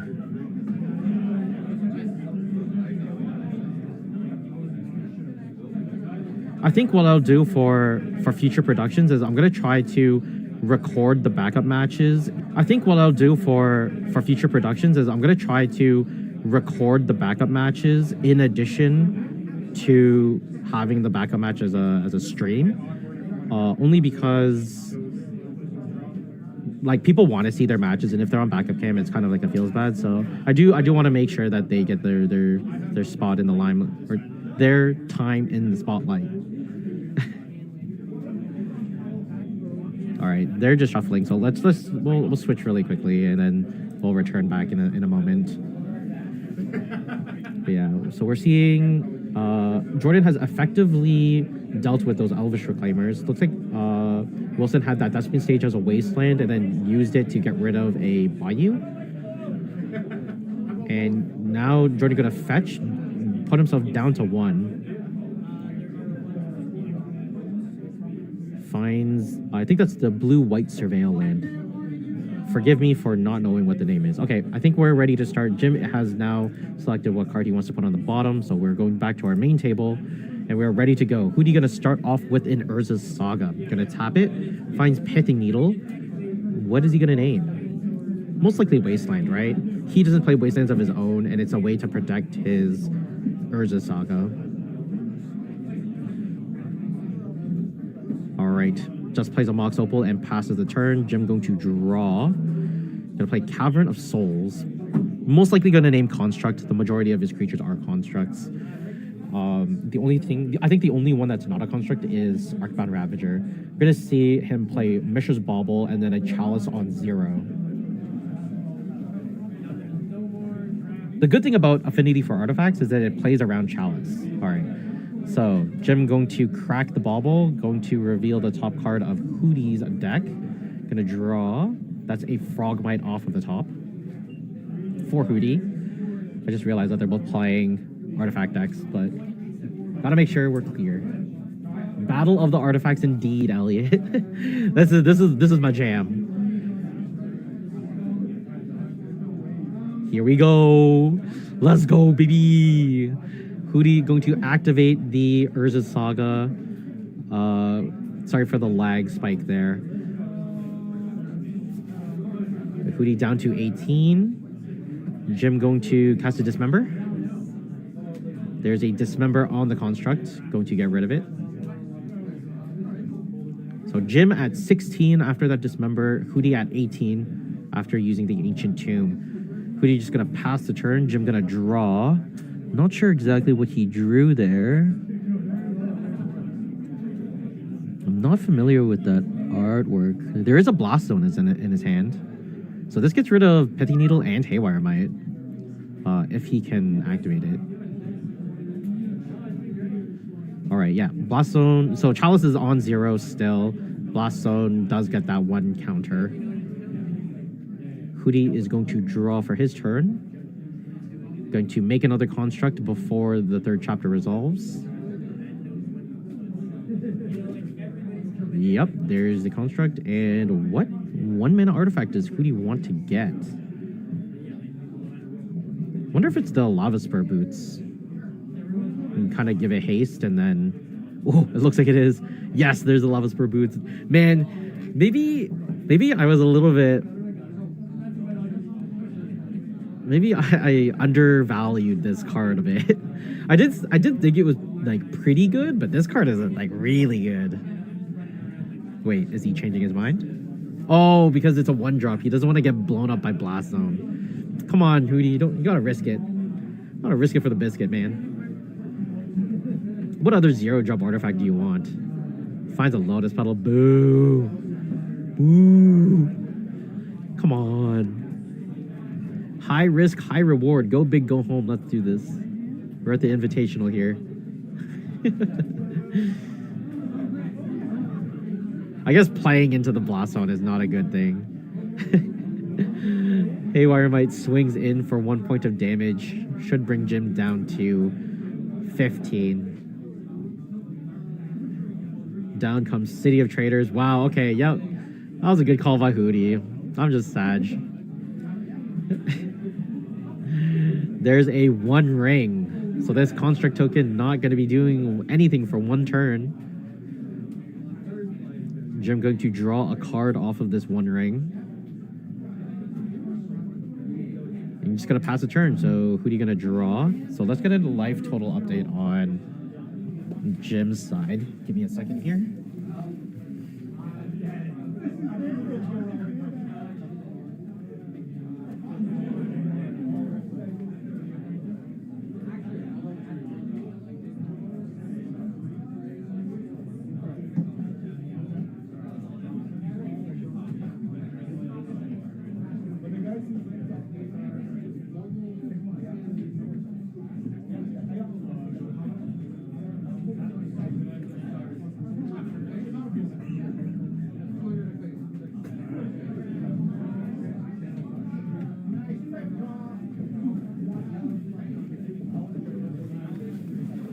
Alrighty, life totals are up to date.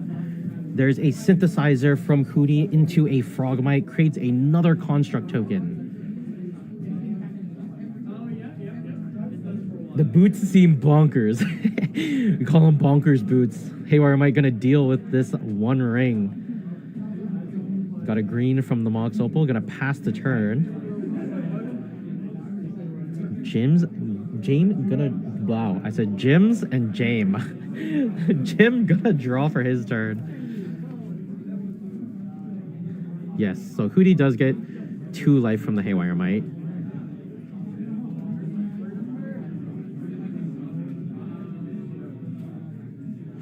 Gonna activate. Is this an activation on the Blast Zone? Probably not. There's nothing really offensive on the board. Yeah, there's a Foundry Inspector. So this is gonna lower the cost of all of Jim's artifacts by 1. Gonna tap 1 mana. What does he find? There's a Patchwork Automaton. These two go very well together. There's another Foundry Inspector. Wow. So there should be 1 mana floating, no? Because this Foundry Inspector is only 1 mana. Oh, but doesn't have anything else to follow up with, or just doesn't have enough mana. Hootie gonna top deck Urza's Saga, slam it straight to the battlefield, because he doesn't have enough constructs, but he's going to come in. How big are these constructs, by the way? They're 2, 3, 4, 5, 6, 7, 8. I think they're 8 8s, right? Swing in for 16.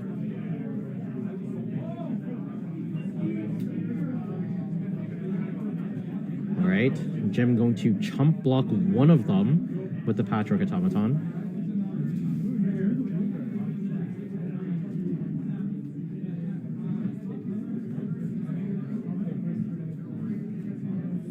Oh, did I update the total? Sorry, I did not update. So Jim should be up 1 game. Sorry, my mistake, guys. All right. So after attacking, Hootie gonna draw Jim gonna draw for his turn. Looks like he has a Phyrexian Metamorph, and I think that's another Canoptic Scarab Swarm in his hand. So the Scarab Swarm actually does not a terrible job of blocking these constructs for a little bit. However, there's no way for Jim to really get rid of these constructs.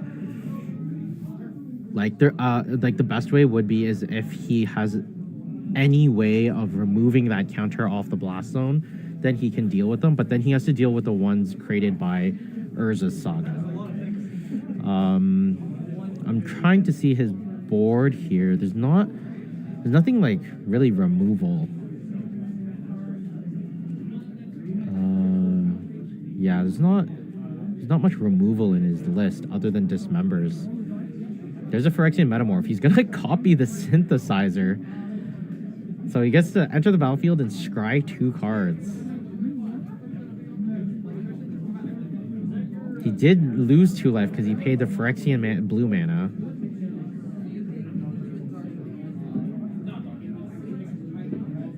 Alright, going to bottom the 2 cards. But he doesn't really have anything. Oh, actually, he does. There's a Canoptic Scarab Swarm. He gets to make a construct of his own, but his construct is huge now compared to Hootie's, because that's Canoptic Scarab Swarm is going to exile, what, 3? I think it's 3 or 4.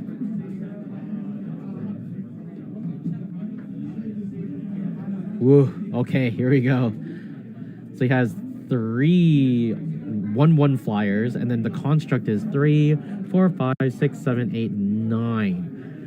So Hootie's constructs are 1, 2, 3, 4, 5, 6, 7, 8. Oh, it's actually not that much bigger.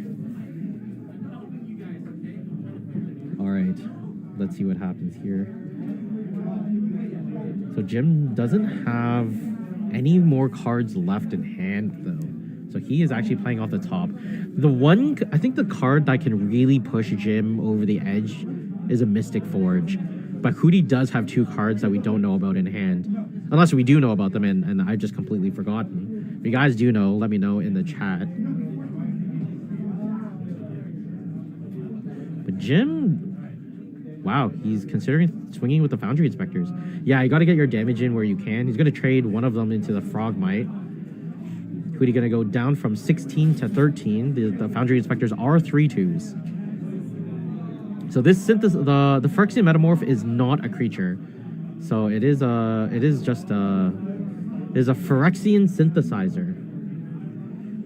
Alright, Hootie just gonna go straight into combat after drawing, I assume. The construct is a 8/8, right? Because so Hootie's constructs are now 7/7s, and Jim's construct is now an 8/8 because they both lost 1 from the trade last turn. So Hootie going to swing in with one construct. This is going to be 7, right? 2, 4, 6, 7. Yep. And Jim is 2, 4, 6, 8. I'm really bad at counting, guys. Please don't read me on that one. I could do Ravager math, but I can't do basic arithmetic.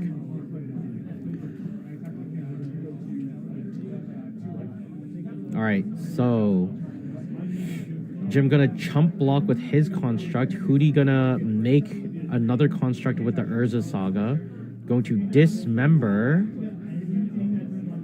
probably the Foundry Inspector. It's the best target. Wow, just gonna get rid of a 1/1 insect. Very interesting.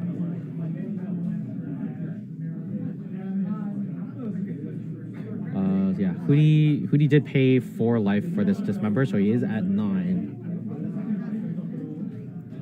All right, Jim gonna untap. Does he find anything to kind of take over this game? So this is what I was thinking at the beginning of the game is Jim's deck doesn't really, other than Mystic Forge and I guess the One Ring, it doesn't really have ways of digging deeper. Whereas Hootie has 8 casts, right? He has 4 Thought Monitors, 4 Thought Casts, and Jim doesn't have any way of punishing those. Okay, so instead of playing the Ancient Tomb, he's just gonna draw the card or draw the Ancient Tomb for his turn and just pass the turn. Pass back to Hootie. I think this one is Hootie's round or Hootie's game. He's gonna make another construct off of this Urza Saga.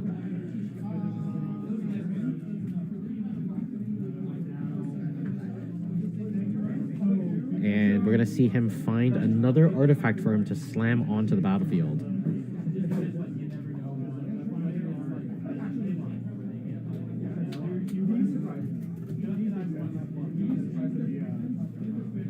Let us see what it is. I don't think there's...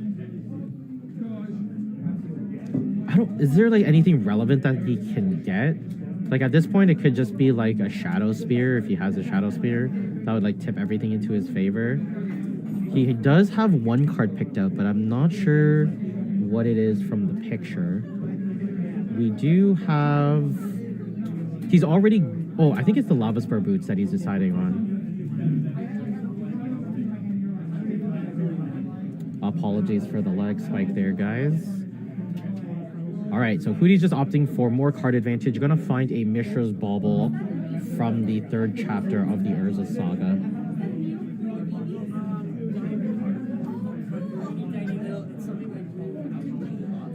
All right. Looks like he has a bunch of Force of Wills in hand. Has another Mishra's Bauble in the hand as well.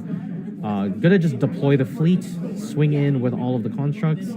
Jim going to chump each of them. Go down to... Yeah, takes no points of life. Gonna pass the turn. Jim... Or Hootie gonna just check to see what he draws off of that Mishra's Bauble. Gonna draw during Jim's upkeep. Jim gonna draw for his turn. Is it... Nope. That is Hootie taking it in game number 2. There we go.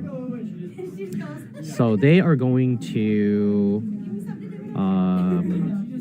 sideboard up again. Let me know how the background noise is, everybody. It's getting a little bit rowdy in the area that I'm in. Let's just switch back to the backup footage and we'll see what's happening there while the guys are finishing up their sideboarding. So we're seeing, again, Jordan Brodak playing 4-color beans, but instead of red, it is black. And then we have Wilson playing Selesnya Depths. So many times Wilson has told me that he does not like playing these types of deck. He's very much a Stompy player, but we're going to see him play a Legolas's quick reflexes. Jordan tries to Force of Will it, but it does have split second. So he cannot do it. Does he have a way of getting rid of this Merit Lodge? And no, Jordan packs it up. Wilson is going to take it. Alright, so now both feature matches are shuffling. Are they going into the sideboard? That is the question. They are. So it might be 1-to-1. We're gonna see. So I guess we could just switch back to the main one. Because there's no reason to watch the backup table when both players are shuffling up.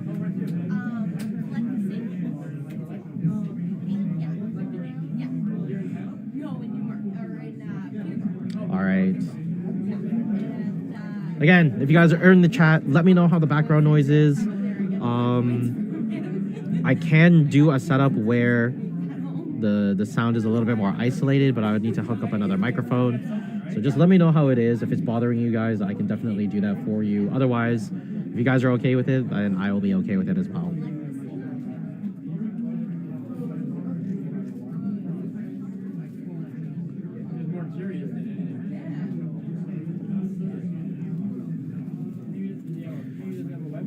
Be sure to check out enterthebattlefield.ca.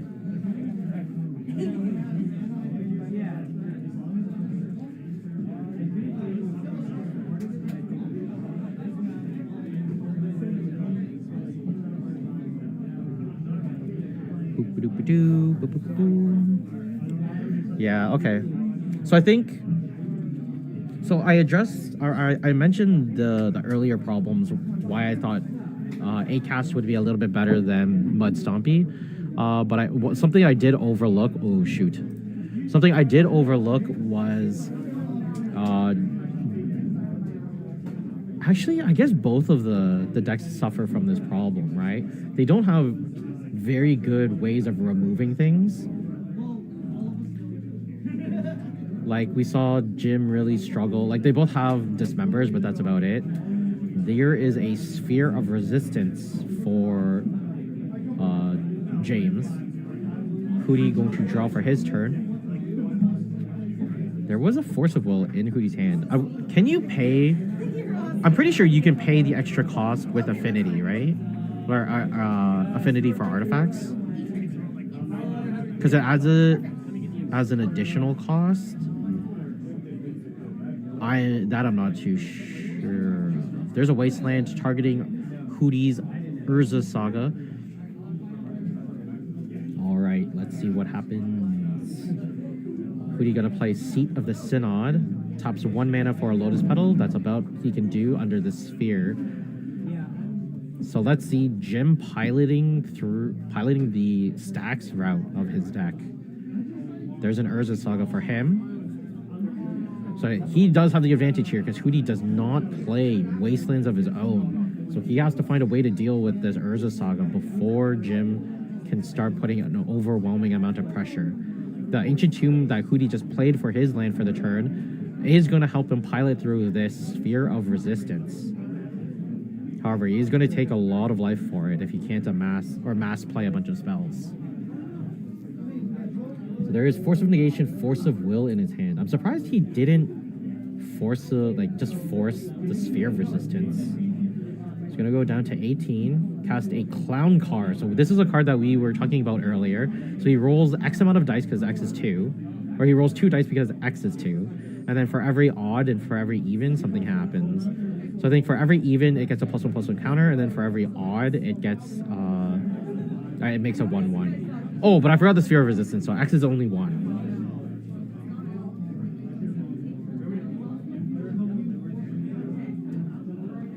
All right, Jim drew for his turn. I think it was an Ancient Tomb. Sorry, I got slightly distracted there.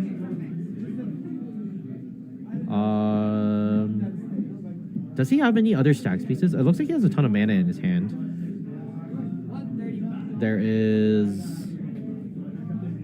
There's a Cavern of Souls for James.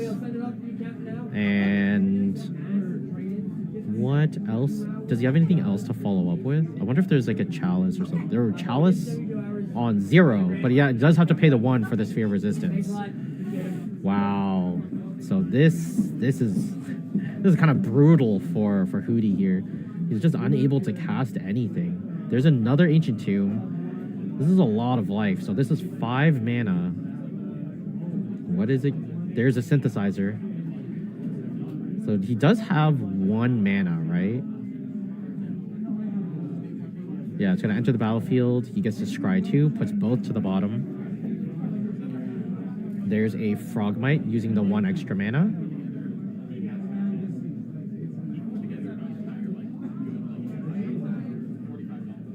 Yep, and that's going to trigger the synthesizer because it is an artifact that has its mana cost is greater than 3. It creates a construct token. All right, gonna pass the turn. Jim, oh no, sorry, Jim gonna make a construct at the end of Hootie's turn. All right, Jim drew. I think that was an Arcbound Ravager.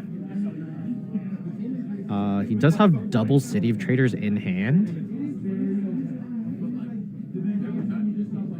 No, it's a City of Traders, Foundry Inspector, Ancient Tomb, Arcbound Ravager, and was it a Patchwork Automaton? That's the last. No, Canoptic Scarab Swarm, sorry. Background noise isn't that bad. Okay, thanks for letting me know, Elliot. It was it's pretty loud here for me, so as long as you guys can't hear it, it's pretty good. All right.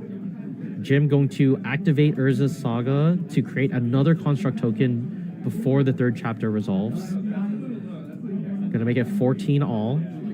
Going to search for a artifact. Wow, is he... Okay, no. There's no... Yeah, I was about to say, is he failing to find? That'd be insane to me. So, what is the artifact counts here? Hootie has 1, 2, 3, 4, 5, 6. Whereas Jim has, after the Urza Saga, he will have 5. So Hootie's constructs have all consistently been a little bit bigger than James, which is actually surprising because I think card per card, James has more artifacts than 8-cast. All right, there's a Mox Diamond, most likely going to discard. Was it discard the City of Traders? I think that was the one land in his hand, right? Why is Jim cutting his own deck? I think he's deep in it. He's deep into the tank. All right, so he does have Ancient Tomb and City of Traders in hand, so he's contemplating discarding the Ancient Tomb. I think every point of life matters here. Yeah, so he's gonna opt to keep the City of Traders over the Ancient Tomb. Down comes the City of Traders. So yeah, that is confirmed Arcbound Ravager in hand. Gonna tap 1. Oh. There's a Foundry Inspector. Yeah. Alright. So if Jim can find a way to put more stuff into the graveyard, then this Canoptic Scarab Swarm can really push him over the edge. But we'll see what happens. There's 4 mana coming down. That's for a Foundry Inspector.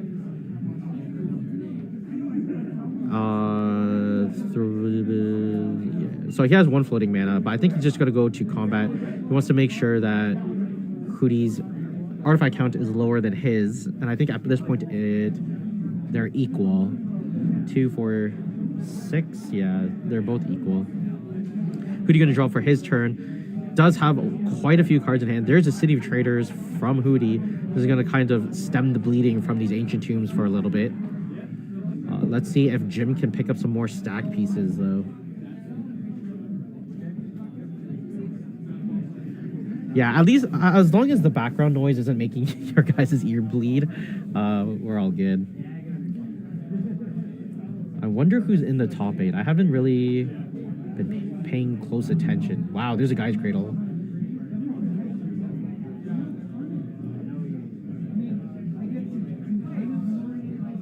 All right, so Hootie, I think Hootie just passed the turn, and now Jim is just going off. Yeah, so he was able to get rid of that City of Traders, gives Jim 4 more artifacts for himself. So that's gonna pump up his constructs to be quite massive. So now he has 4, 5, 6, 7, 8, 9, 10, 11. So he has 11 artifacts. There's an Arcbound Ravager.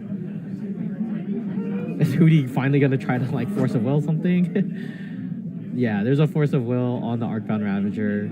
Brings himself down to 13 from 14. But Jim, now no cards in hand, but has 2 huge constructs. gonna swing in. How big are they again? How much did I say they were? 1, 2, 3, 4, 5, 6, 7. So they're 11s. We'll swing in for 2 11s, and then Hootie is now 1, 2, 3, 4, 5, still 6, 6. Yeah, this was very like, this is I guess the term is swingy, is how I would describe it. But Frogmite going to, yeah, okay, so a lot of stuff that just happened here. So Hootie crewed the clown car with the Frogmite to try to chump block one of the constructs. Then with the other with his own construct, he blocked Jim's other construct and tried to dismember it. So there was 6 constructs. Hootie is going to trade the dismember into the construct token. Hootie now only has a Frogmite left as a threat on the board, but he's now looking down a 10-10 construct, 4 1-1 or 5 1-1s, and a Foundry Inspector. Not sure how Jim lost 1 life.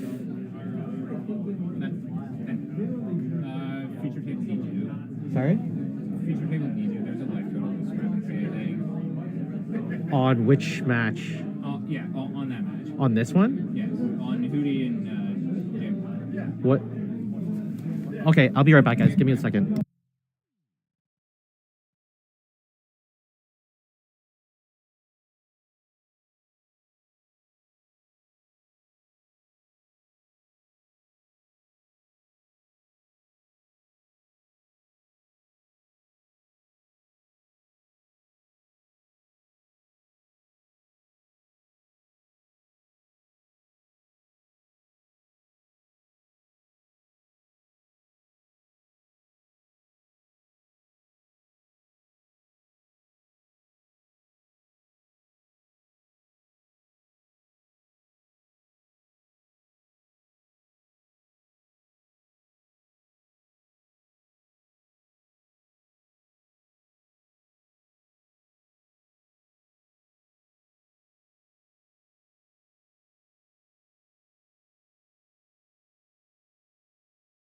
All right, sorry about that, ladies and gents. So it does look like we were trying to solve the same problem that they were trying to solve. Is I think Jim's sorry for my language, his long pinky accidentally hit the life total when he was moving his 1/1 insects, and accidentally knocked himself down to 13. But no matter what, it's gonna happen. Is Jim is going to swing in with the team and take it over Hootie in round number 3, or game number 3. Let me see if the backup table are still playing. They are. Cool. Congratulations to Jim. I'm pretty sure he's made it into top 8. So let's watch Jordan versus Wilson. So let's just switch it here. So I'm pretty sure this is game number 3. I could be wrong, but we'll see what happens. Looks like Jordan is resolving a surgical extraction on Wasteland. So Wilson is revealing Legolas's quick reflexes. I'm not sure what the middle card is, and then there's a Thespian stage in his hand. If you guys can recognize the middle card in Wilson's hand, that would be pretty great. Oh, there's also 2 sorts of postures, I guess. It might just be an artwork that I'm unfamiliar with. Yeah, there's a day and night counter, so we do have to keep track of this now. What is that? What is that card? I don't. Let me see if I can pull up the deck list. Oh shoot! What did I do?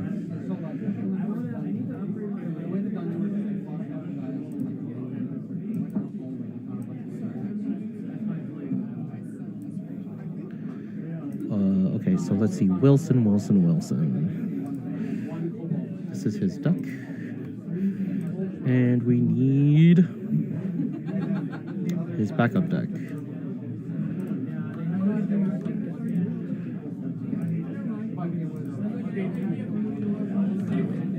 So let's play this.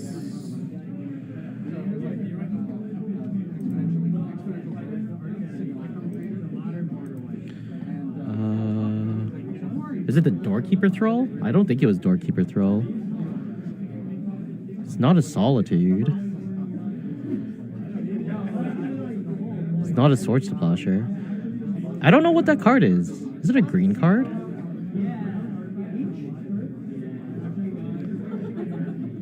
Yeah, if you guys know what that or recognize that card, let me know what it is.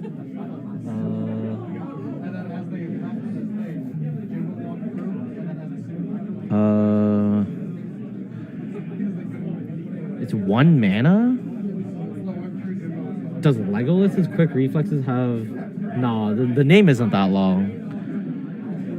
There might be... I might have an outdated... I might have an outdated list here, actually. Because it does have... It is a 1 mana spell. What card is that? Alright. Jordan gonna cast... Or not cast. Oh, it's Veil of Summer. Oh. Secret Lair. I didn't even know I had a Secret Lair. Thanks, Siraj. Look at you. Showing how good of a commentator I am. Alright, Jordan going to Surgical Extraction, the Thespian stage. You should replace me, man. If you can recognize cards this easily, you should be doing the. You should be sitting here in the chair. All right. So, how does Wilson win from here? I guess he could just attack, get rid of a Leyline Binding, free up a. Oh, yes, we do have to keep track of day and night.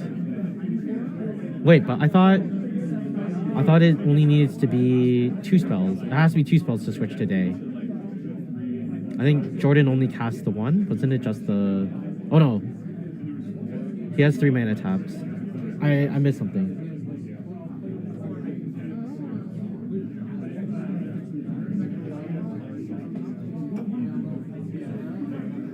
Oh, I think he might have played up the Beanstalk and then Surgical. Which makes sense, because he does want to flip the Outland Liberator. Outland Liberator is going to swing in for 2 points of damage, bring Jordan down to 26. Wilson casts no spells, so he's going to flip it over to nighttime.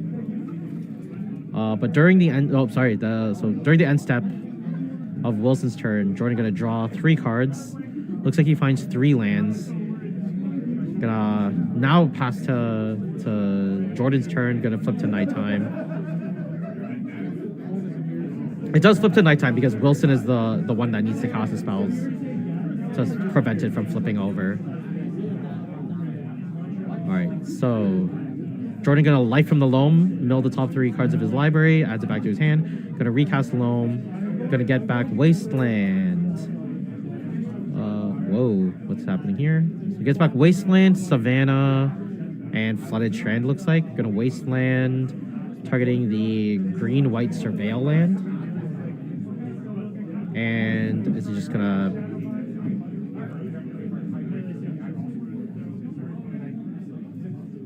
Okay, interesting. So I think... So Wilson valued... Wow, okay. Wilson valued getting the Knight of the Reliquary activation rather than attacking with the the Outland Liberator.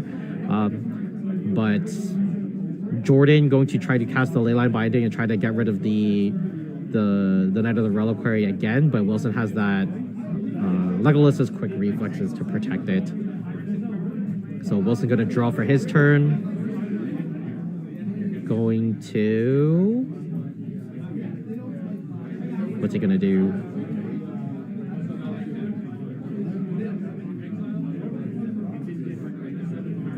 Okay. Yeah, so you do have... Unfortunately, you do have to keep track of day-night, even though the Outland Liberator is gone. There could be some random occurrence where someone endurances and you can draw it again. So you just have to make sure everything's kept up to snuff. All right, Knight of the Reliquary is going to activate, so he sacrifices a Plains to find any land that he can. is going to find a Bajuka Bog and exile Jordan's Graveyard. Sorry for the freeze frame or the lag here. Sorry, apologies for the lag there. And yeah, so Bajuka Bog just came into play, and then that was all that happened there. Jordan going to untap, draws a Swords to Plowshares, going to get rid of this Knight of the Reliquary. Wilson just counting how many that he gains. Goes back up, so makes it 26 all. Down comes Bayou for Jordan. Nope, there's a Flooded Strand. Nope, there's a Bayou. All right. I'm gonna play the Bayou, pass the turn. Wilson's just gonna draw. What does he do? Does he have anything else to do? Wow, he has nothing but lands. Wait, didn't he just draw a card?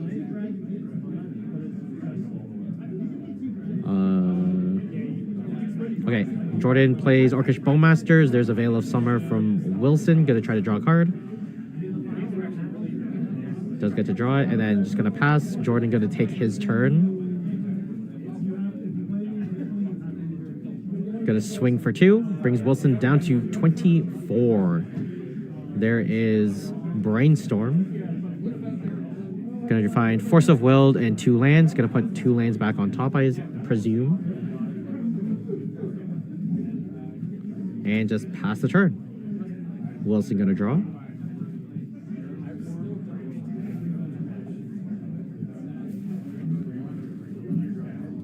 Not much going on from Wilson's end of the table. There's a Mox Diamond. Gonna discard Yavimaya, Cradle of Growth. There's a Knight of the Reliquary. Gonna get Force of Will from Jordan here. Gonna put himself down to 24, tying it up at 24 all again. But also gonna crack the fetch land. I will be right back to update their life totals.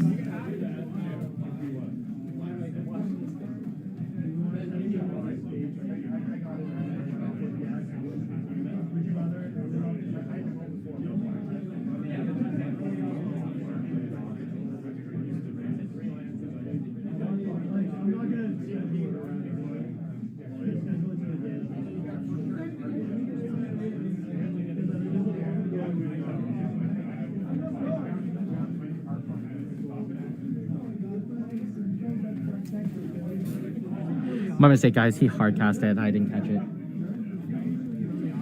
Okay.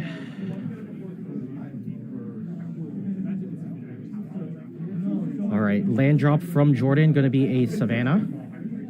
There's a Pernicious Deed in his hand. This is the card I was hoping that Lyle would find in our previous games. Against, I think it was against Jim.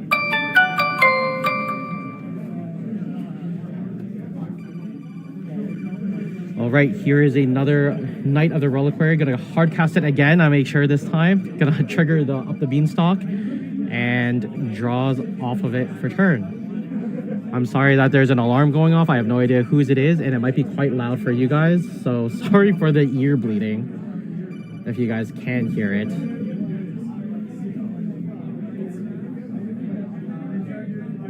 All right, is this another Knight of the Reliquary? No, it's a Remulap Excavator. There's going to be a Brainstorm from Jordan. Going to see if he can find a Force of Will. He does find the Force of Will. Oh, but he does have an answer for it in Swords to Plowshare, but he doesn't want it. He doesn't want Wilson getting that extra land drop there. Not an extra, but like a key land drop. There is a Force of Will. Wilson gonna crack the Windswept Teeth, find a forest.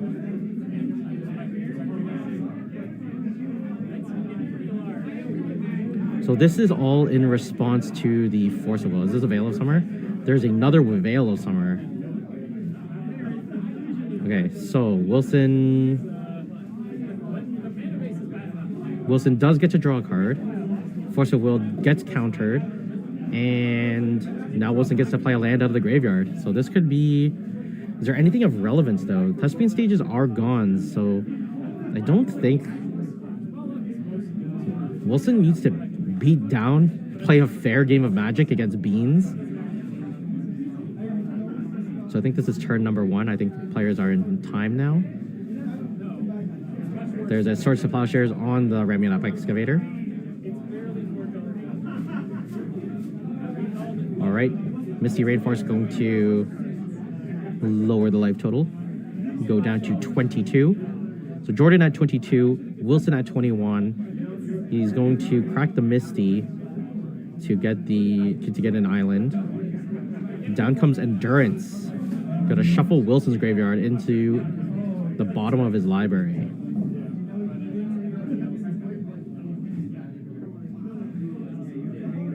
Alright, so I think this is turn number 1. Because Wilson was turn 0. I'm gonna swing in for 5. Bring Wilson down to 16. There's another Brainstorm for Jordan. Just to find Force of Negation, Swords to Plowshare, and I think that's an island. Draws the Force of Negation, passes the turn. Is this turn number 2? I don't know what the die in the middle of the playmat is for. There's a Green Sun Zenith for X is 1. Gonna use the Force of Negation that Jordan just picked up off of that Brainstorm. There's another Green Sun Zenith. This one also for X equals 1. Is this an Elvish Reclaimer? I don't think there's any other X ones. Or sorry, 1 mana creatures.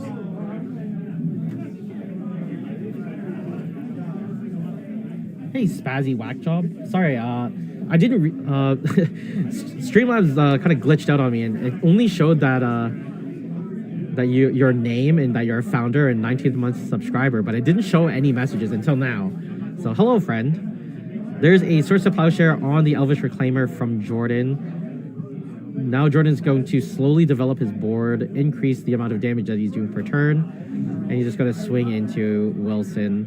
This is supposed to be turn number 4, I believe, right? Wilson was 0, Jordan 1, Wilson 2. Yeah, so this should be turn number 4. I think we missed one. All right. So Jordan has only Pernicious Deed left in his hand. Going to go to combat, swing. There's Swords to Plowshares on the Orc army. Jordan going to go up to 27. Wilson only takes 2, goes down to 11. And is this going to be a draw? I don't think there's any way that Wilson can like get out of this.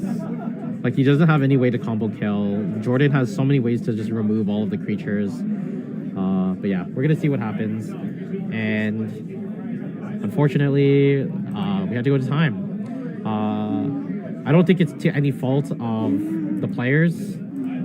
They're just playing, like, Green-White Depths is an extremely fair deck. It does have a combo kill in terms of Thespian Stage and Dark Depths. But other than that, it is fair. It is mid-range, and it wins kind of slowly. Bean's even slower. So it is the control deck. Yeah. So let's take a look at Jordan's list. Let me see if I can pull it up for you guys.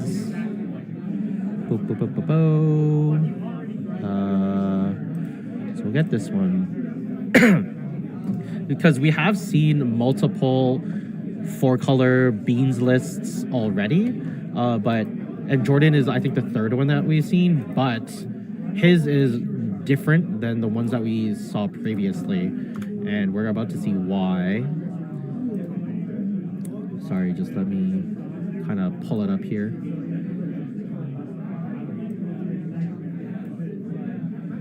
So I think it should be like this.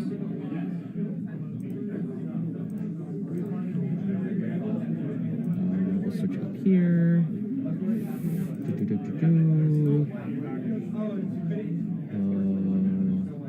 we want this.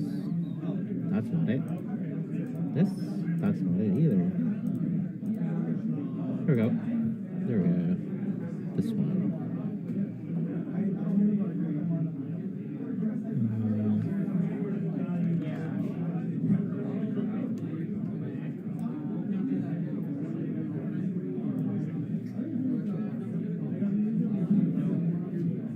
Hey, Chestnut, how's it going?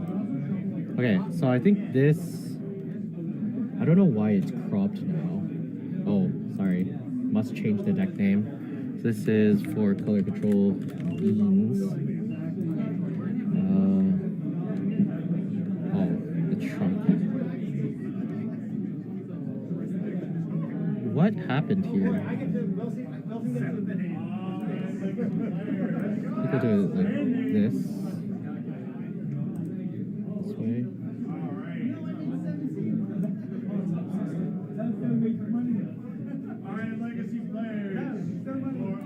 Okay, so this was Jordan's list. Am I looking at deck list or something? Actually, we just finished the 5th round of our Legacy of the North Invitational. So we are in the middle of a tournament, and we are about to cut to top 8.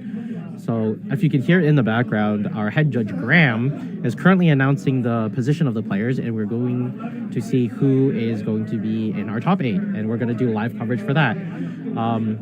But before that, I wanted to kind of highlight Jordan's deck list here that we looked at a little bit earlier today,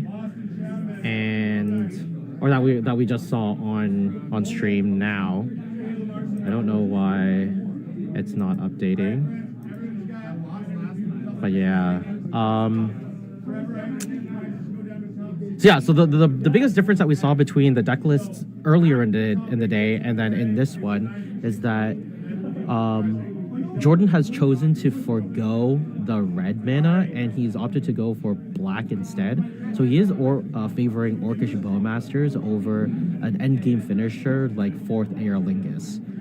And what that does is it allows him to get a better handle on the metagame. And if he's expecting to play against a lot of blue decks... Yeah, you guys got like 3 minutes or so? You should take a bio break or whatever? Yeah, if he... And then come on over. If he has a... Sorry, if he has a meta call and he's trying to play around a bunch of blue decks, then Orcish Bowmasters does very nicely in a threat that is pretty hard to deal with. Actually, it's not really hard to deal with. It's just really annoying to play around, and that's the biggest thing. The key, though, is that between like Sultai lists and Jordan's list is that he does have access to Leyline Binding and Triumph of St. Catherine. So that is a very big threat and a very a big threat in Triumph of St. Catherine and a very, very versatile removal spell in Leyline Binding. But again, he is playing a much, much slower game plan than the 4-color beans list, which I deem to call Miracle Beans. And that's because there's no end game fireball like what's it called? There's no end game fireball like 4th Aerlingus. So I think they're starting up top 8. So we're gonna go and see what's happening there, and we're gonna take like a 3-minute break, I'll say.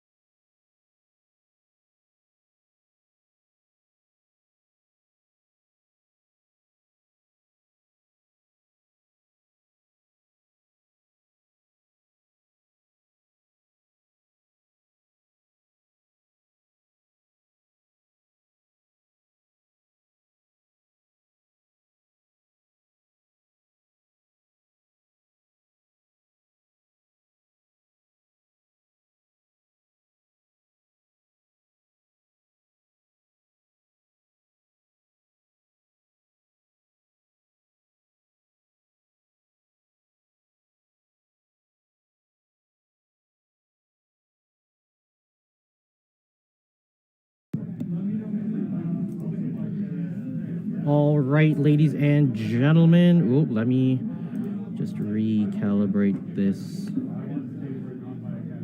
Just a second.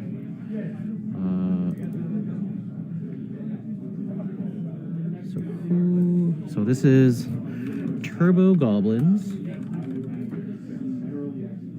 against 4-color control. So everything that we were talking about earlier, I'm gonna change it. Sorry. So everything that we were talking about earlier between the differences between 4-color control variants is applicable here, because we are going to see the 4-color control beans, which is primarily red based. We are going to see it here. So I'm going to affectionately name it Miracle Beans. And that's because it has access to a lot of miracle cards. So I think earlier we isolated the fact that it has Terminus, it has Triumph of St. Catherine. What else does it have? It has... Actually, I think that might be it, but you know, more miracles than any other of the Beans decks. But here is Justin starting. He is in the higher seed, so he is starting us off. He goes with Ancient Tomb into Chrome Mox.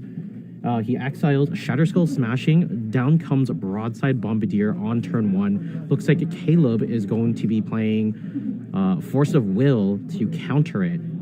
Brings himself down to 19. So yeah, we have Justin Glanzer on player 1 side. And we have Caleb Arsenault on player 2 side. He's gonna start us off with a Tundra into Ponder. Looks at the top 3. Gonna consult the hand. Looks like there's a Mystic Sanctuary and a Triumph of St. Catherine in the hand. So Spazzy Whackjob asks, any spicy decks / cards so far? I think on stream, I don't think we've had anything too crazy. There's just been like there was like really good back and forths at some point.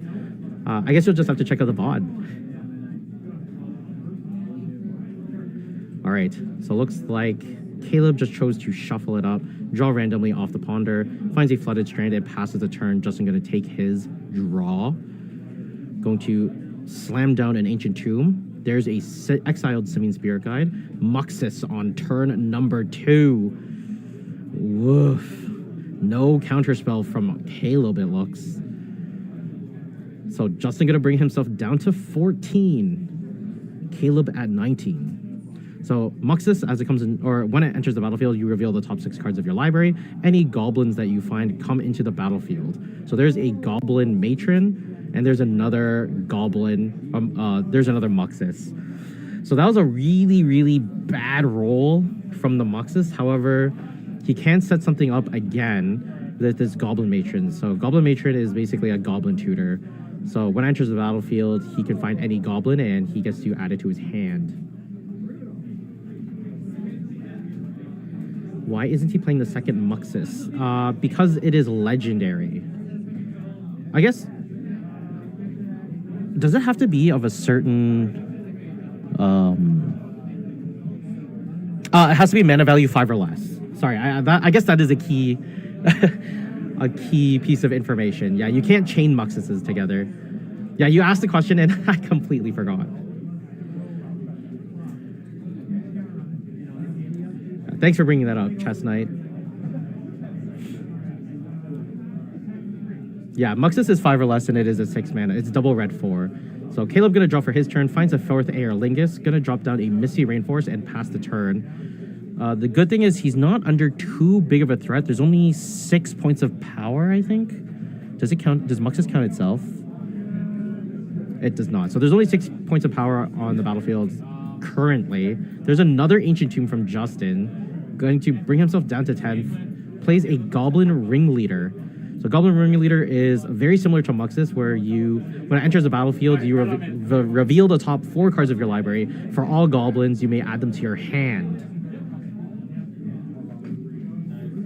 All right, Caleb going to fetch or crack the Misty Rainforest and fetch for a Tropical Island. I think in response to the actual casting of the Ringleader. I think he's going to try to like brainstorm and maybe find a counterspell here. Justin down to 1 card in hand. So if Caleb can kind of stem the bleeding right now, right here. 2. right, Brainstorm gonna resolve. Draws 3 cards. Does he find? He does find Force of Will. Whoa. Okay, looking to put Triumph of St. Catherine and Mystic Sanctuary on the top. If he puts Triumph of St. Catherine on the top, he can Miracle it during the next turn. But here's going to be a Force of Will. Going to exile a Dress Down. Yeah, baby. Let's go. It looks like Caleb is stabilizing. All right. Caleb brings himself down to 17. Justin going to go into combat, going to attack, trigger the Muxus. So Muxus gets +1 for every other attacking goblin. So Muxus becomes a 5/5 because that goblin matron is attacking. He's going to bring Caleb down to 11. Here is a Chalice on 1, I assume. I think it's a Chalice on 1. Yeah. Here's a Miracle Triumph of St. Catherine. Caleb gonna play Flooded Strand past the turn. So this is a very important piece because Triumph of St. Catherine does have lifelink. Yes. Go Caleb. I'm not gonna lie, I kind of wish that Caleb was up here in the top tables with Burn, but you know, having him here is just as good. All right, here is a Goblin Rabblemaster off of the top for Justin. That is a very, very good top deck in this situation because it's going to grow his Muxus to large amounts. Yes, playing the Rabblemaster before combat. You know the Goblins deck. Yeah, so Rabblemaster comes in, generates a Goblin. Now the Muxus is getting 2 +1/+1s. The reason why he plays it before combat is because he needs an extra 1 Goblin. Because then it puts Muxus out of trade range with the Triumph of St. Catherine. And it's a lot easier for Triumph of St. Catherine to come back than it is for Muxus. Because Muxus is now a 6/6 with those 2 attacking Goblins. All right, so Caleb gonna set up his blocker. He's gonna block the Goblin Matron. He's gonna take the damage from Muxus and the other Goblin, but then gain life. I think he only takes 2.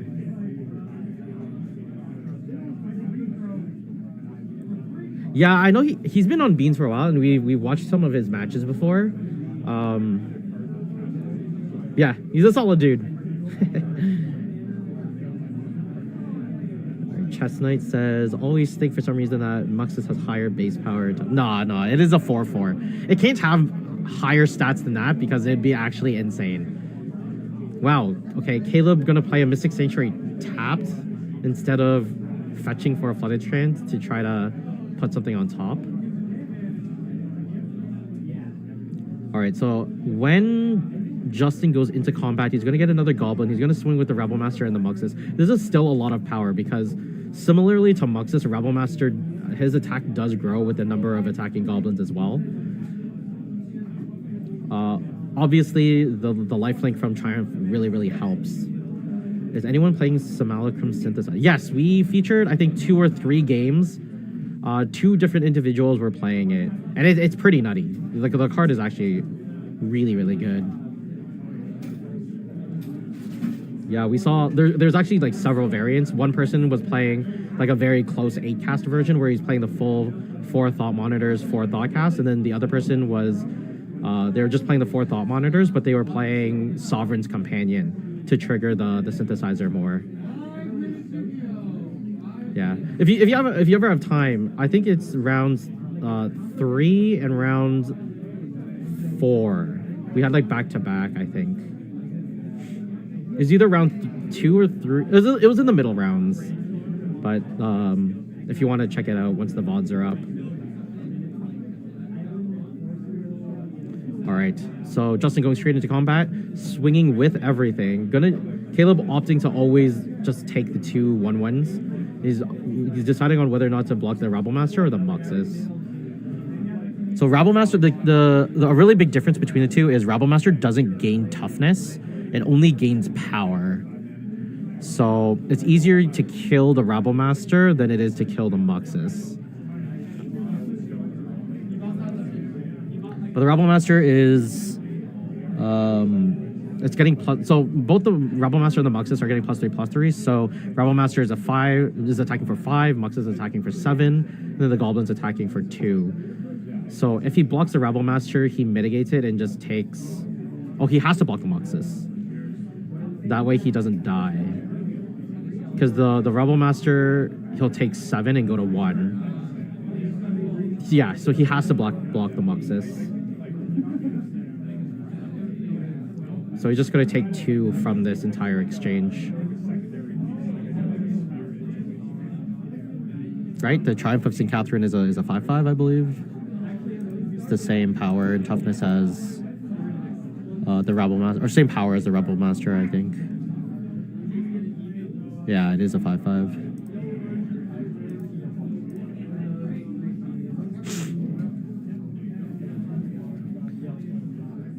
Wait, did I miss something?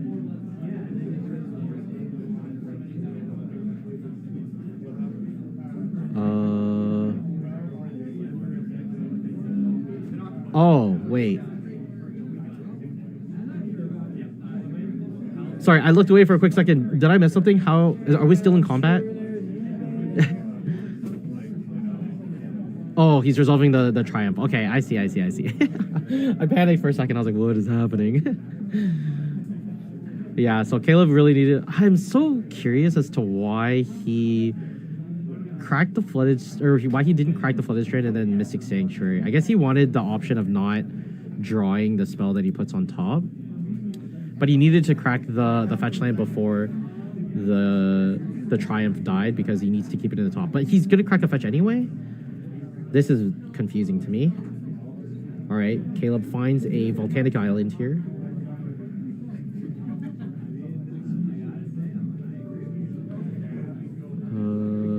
Wow, okay, there's a 4th Aerlingus.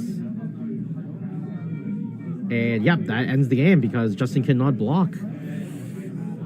Very good. All right, so let's take a look at Justin's deck really quickly here. Deck lists. We'll change this to...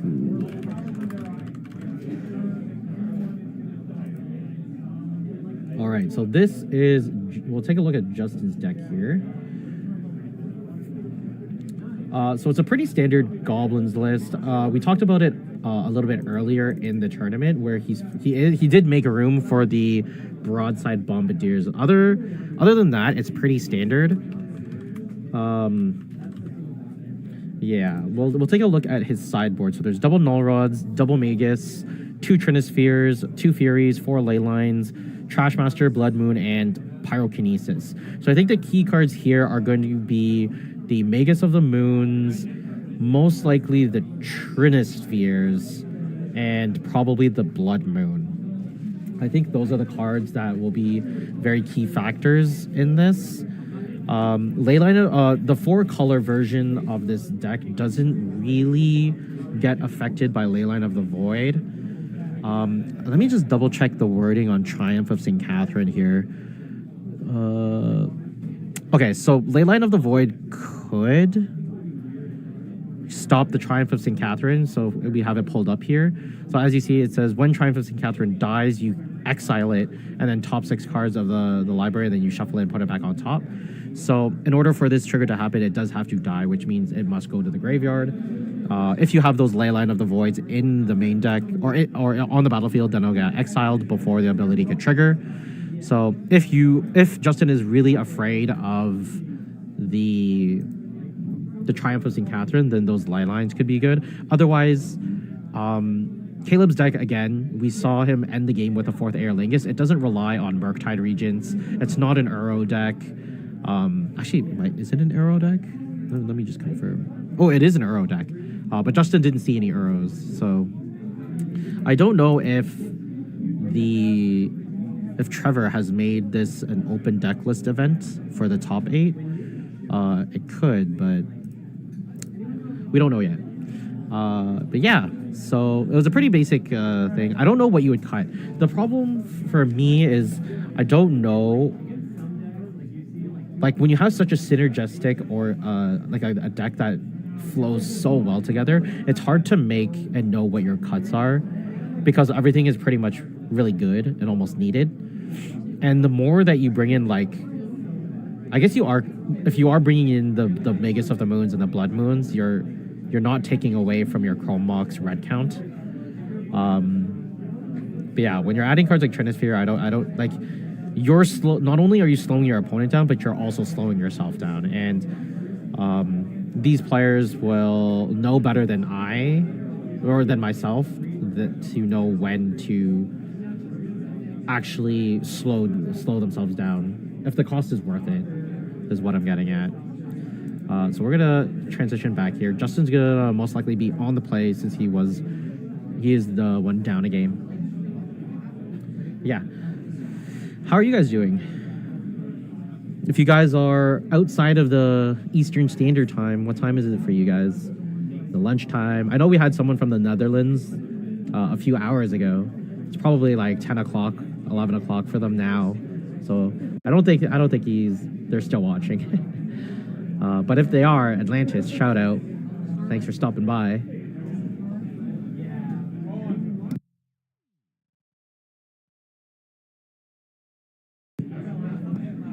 I hope you guys have had big dinner already.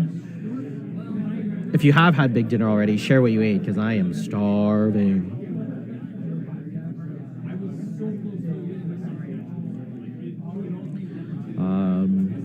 But yeah, if you guys ate dinner, hopefully your bellies are full. If not, grab a snack. We're going to be here for a while. At least 2 more rounds, right? Players are playing for quite a sweet prize. It is a trophy, a ring, and a title of Royalty of the North. Making pasta right now. Ooh, what kind of pasta? You know, ever since I moved out and lived on my own, I wasn't really much of a pasta eater, but it's so easy to make. Chestnut says pretty well in the EST, but not in Canada. Currently working on simulacrum synthesizer build while watching the stream. Cool, very cool, dude. I'll give my opinions on it if there's a lull. Utilizing from what we've seen today. But we're going to see Justin have an explosive start. We've seen this start earlier in the tournament as well. It's a Chrome Mox exiling, I think it was a War Chief, and then playing a City of Traders into a Magus of the Moon. What's a lull? A lull is a break. Or for the lulls. Does Beans have a way around Magus for Aerlingus?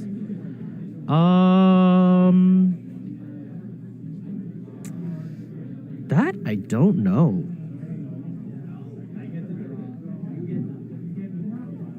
Let me see. I don't know if Caleb has a very effective way of dealing with this Magus of the Moon. It might be hope to draw into planes and then hope to draw into Swords to Plowshares. I think the key would have been to counter it before it hit the battlefield. Yeah, Beanstalks definitely play basic lands, but man, Justin has such an overwhelming board at this point. I think this is I think this game is over. I think we're going to a game 3, guys. Yeah, so I can't confirm there's 1 island, 1 plains. Yeah, Caleb just scooping it up. That's going to be Justin taking game number 2. We're going to see game number 3 here. Yeah, so we're going to see Caleb. We'll throw Caleb's deck list up now. And you guys can take a peek. Take a peek at it. Sorry, just give me a second to kind of do the jig around. I don't know what's wrong with this sizing here.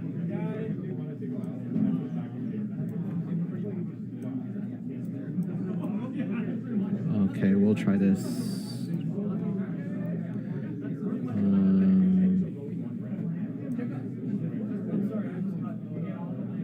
It's kind of cut off, but you know, it's fine.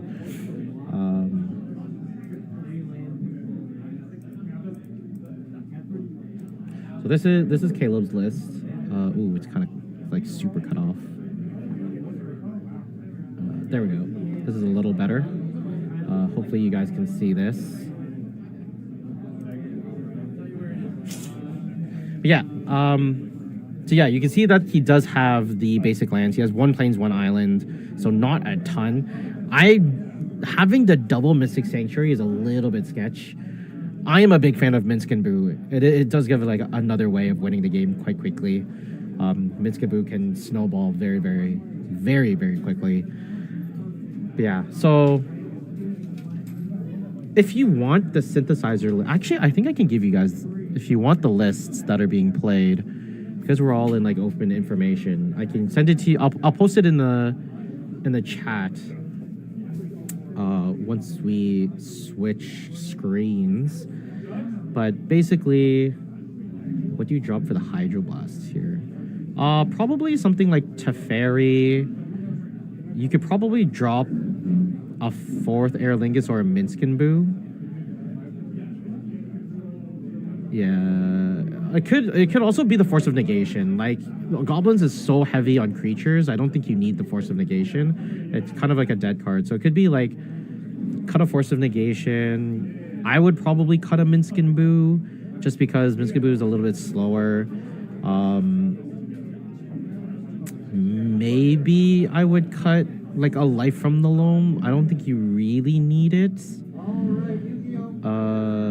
But yeah, I think you want to keep mostly everything else. 2 bindings and a negation if you're worried about Magus. Honestly, the Leyline bindings I think are like critical, because there's the off chance that he doesn't have the Magus, right? If he doesn't have the Magus, then Leyline is like just too good not to have. And then even if he does have Magus, if Caleb is somehow able to like slow down Justin, then he can still hardcast binding. It's just a little bit difficult. But yeah, I don't know. Typically, I would cut like the Planeswalkers first. They're slower. They're more vulnerable, especially to a deck like Goblins. And like Force of Negation just doesn't do much. What are you gonna do? Like, the best card to hit off of Force of Negation is probably Chromox, because it slows them down. Like, I don't think... Actually, it could be Chromox or Chalice of the Void. Those are like probably the main targets. What's the advantage of playing a blue aggro artifact deck like Simulacrum versus a blue artifact combo deck like the support from Paradoxical Outcome? Simulacrum synthesizer decks have favorable matchups against Scam and blue decks. Oh, does Simulacrum synthesizer? I think they're both vulnerable, right? Because if you look at like Paradoxical Outcome, you have to think of as a combo deck, and then Affinity you have, or the synthesizer deck, I'm just going to call it Affinity. The Affinity deck operates on a point of critical mass. So the best way to describe it is like one is like a straight up combo deck, whereas the other one is an aggro combo deck, where the aggro combo deck does a little bit better because you have less critical pieces.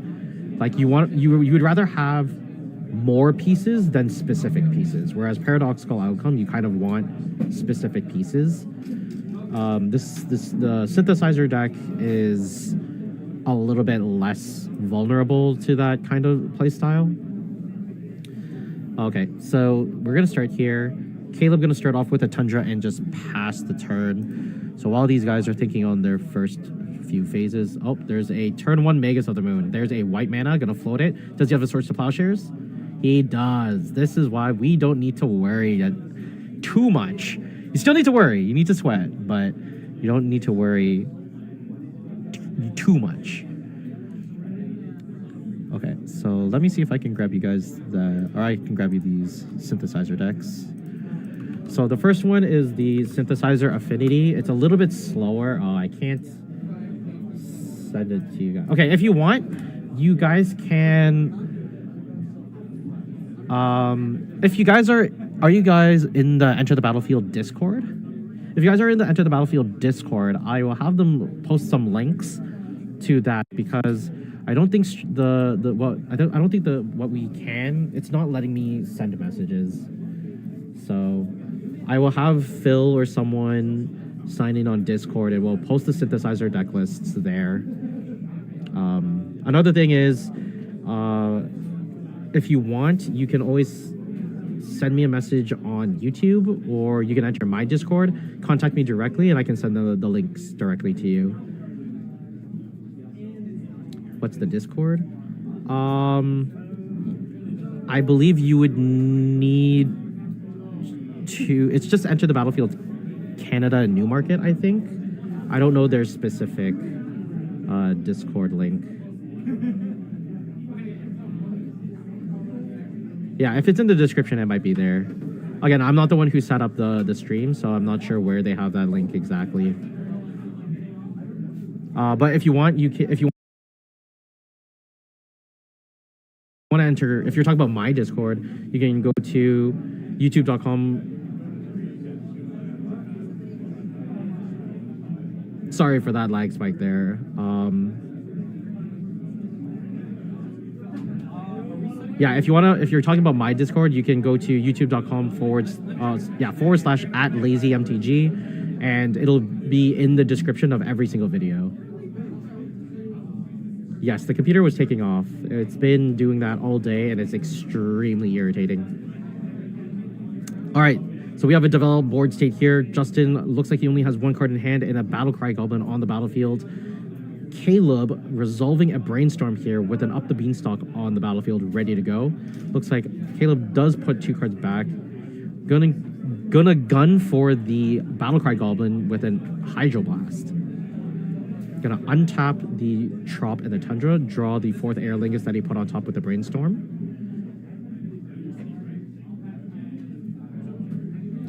And go to fetch, cracking the Misty Rainforest.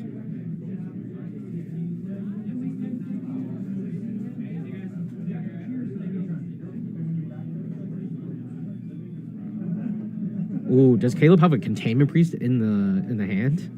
Man, he has Minsk 4th and whoa, yes, Wolf indeed.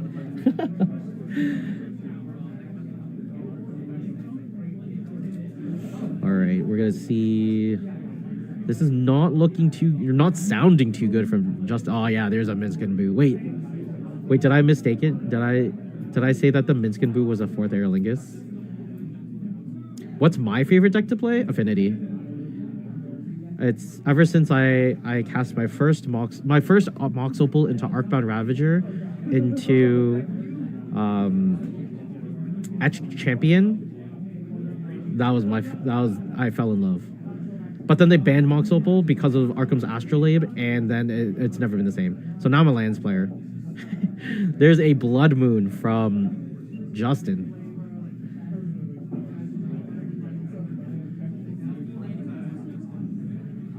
Oops, all spells and 4 horsemen. Okay, there's a 4th Aer Lingus, and that is going to be the game.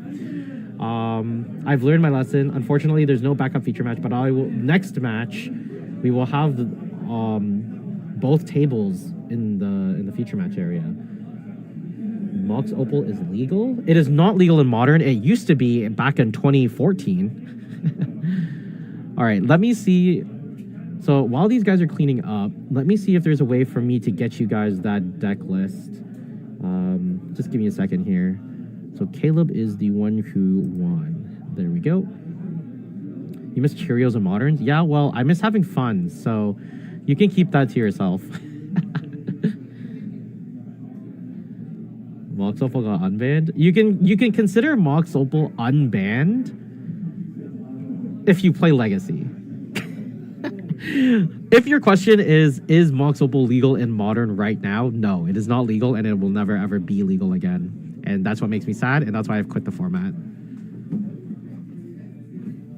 Yeah. Although, seeing the synthesizer be legal in Modern, after watching today's games, maybe I might give it a try. But in my area, there's not a lot of places that run Modern. Okay. Let me see if I can get you guys those deck lists. I'll be right back.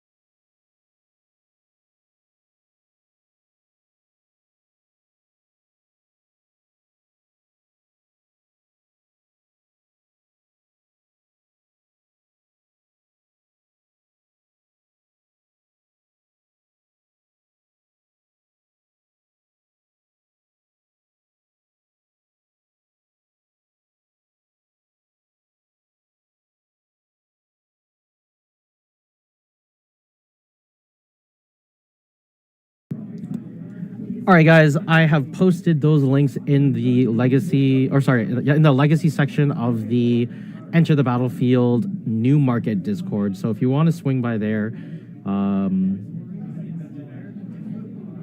Chestnut. If you wanna swing by there, then take a look.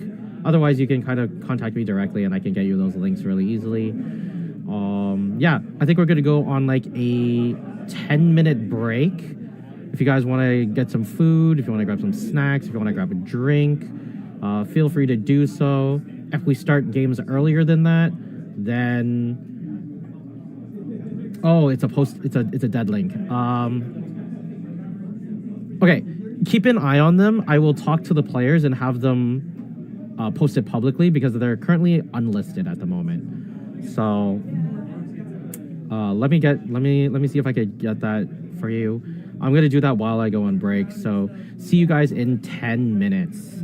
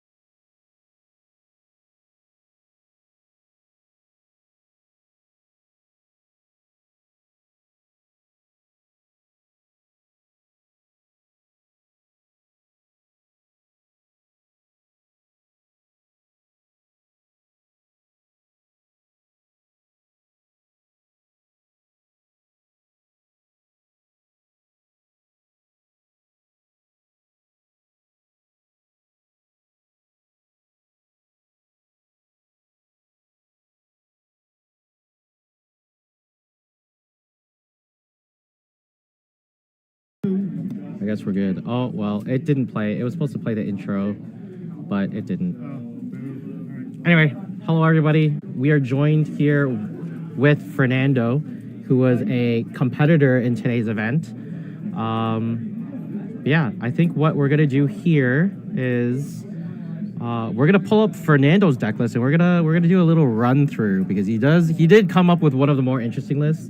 So I think it was Spazzy who's asking if we saw anything spicy today, and the question was, unfortunately, no. We didn't get Fernando on camera this time around, but you can always look out for his stuff on my YouTube channel, Lazy MTG, and if you do, then you'll most likely see his deck lists there. He's always trying something spicy and brewy. Yep. So yeah, we're gonna. Sorry. We get to give you both features. Are they done? Yeah, we're done. Okay. Yeah, you just get them set up, and then someone can give me the thumbs up. Okay. Unfortunately, we don't have time for this interview then. Boo, all right. But Do you want to? You can co-commentate if you want. All right, sure.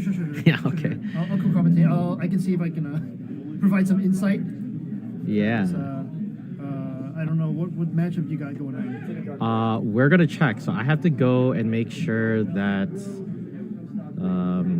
everything is settled. Or I have to figure out what's happening there. Right. So I will go get that information, but we have to reset these cameras here. There we go. So I don't know. So we have Jim for sure. Okay. So this is going to be Mud Stompy. Yes. Mud Stompy. Yep. So that's Mud Stompy on player 1 side, and then on player 2 side, I have no idea who this is. We'll have to see. Should we ask? Trying to see if I can tell by their shoes and feet. I don't know who that is. I can take a peek. Yeah, sure. Yeah, take a peek. While Fernando is doing that, we're going to clean up some of these settings here.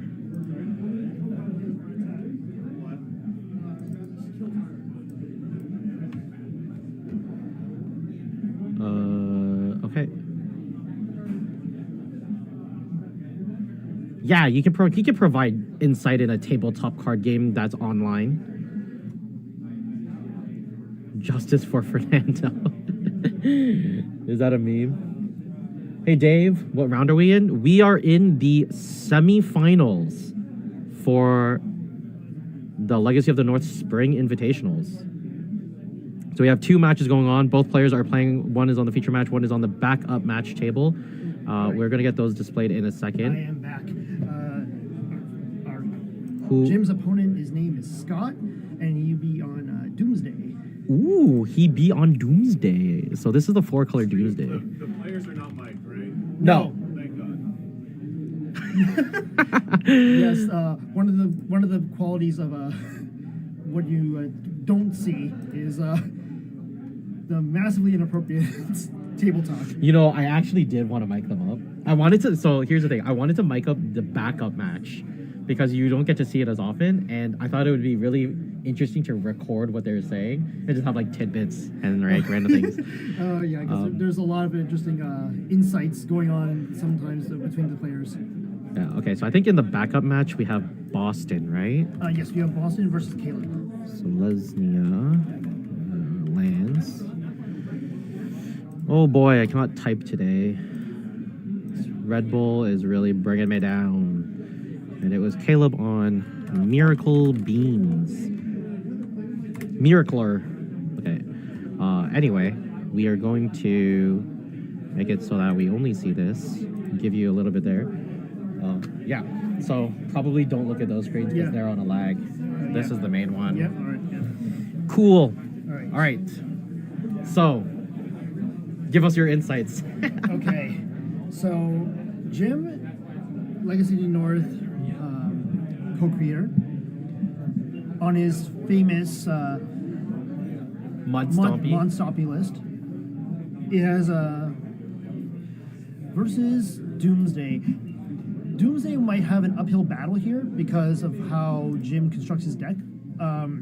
he runs Spear as a resistance. If I recall correctly, so it will give Doomsday certainly a run for its money if he taxes his mana with Tangle Wires, with Lodestone Golems, and just get a pure dominant position, and reducing the Doomsday player's life total down to a unusable number to sufficiently win with street rates or pass the turn lines.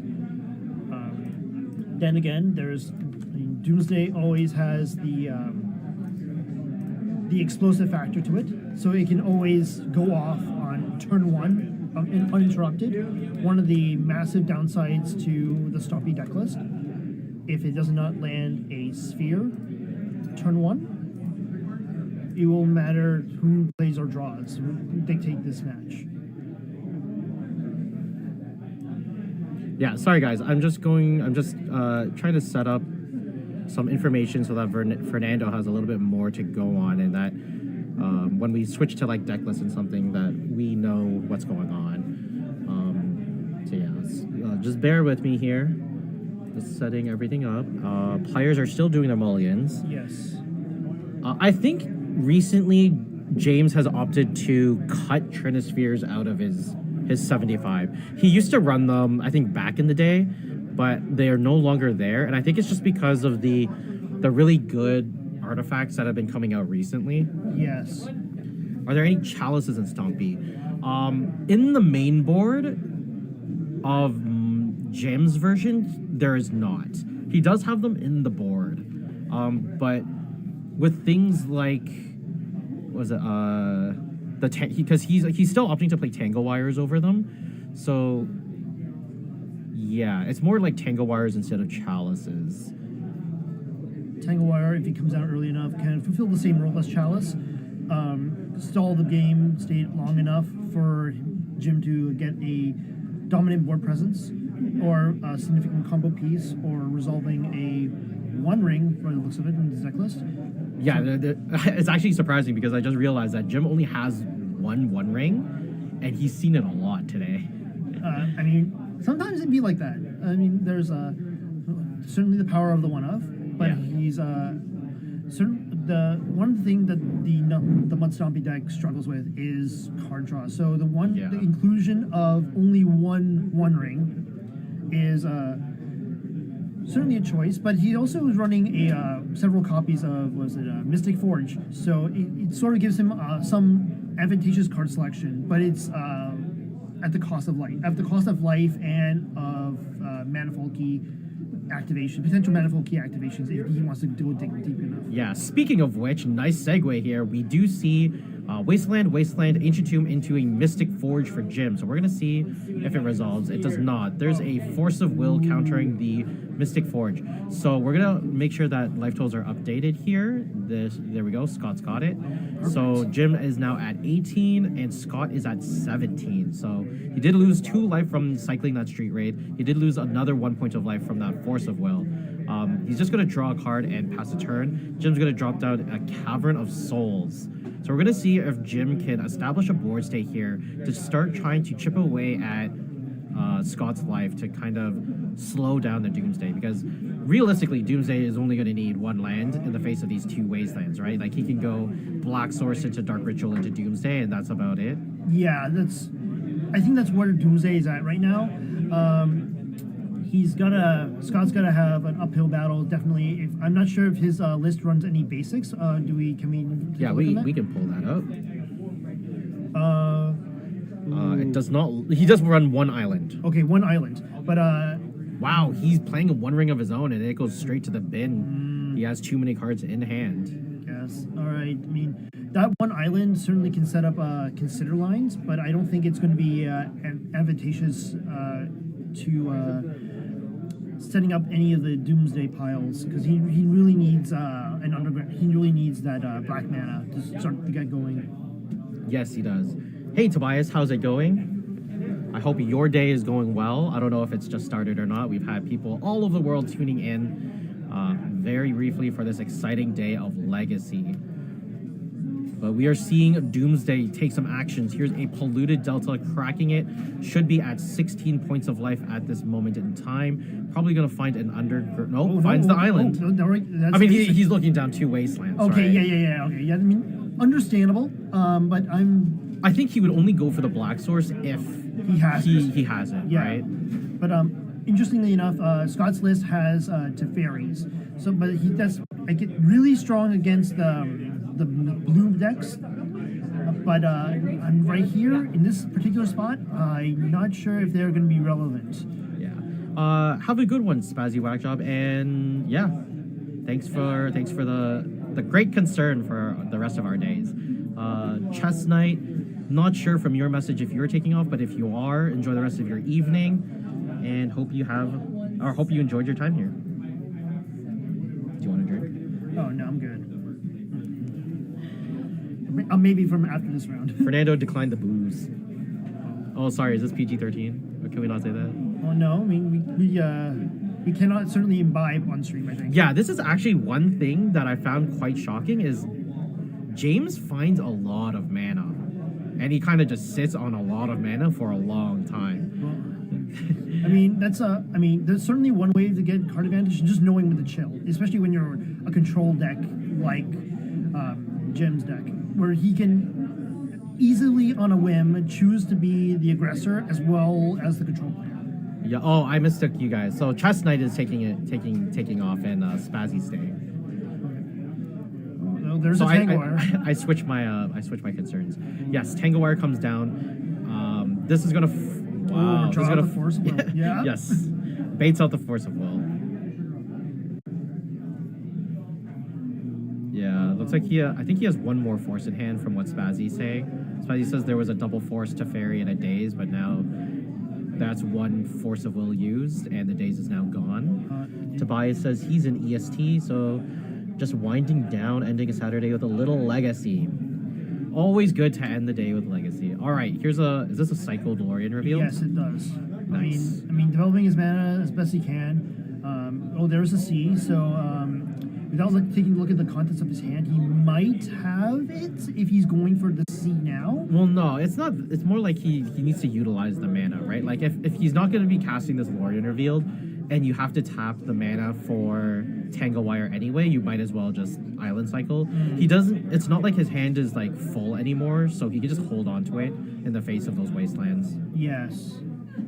But if he does have, I don't think he does in the hand, from what it looks like in his hand. Yeah, Spazzy, it's going to be a couple turns before Scott can be playing this Ponder here under this Tanglewire. I mean, there's the common trick with Tanglewire activations, tap itself, along with other irrelevant permanents to make sure that you are in the artifact deck are ahead. Oh, yeah. I mean, typically, if you're going to be playing the Tanglewire, you're always going to be in the better position than your opponent is, right? I mean, unless you... in terms of the permanents that you're tapping. Oh, yes, 100%, because one of them is guaranteed to be the Tanglewire. Yes, one of them is going to... Wow, there's a followed-up Lodestone Golem. That's going to be a Force of Will. Yeah, okay. All right, how many of these can Jim draw out? What I'm interested is that Cavernous Soul, it was not cast off of Cavernous Soul's mana. What was Cavernous Soul's naming? I'm not sure if I don't think Lodestone Golem is is it a construct? It's a golem, I believe. It is a golem. Let's double check. It is a golem, so it cannot. I'm pretty sure Jim usually always puts the Cavern of Souls on construct. Yes. Mainly if it's for like Patrick Automatons, Foundry Inspector. I think Phyrexian Metamorph. Maybe it is for no. Oh, it is a shape. It does count, right? Actually, there's a wide spread. I don't know. This Cavern of Souls is kind of weird. Anyway, here's the Underground Sea. Going to be a Ponder into... I wonder if he's going to shuffle. Take a peek in there. I'm not sure if I saw that correctly. So I think the... where can you find the mud list? In between the round, I will post it... Actually, are you a member of the Enter the Battlefield New Market Discord? If you are, I can post it in there. If not, you can... We'll find a way to get it to you. Unfortunately, there's no way for me to post it in the chat itself. Streamlabs is not allowing me for some reason. But yeah, we'll find a way to get it to you if you want it. All right, there's a wasteland. okay. Whoa, yeah. Now we're fully utilizing the mana. Okay, yeah. Edge of Autumn, going there. Just recycle, just for the casual draw card. Okay, now Tanglear ticking down, drawing on top, and Urza Saga off the top. From Jim. Nice. There is a Phyrexian Metamorph, and I think that's a Guy's Cradle in his hand, right? I can't. It's oh, like yes. it's like a green land. No, and it is 100% the Guy's Cradle. Yeah. It's the only green card of reasonable color in the mud list. And we have seen Guy's Cradle pop off really hard today. There was a Canoptic Scarab Swarm that made like 12 1/1s and then slammed down a Guy's Cradle, tapped it for like 16 mana, tried to cast an Arcbound Ravager, and I got Force of Hold. That's unfortunate. but there was I believe in one of the other 1Ks, there was a exceptional showing of Canoptic Scarab Swarm. I'm not sure if you got it on film. Yes, I'm pretty sure that there was, yeah. So Spazzy says Cradle, Aethersworn, and Saga. Aethersworn? No, so the card that's white is Phyrexian Metamorph. It's the Secret Lair version of it. It was the artist of the Metal Gear Solid covers. I don't remember his name. Hello, Einhinder. Whoa. So we've got some people voting for Mud Stompy, we've got some people voting for Doomsday. I mean, right now, Doomsday has certainly taken time sculpting the hand here in the adverse. Yeah. So I don't know. After seeing this Teferi and like taking a quick look at his list, he's not Turbo Doomsday, like for sure. Oh no. Like having these 3 1 rings is kind of giving it away.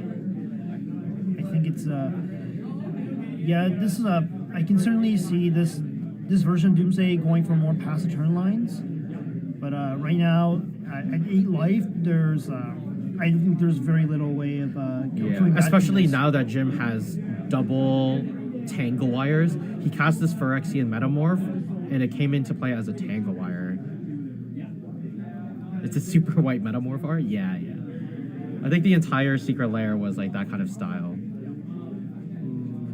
Some major decisions happening on the Doomsday side of the table here. Yeah, he is deep in the tank.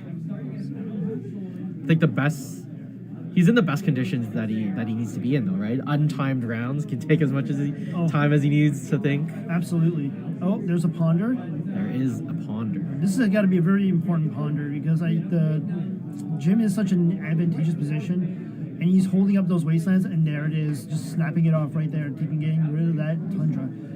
I don't know. Would you? I don't think I would have done that. Because this is on Scott's turn. Yes.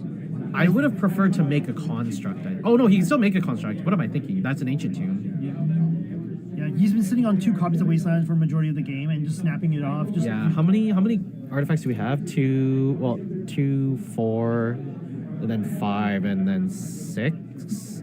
No, so it's not a victory because the Tangle Wire is going to leave the battlefield. Oh yeah, because vanishing. Yes. Yes, because of vanishing.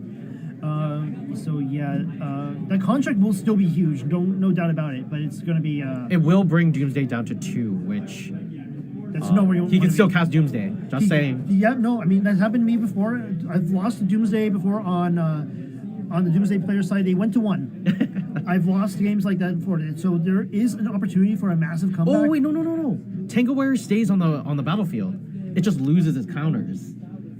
Vanishing? Is that how? Is that? I think so. Yeah. I think if is that how it is? From the way that Jim is playing it appears so because it is on the battlefield. No. See, if you can't sacrifice it, it's fading. No, but it removed the counter already.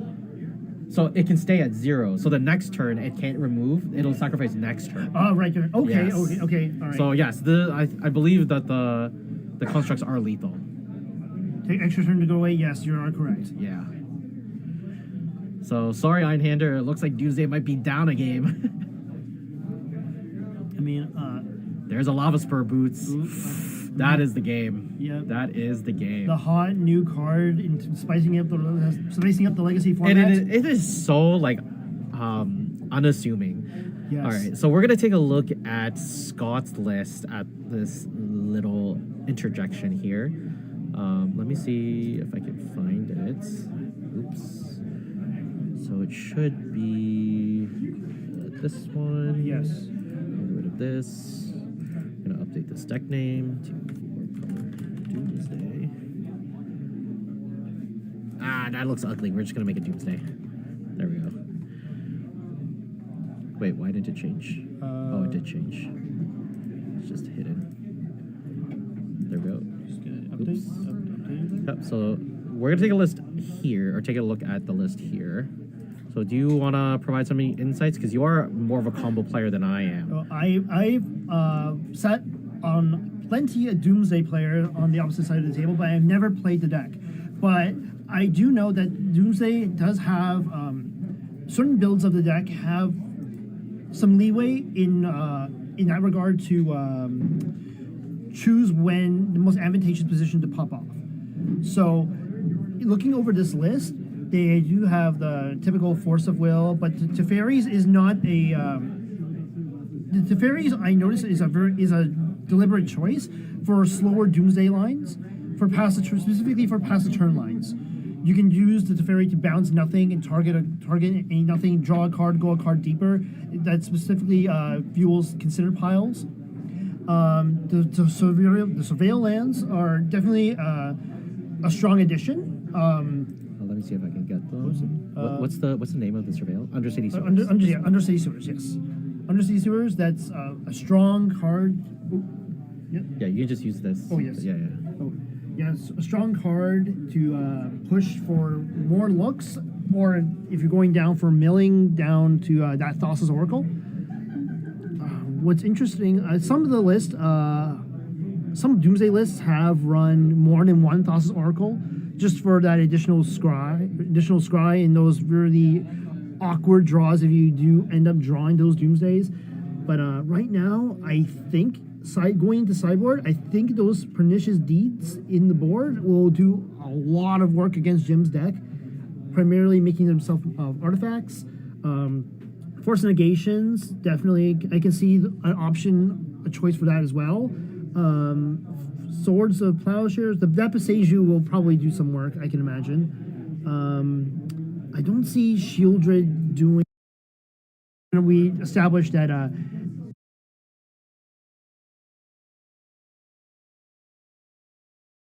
the Mud Stompy deck does not frequently draw cards, and if it does, they're going to be really far ahead. So So one card I want to kind of pick your brain about is this kind of random one of Terminus. Oh, okay. I think it might do wonders against Jim's deck, because if he's trying to apply a lot of pressure with Patchwork Automatons, then it is kind of the easiest way to solve that solution. Even if he tries to go wide with a bunch of the constructs, I think that the Terminus is a nice, clean, easy way. Oh, absolutely. I think also it covers the Canoptic Scare Swarm tokens very much as well. It's a very, I can see it as a very catch-all sweeper, but it's it might produce some very awkward draws. Yes. Whereas you want to get, because there's not much fixing here, top deck manipulation, I believe. There's to consider the Undercity Sewers that we talked about before.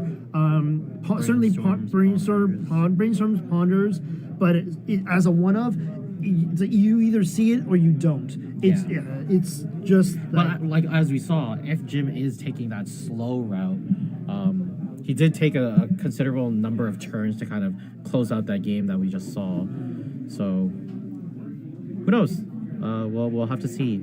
So it was Jim that won that round, right? Yes, Jim won that game. All right, so let's switch up. It looks like players are in the middle of their mulligans, and we're gonna see if we can get to a game 3. Yep. I mean, so assuming. I'm just gonna assume that Doomsday is gonna be on the play here. Yes, I mean I would assume as well. Doomsday being on the play represents just so much powerful starts. Yeah. If the hand composition lines up correctly. Yeah. So Spazzy Rockjob asks, do you think Shieldred is some insurance against mono red, and it works with Ring pretty well, right? Yes, it does. Because you're drawing the cards, you're gaining the life. Yeah. So I mean, it subsets the life loss from the One Ring. So the thing is like I don't think these players are expecting to see mono red, especially at like this level of like our invitational. Most of the players know who each other are. They know what decks that they're going to be playing. You know, give or take some flexibility. Yeah.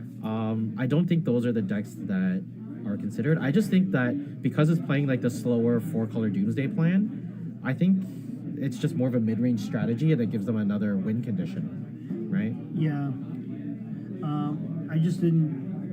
I'm not sure if Scott boarded in those deeds, but if he ends up landing a single deed on the board, it will do a lot of work. It offers that same flexibility slot as Terminus. It can be that sweeper, but it can. It gives them also flexibility against some Tangle Wire because you can respond to the trigger, just blow it up, and a bunch of other stuff. I mean, you could technically hard cast Terminus, right? You can just, double white and make sure you have Dark Rituals up and just, Yeah, I mean, you could. That's always an option. Yeah. I guess it really depends on what, is it Steve?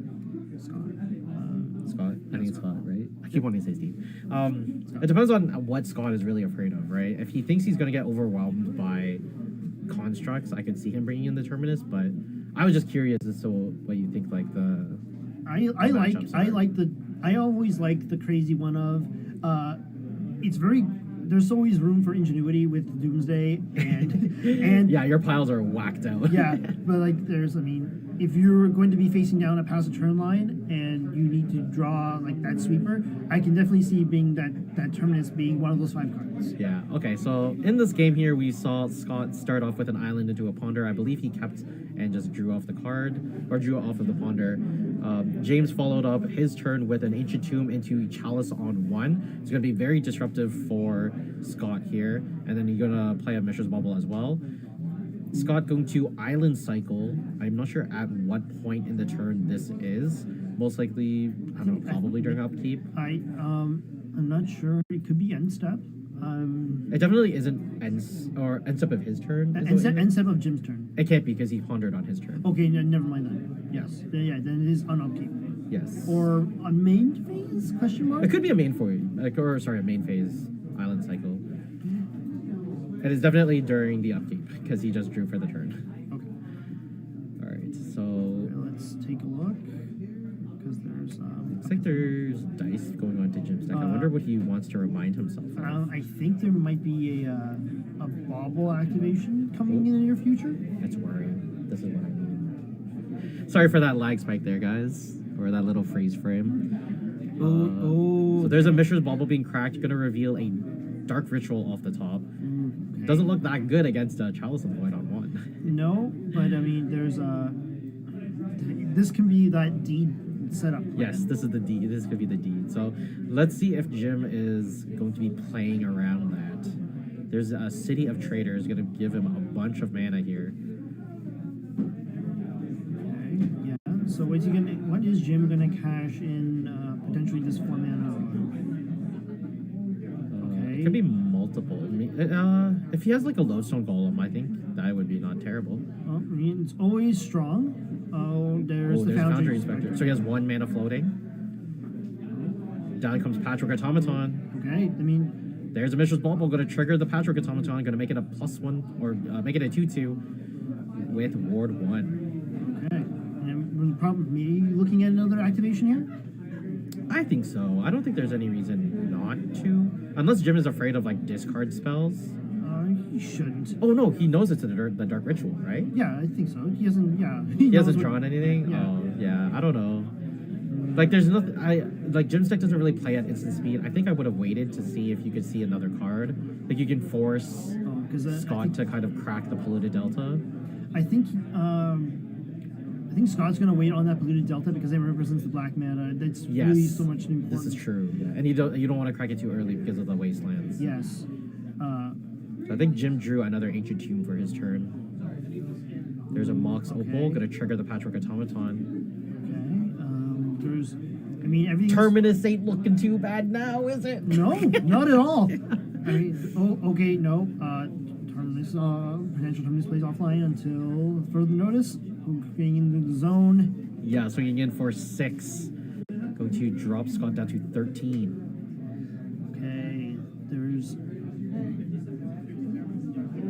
See, Alright, like this is gonna where pass I the turn. think a more turbo Doomsday list would be more advantageous in a spot against like Mud Stompy. Yes, yeah, I think so too. But it's just the luck of the day, right? Yeah, I mean it's always the 4-color control list is more in line in setup for again the Force of Will blue matchups.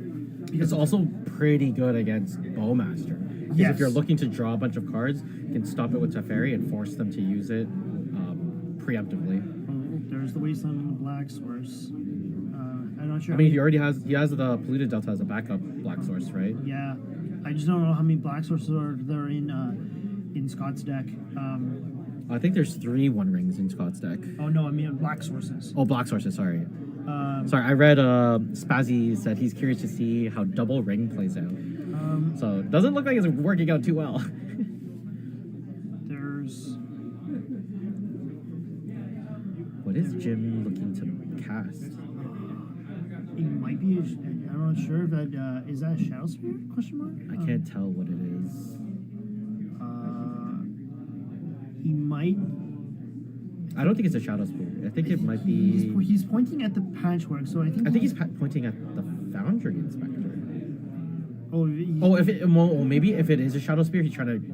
cast. Oh. I think it is a Shadow Spear because he's seeing if the cast trigger of the patchwork will. Oh no, it's It's a a chalice. Okay, we're both wrong. Yeah, we're wrong. Oh no, because he no, because it has to be. Oh, because the chalice has a CMC 0. Is on the stack. It's going to be how much mana you put into it, right? Oh yes. Changes the mana value of what the original of the chalice on 1 sees. So you can have a chalice on 1 again. Oh yeah, yes, you can. Oh, yeah. I'm just wondering why he pointed out like the Foundry Inspector. No, because there's a discount, discounted of the cost. Mine's I believe 1 discounted mana for artifacts. Oh yeah, okay. So I mean that is relevant in this case where he's trying to punish the Doomsday player's mana base while still developing his board. That 1 cost reduction will matter. Yeah, okay, so we're gonna see Scott. He's gonna use the Polluted Delta, crack it, search for the Undersea sewers. Undercity Sewers. That is the surveillance. So Scott's going to get to look at the top card of his deck and either keep it on top or put it to the graveyard. He is very far behind. I'm not sure what they're pausing for. Thinking they're discussing potential outs. Although if the Terminus is going to be off the rip, that's why I think the line side diamond might just be the catch-all here. If he's going to luck out and try to draw the Terminus, he's got to have it. He's just got to have it or not. I'm curious as did he draw the 3rd One Ring? Oh no! Okay. There's the No, game. there- Wow, he did. Oh lordy! Oh Okay. no! Oh. You hate to see it, folks. Just that chalice was doing so much work. Yeah, sorry, Einhander, you do not get to see Doomsday succeed today. Looks like the rest of us will be surviving. All right, let's have a look at the backup match. I'm just gonna do this for posterity's sake. Jim does get the 2nd shield, indicating that he's won. Let's see the backup table. Did something happen? They look frozen.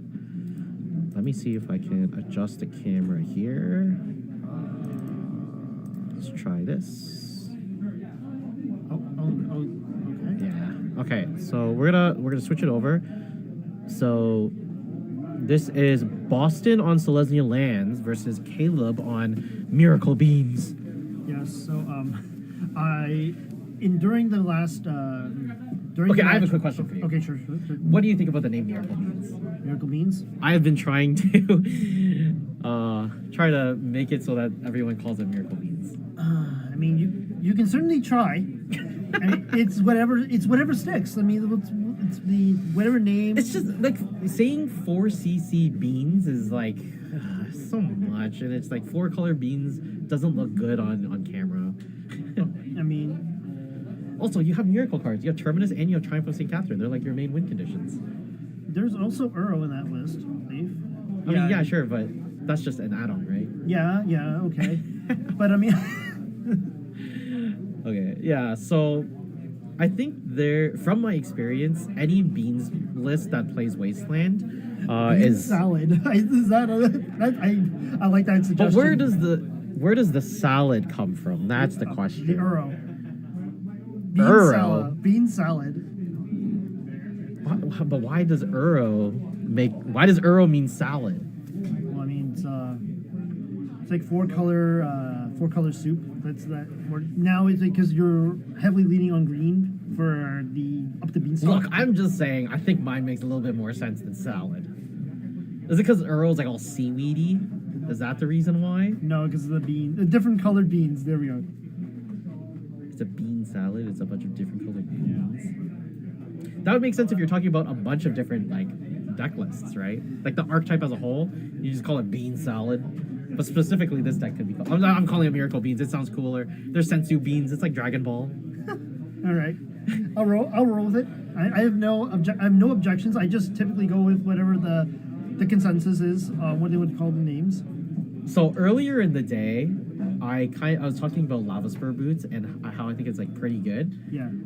After watching the matches today, I'm convinced this card is like so super good, like crazy good. Because looking at Boston's board, I just realized you can make a Hastie's Mirage. No, yes, I've seen this on specifically on like MDGO matches online. Yeah. And as soon as this card was legal on Magic Online, it immediately made lands a turn faster. Because you can Yes, because you can do it all in one go. Yeah, because you can do it all in one go. You don't have to do end step lines as often as you could. Yeah. But So the question is, can something like Golgari, like Turbo Depths, can they play something like the boots? Because I don't think they really play Urza Saga. That's the question. That's the thing. I mean, they could still play Saga because of how it's just so advantageous. Because if the game goes long, you can get the expedition map. But the thing is, like, they don't want to go long, right? They'd rather just make it so Go it's fast, as fast as possible. Okay, Actually, in that case, I don't even think you need the boots because you can literally win on turn 3. You can literally go like Urborg, Dark Depths, what's the Vampire Hex Mage, Yes. remove it, and then you're like good to kill. Yeah, or I mean, the new edition of Sloth introduced a new angle towards the deck. Yes. Yeah, but we're not going to talk about that No. today. It's an unproven... I was really hoping someone would bring like a Lumbering Sloth deck, but no one did. I was so close to doing that. Actually, no, I'm not even joking. I am brewing together a Simic Turbo Depths with Sloth, and it's gonna be like 4. Yeah, I was actually talking about maybe doing like a Simic... like 4 color, not 4 color, but like 4 up the beanstalk, 4 submerges, 4 subwill. Okay, that's too much. You said 4 Subverges, that's too much. No. No, we're running out of Maya. We're running out of Maya. No. To get the Sloth on turn 2. Okay, here's a Leyline Binding from Caleb. Gonna go after Mox Diamond? Ooh, Is it Mox Diamond? a Minx? Minsk? I don't think. I'm not sure. Doomsday is not having a Minsk in this list.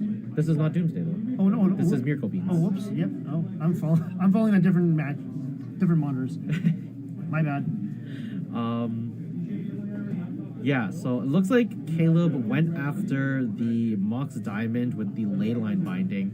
In response, Boston used Crop Rotation, generating the green from the Mox Diamond, sacrificing... I don't know. I think he sacrificed the Ancient Tomb to find a Bajuka Bog, exiled the graveyard of Caleb, and wastelanded one of the cards as well, just to get it exiled. That Mesa Event is going to do a lot of work, I think. There's a lot to worry about on the bean side of the table. Really? Triumph of St. Catherine, Uro doesn't take a whole lot to get going, especially if you're going to try to play with... I mean, he just Bajuka Bogged him. I don't think you need to really worry about an Uro. Oh no, because you have, I mean, just the natural card advantage of Uro, just having it in there, just being that... But Mesavit doesn't really stop that. You're gonna get that card advantage anyway. You're gonna get the trigger, but you want to deal damage. That's the thing. I guess that's true, but like, yeah, I'm not really sure. Caracas is locking beans down pretty hard. Yeah. Yeah. Like if there's that Minskin Boo in the hand like you saw, that's like preventing him from playing it. Oh, there is an arrow in the hand. Oh, there's the Minsk. Okay. There's the Minsk. Okay, we're gonna get that boo token. Boo. Yeah. Let's see if Boston's going to snap the Caracas. He's gotta. He's just waiting. He's waiting for that activation. He's gonna make his opponent go through all the motions to set everything up. Yeah, there it is. Yep, Bonk. there it is. Bunk. Bonk him. All right, Boston gonna draw for his turn. Finds a wasteland. There's a terminus on in Caleb's hand there. Yeah, wasteland gonna get rid of the volcanic island. Gonna play around the 4th Aerlingus. Upkeep trigger. Gonna make another boo. Yeah. Caracas gonna keep it on lock. However, it does not deal with the Minskin beer just ticking up ever so diligently. Yeah. Okay. Yep. Another boo down. Yeah, and like the best way to deal with this is the Caracas, right? Okay. Yeah. I mean, so there's the arrow. Yeah, I think Boston really has to play the slow plan. Really make sure that he can get rid of all of Caleb's mana here. He needs to find some sort of engine. He does have the exploration in play, so he needs to find a way to get more lands into his hand. No. Yeah. Just he's one life of the limit away just from locking out the game. Oh, there's a meltdown in Caleb's hand. Ayo. Ayo. I'm not sure how good that is in this particular spot. I don't think there's a Primeval Titan. I would be surprised. Then again, like, we can always double check. Consulting the deck lists. It's definitely not. No, unfortunately not. I think that's unfortunately. I don't want to see prime time. I mean, let the prime time. Prime time was 2015, okay? Hey, no, prime time's still relevant. He sees some 12 hosts play. He's relevant in an irrelevant format. He's relevant and also in 12 host. That's the only like better Tron.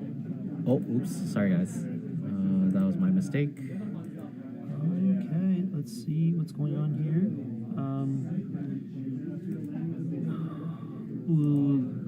That's that's pretty punishing. The Soul Guy Lantern coming down, exiling the Uro. Oh, we're gonna probably see an activation either from the Soul Guy Lantern to draw a card, or an exile the bin. Yeah, there we go. Yeah, exile. All right, untap. That Minskin Boo is gonna just life from the loam and exploration. Okay. Do we have an engine online? From I believe it's in Boston's hand. Yeah, there's life from the loam in his hand. Yes. In Boston's Oh, he lost the Lava Spur boots. Yeah, no, because from the meltdown, he cracked the Soul Guy Lantern response. There's a wasteland taking out the Caracas. Oh no. Minsk is now Boo is unlocked. Boo is unlocked, but Boo is not looking to deal any damage with that Maze of Ith on the board. This is true, but if Caleb can uptick it and increase Boo's damage, he can draw a bunch of cards. Oh yes. Oh, that's gonna just be massive.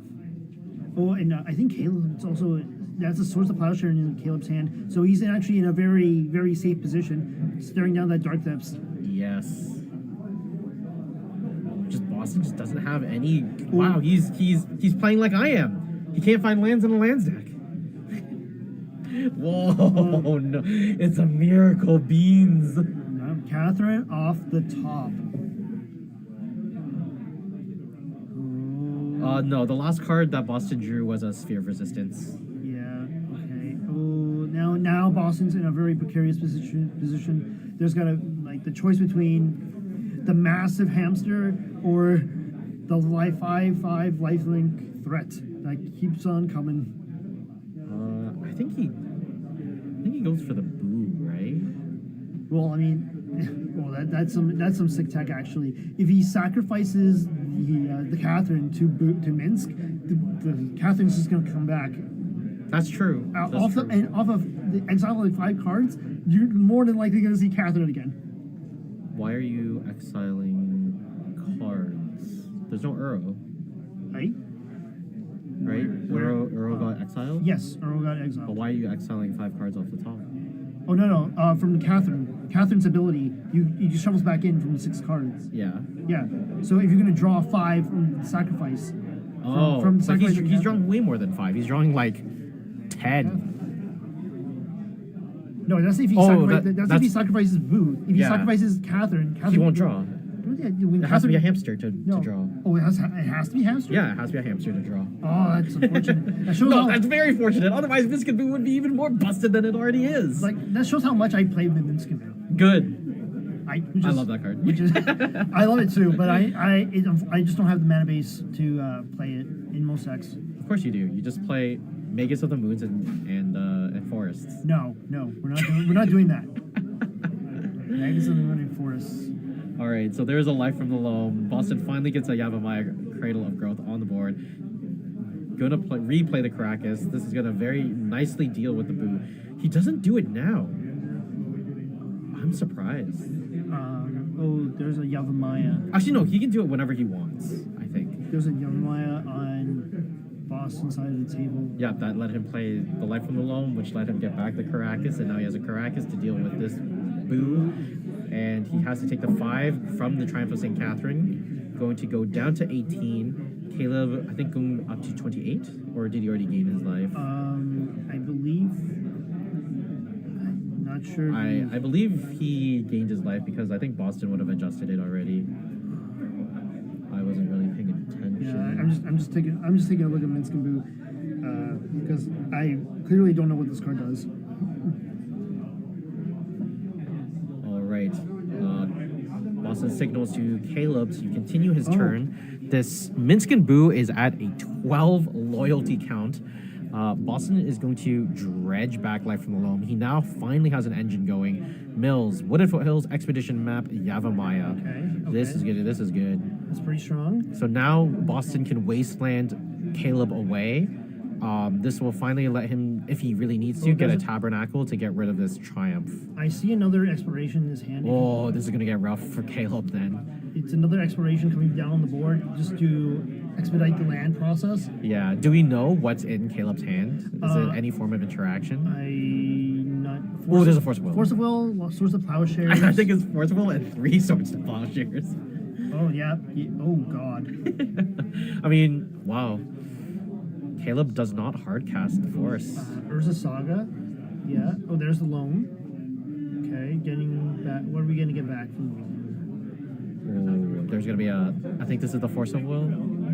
It has to be, yeah, just to buy a turn. Yeah. Oh, hard cast, yeah, because you know you're not going to get that kind of. Sylvan Library in Boston's hand, yeah. Oh, Sylvan Library and Sphere of Resistance. Oh, is that 2 spheres? No, it's Sphere of Resistance and Sylvan Library. Okay, because I might be seeing things. Don't worry, Spazzy's got us covered. Oh, awesome. There's a Sphere, or there's a Sylvan Library. Okay, there we go. So yeah. this is really gonna help. Landing a Sylvan Library against a control deck is really good. Yeah, it's an absolute nightmare scenario. Ooh, there's a Flooded Strand. Okay. Caleb doesn't have too much action going on, and Boston has now reestablished and stabilized. Now let's see how hard Boston digs with that Sylvan Library. I think, did Caleb just ask how many cards are in your library? Because Boston just counted all of his permanents. All right, Urza Saga gonna tick up to chapter 2. Yep. Gonna dredge back Life from the Loam. Let's see, what do we get? Yeah. Oh, he's at. 2 more Life from the Loams and a Source of Plowshare. Okay. Okay, we're cooking. Oh, Sylvan Library triggers. Oh yeah, baby. Oh yeah, baby. And he can Sylvan Library, or he can dredge again, right? No, I think he has to put because he activated, he has to put 2 cards back, or he gets to pay the life to keep it.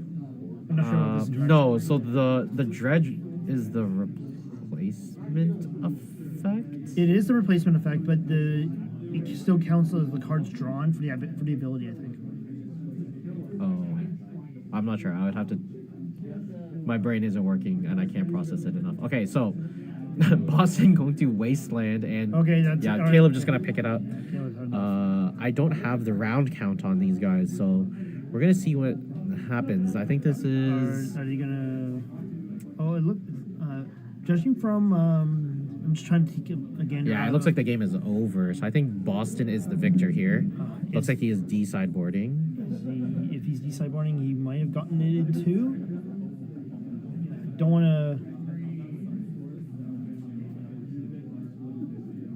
Yeah, they're talking to each other. Okay. The match is probably over. Yeah, if they're showing information, yes, it's probably over. All right, everybody, here we are. What the heck just happened? Oh goodness, here we are. Here we are. We're back. We are back. Welcome back, everybody. So yeah, High Star confirms Dredge plus Sylvan Library is the oldest combo, and you don't need to put it back, and you don't need to lose any life. Oh, wow. Okay. Yep. Sweet. Noise. Anyway, I am Ben. I'm joined by Fernando here. Hello. I don't know where to put your name. Oh, I mean, I'm a last minute addition, so I don't think. Don't worry about it. Don't worry about it. Yeah. Okay. Anyway, how'd you enjoy that match? Oof. I mean, hard to say about the beans versus lands since we just caught it so late. But yeah. But there was it would definitely look like an uphill battle. Definitely, yes. But even without like Tabernacle, it looked absolutely like just miserable to play against. Give me my coffee. All right, yeah. You do Oh, that. I don't want to show my Red Bull. There we go. All right. Not sponsored. Not sponsored. That means I can't show any golden arches either. I mean, that's up to you. Well, then, but as long as you No, it's up to it's up there. It's up to our hosts. Okay. Enter the battlefield. All right. Yeah. I mean, if that's the case, I'm already lost. I'm already in some having some trouble. I'm wearing our band logo. Whatever. All right. I think what we could do is, they're playing pretty stockless, right? Like we've already, because of last round, we've already seen what Caleb's deck is capable of. Boston's list is very, I would probably consider it very stock. So this one is Boston's list. If you guys want to take a quick look here. Yeah, it is a pretty stock list. Yeah. He's not running anything very like surprising other than the lava spur boots. I think that's like the biggest addition. Yes. What was normally the? It's Shadow Spear usually taking up that spot, right? Yes, but Boston is also running the Shadow Spear here. Oh, so It actually, I'm like looking at it now. I think it might be Pithing Needle. That might be that might have been the. It's like Pithing Needle or Soul Guide or Lantern. Nile Spellbomb. There's a bunch of options. Nile Spellbomb is very, very rare in like lands. Yeah, Just because like it's not like a black deck. Yeah, but I've noticed a lot of decks now, especially in the face of Scamator, using solid permanent graveyard disruption like Grafdigger's Cage and Nile Spellbomb. Yeah, but in that case, we'd rather play Soul Guide Lantern. Yeah, I mean that's card. also in the deck already. Oh yeah. Yeah, there's not too much to say about this. I guess what we could do, we've already taken a look at both of the other players' deck lists, right? That was Doomsday. Yes. And we've seen Jim's deck.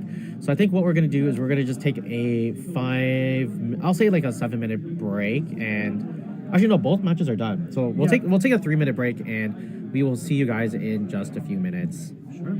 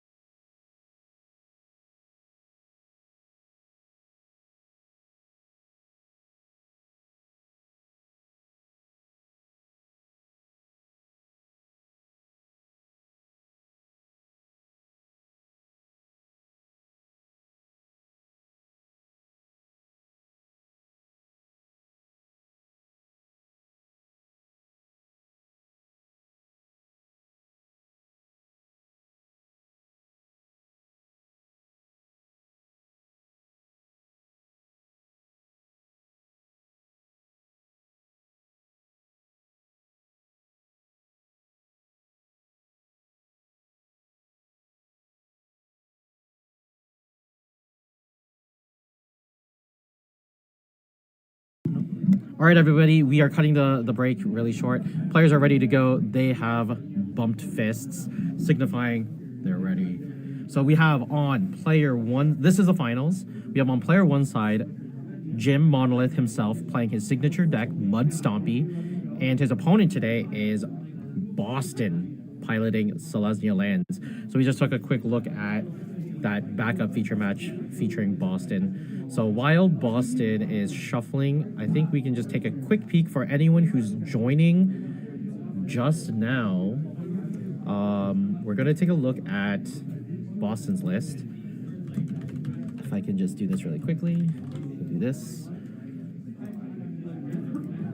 Boop, we see Selesnya Lands.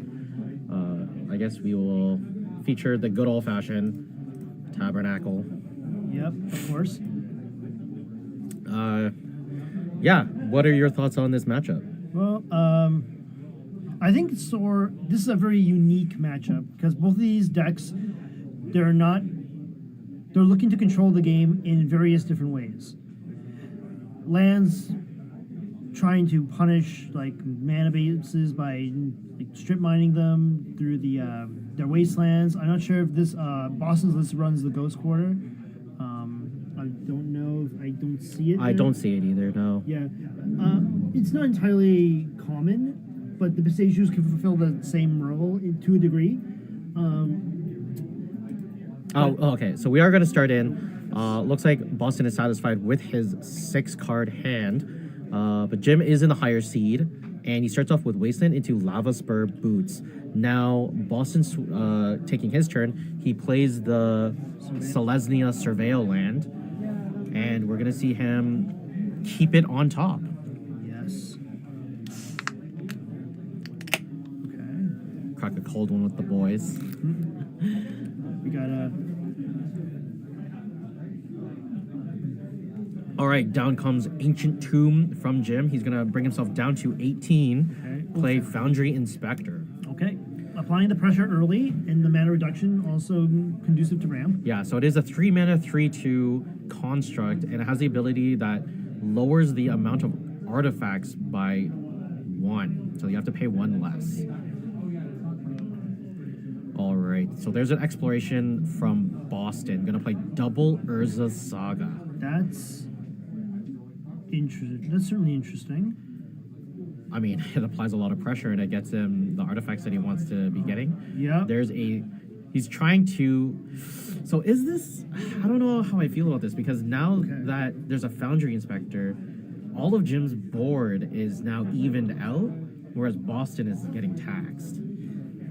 I think Boston's leaning towards right now a Urza Saga game plan. Yeah. But now I find that highly dubious, especially against the Mud Stompy list. It's kind of doing that job, but better. Yeah, and in the face of a wasteland, you don't know how, like what's gonna happen. I mean, you are probably gonna get at least 1 construct off, but Jim can cut off Boston in terms of color.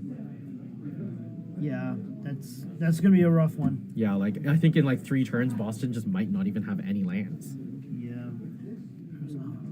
We'll see what's in his hand. Jim's gonna play a City of Trader as his land for the turn. Are we looking for another? Is this gonna be a patchwork? Or It might be a sphere. I mean, certainly. I mean, like it's certainly the symmetrical card. Oh, we're looking at equip. Okay, it's still All right, so one mana he's still floating. got 1 mana floating. Yeah, I think that's the key thing about the Lava Spur Boots is it only costs 1 to cast and then 1 to equip as well. That's a really big deal because things like Lightning Greaves or Swiftfoot Boots they cost like 2 to equip, Yeah, right? so we're getting in for 4. Does it give +1/+1? Yes. Wow. No, or +1/+0. This card keeps getting better and better. It's like I think it's +1/+0. I can double check. We can check here. Yes, it gives +1/+0. Yes. All right, there's an Arcbound Ravager, one of my favorite cards. Okay. I mean, most notably, it is a beast. It is a beast. It is not a construct, and it is not a golem. Yeah, that contrary to what the card art depicts, it is not a construct. They should have rata him. There's a wasteland taking out the Surveil land. Yeah, I mean, we expected this. We did expect this. Okay, so how is Boston going to bounce back from this? Oh, he finds a Yavimaya, so he now has green source. Yeah, but so we have Actually, I don't hate Boston's position. He's like pretty good. we're sitting at okay, we have Yavimaya. There's a Dark Depths. Okay, but we're one thespian stage away, and this is gonna be a multi-turn line to get the depths into play. Yeah. Honestly, like I think because Boston, it is not on Boston to apply the pressure here. It's on Jim, right? Yes. So we're gonna see, like Boston is just going to be playing his construct plan. We'll see if Jim can break through it. I mean, we've seen Jim rip multiple wastelands in a game. Yeah. So I mean, this game could potentially be dead in the water if the Yavimaya goes away. This is true, yeah. Actually, no, I don't think so. Because depending on what Boston has left in his hand, these Urza Sagas can find Mox Diamonds. They could, but he needs to have lands in hand. Yeah, that's what I mean by we need to know what's in Boston's hand first. Yeah. But if he does have a land in his hand, then he might be just okay. Because Like even turning one Urza Saga into one thing is like not terrible. yeah, because I mean, right now he represents a blocker, and yeah, That's a lodestone golem, peeps. that ain't good. Now we're trudging through mud and Okay, lands. there's the guy. There's There's a guy's cradle. Yep, that's gonna tap for 3 mana. Yep. Okay, this is not looking too good for Boston now. Actually, Okay. I don't think it's pretty even. I think it's a bit too slow because right now Jim is applying so much pressure right now. And But those is he? Those Urza Sagas represent what, like expedition map for the Thespian stage and Mox Diamond. I think no. Okay, so here's the thing. I think you're trying to rush it too quickly. I think if Boston plays the long plan, I think he might be able to like get through this, right? Because okay, once yeah. Boston finds like an engine going, like there's no way for Jim to disrupt. I guess he has like a blasting zone, but Well, I mean, it doesn't help with the spheres taxing everything, and the lodestone's not helping. So yeah, Yeah. there's the construct. I mean, like Boston does play Besages of his own, so Does and we've seen like as long as Boston survives, he'll keep coming back. I just find that the having your green swords be Yavimaya being extremely flimsy in the face of the Wasteland deck. Yeah, but again, so you did mention this earlier.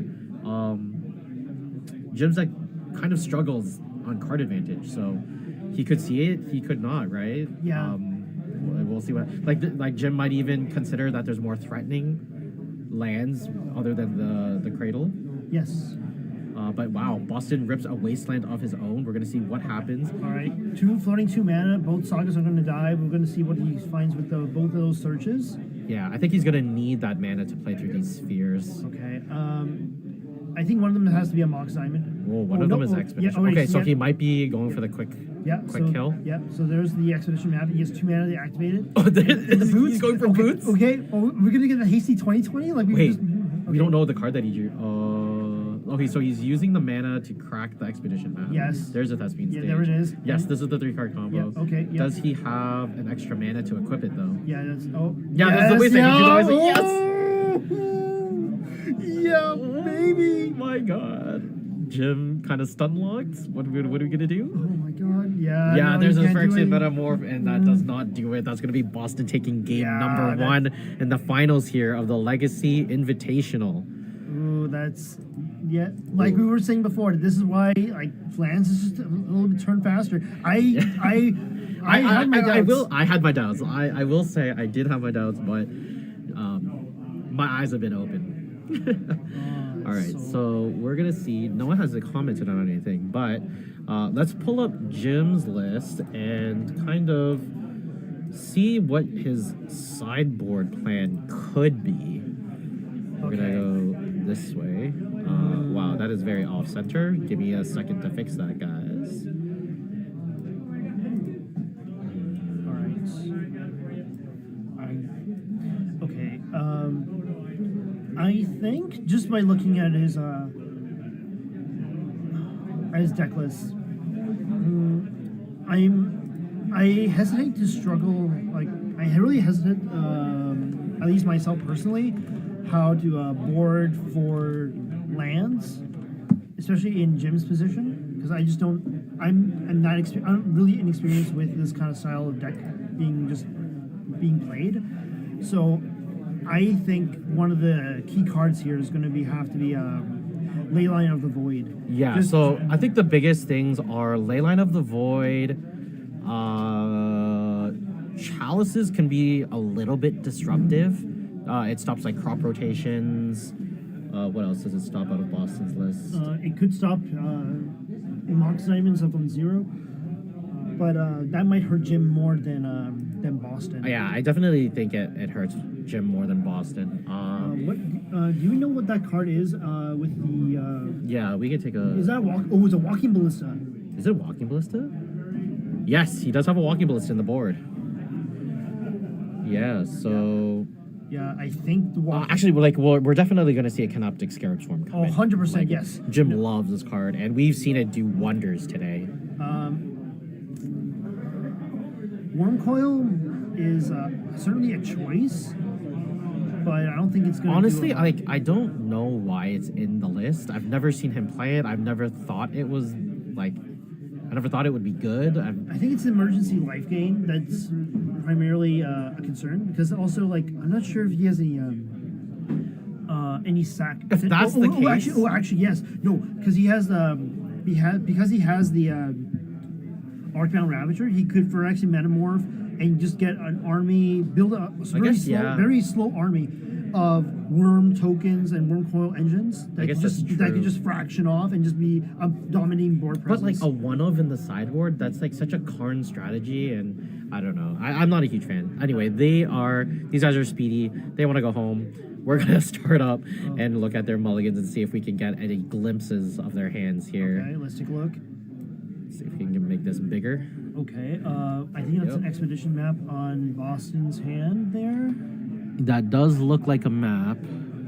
Can't really see James's hand. No, I mean, one of the downsides of being the mud deck is that everything looks the same. Yeah. Both players keeping their 7s. Jim's going to start off with a Wasteland and pass the turn. Boston going to draw. So he has a Mox Diamond. Mox Diamond and Urza Saga from where it looks like. And a depth. There's a depths in hand, I think. Yeah, that definitely is a depths. There's an Urza Saga. I think he's going to try to bait Jim into cracking this Wasteland. Yes, and that's exactly what he's going to do. And the follow-up play might just be... Oh, there's a Maze of Ith as well. I think that's going to have to be the pitch, I believe. Oh, it is. Because, it's not going to get him any mana. It doesn't put him any farther ahead. That's true. There's a Life from the Loam. I got a glimpse of a Life from the Loam. Yeah, and a Beseiju. Oh, this is really good for Boston. Patchwork. I think we're going to a game 3 though. Patchwork on 1. Oh, I might have lied, guys. This Patchwork is a 3/3 now. This might be. I don't know. Patchwork has been known to close out games pretty quick. Oh yeah. There's a Mishra's Bauble. It's no Kappa Cannoneer in terms. Oh, there's the exploration on the top. Patchwork is no Kappa Cannoneer, but it just gets so big, so quick. Coming down on 1 is huge. But Boston has an engine. He has exploration. Yeah, He's got Life from the Loam. Okay, but is he going to have to play the Beseiju to get the engine though? Oh no, he might not. There's an Ancient Tomb. Going to crack the expedition map. Okay, yes. What's going to be the second land drop? Okay, I'm interested what he gets here. What do you think he's going to get? I think he's probably going to try to go for the Testament Stage again. Yeah, just try to end the game. Yeah, trying to end the game as much as possible because he knows he's not going to have much interaction. Worried about on Jim's side of the table there. Yes, this is true. I don't think dismembers are quite do it against Boston's list. No, I mean Jim has to have an exceptional sequence of draws here. Yeah, lands just looks like it's so good now. I mean, it's always teetered on tier 1, tier 2. I think. I feel like it's always been a tier 1 deck. It's just because of the inaccessibility of dual lands. People don't try to play this frequently, especially in. It is a very hard deck to pilot as well. Yeah, because there's a lot of decisions, micro decisions, and those decision trees matter a lot, especially when you're just all you're playing is lands. Yeah. All right, so Boston gonna slam down and explore. No, sorry. Is that We're on Jim, and at Jim. I think it's what is- copying the Grim Monolith. I think. So use Grim Monolith to copy Grim Monolith. I think so. Because yeah, he's tapping it. He looks like he's tapping it for mana. Yes. Yep. What is it gonna be? Is it going to be another Foundry Inspector, or is it going to be a Tangle Wire? It's a Tangle Tangle Wire. Wire. Okay, so that shuts down. I mean, it only slows Boston for one turn, right? Yes, for one turn, and we see that Beseju in hand, but he has. Oh yeah, he has the Mox Diamond for green, so he can go. He can potentially go for it. Will he have enough mana if he tries to go for it? Because he can always make the Merit Lodge at instant speed before the Tangle Wire taps everything. No, I don't think he can because he needs to play it. No, like he slowed down but one turn. Yeah, but he doesn't no. need to use Beseju. Oh no, he could Beseju in response to the vanishing. I think. No, but why? He would not, right? He would just Yeah. activate and make the Merit Lodge. Fair enough. You can just float the mana. Oh no, he's actually going for it. No, he's going for Patchwork. Patchwork. Yeah, slow down the bleeding. Yeah, because that's a 5/5. Yeah, that's a. And it's Jim does have a swamp for this specific reason. Yeah, no, yeah. The one of. Mm-hmm. And it does not get rid of City Traders because he's not playing the land. Also, good deck building tip. It does not. He saves 2 life of Dismember. This is true, but I don't think he brought in Dismembers. No, he did not. Not for this matchup. But It might be a good deck building tip, but if he did bring in Dismembers, I think he needs more help than deck building tips. no. But it's just good. It's just something to consider, especially with how he constructed his deck. It's a very, very neat inclusion because that land could be anything, and instead it just unlocks like save 2 life, especially in the Ancient Tomb list. So it's something to consider. I'm interested to see where Jim takes us now, because now he has to tap. He is in a lot of trouble because Boston is just he's representing Merit Lodge already. Yeah, he needs to see the wasteland right now, or he's essentially kind of doomed. Yes. Does he find it? No, he finds a Guy's Cradle. There's an Arcbound Ravager. Okay, Ravager. Not one of its finest moments. I think it's done. I think he has to. I don't think he can do it. I think he has to copy the tank. There is a. Oh no! I think what he should have done in that position was try to copy the Tangle Wire. But again, why? It's not like it's buying the extra turn. I think because now he has to. But he doesn't need to do it now. Because now Boston makes that Merit Lodge right now. Let's see. Yeah, but he still has to tap it from this Tangle Wire, so he has one turn. Okay. Yeah. Okay. Yeah. Yeah. So now he needs to do it. Yes. If it's gonna happen. Yeah. Okay. So let's take a look. Would then tap the Merit Lodge. Yeah. All right. This is 4 mana. You got it. But he finds an Urza Saga. This is none of this is doing anything.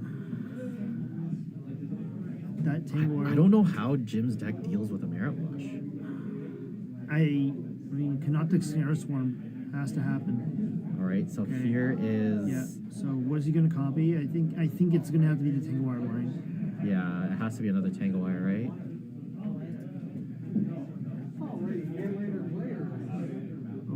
Wait, no, he can copy Merit Lodge. Oh yeah, he did.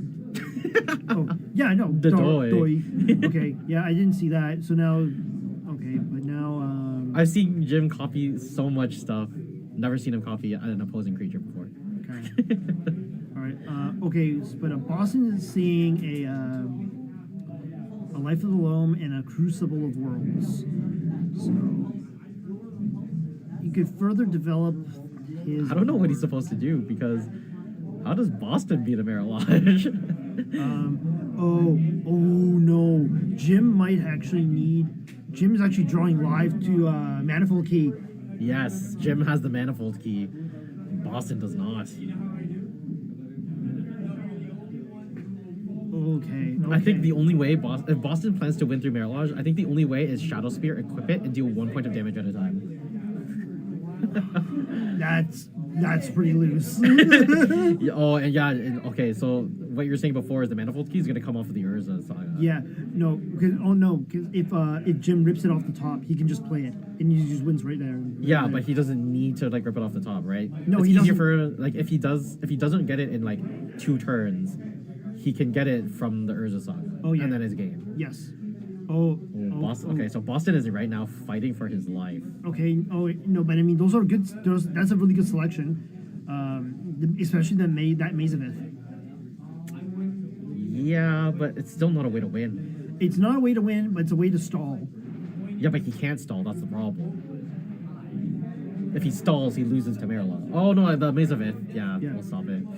Man, this is a weird match. This is so weird. You know, these lines are very intricate. Yes, I don't know. Maze makes it so that Merit Lodge can block, though. Not really sure what you mean by that. They're at a standstill. It untaps it. So Yeah. it untaps it. So then But- rules of combat. So then Boston can't come in. There has to be something to break that standstill.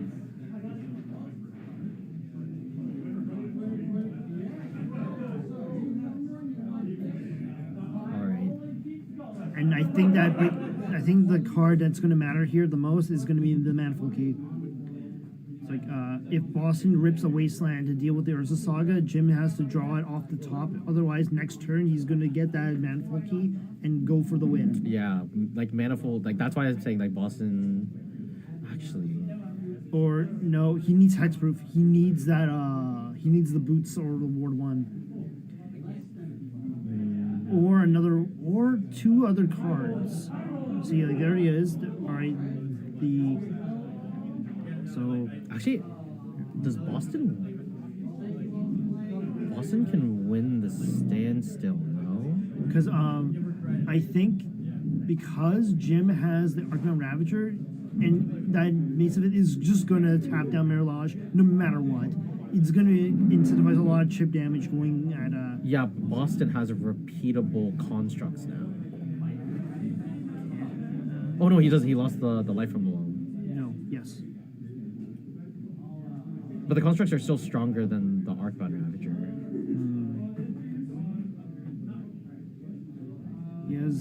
He has 2 turns of constructs.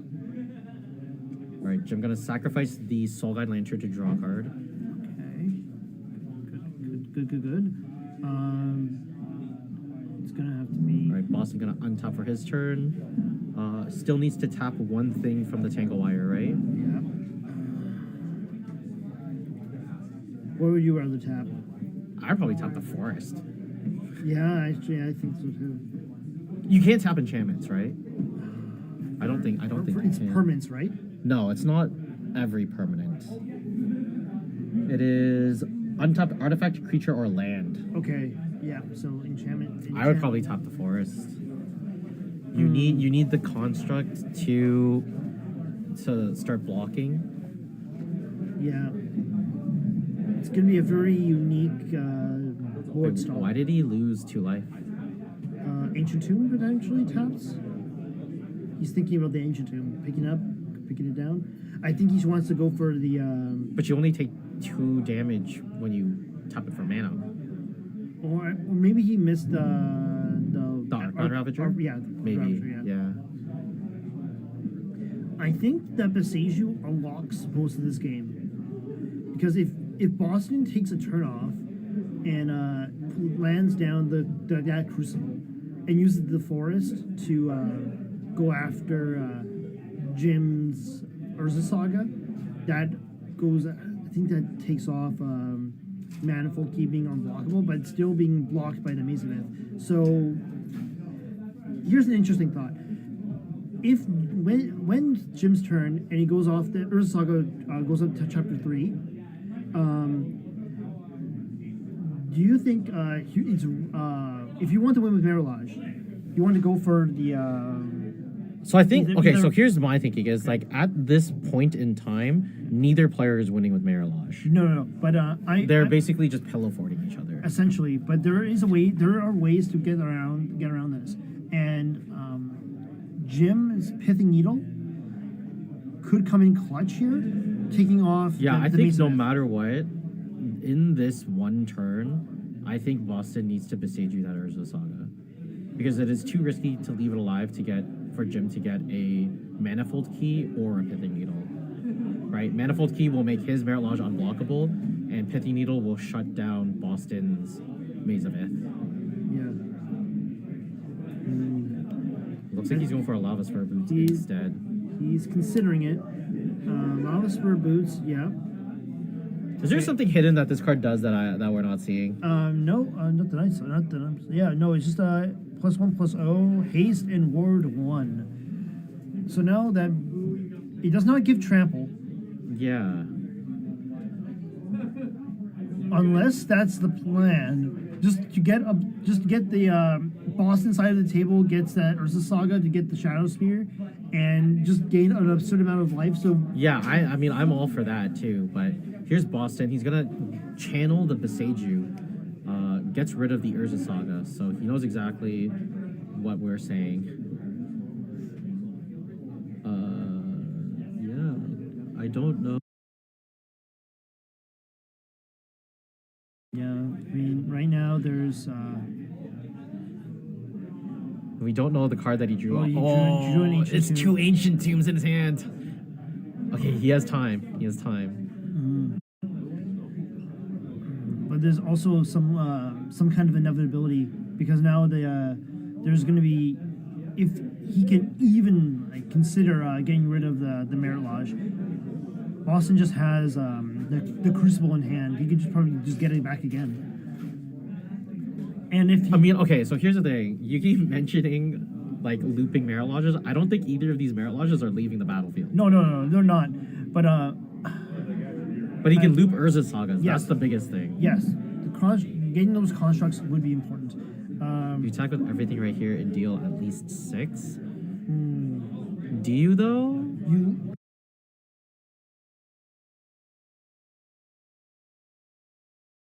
It's 'Cause, essentially the abyss. every Merit turn. Lodge blocks Merit Lodge.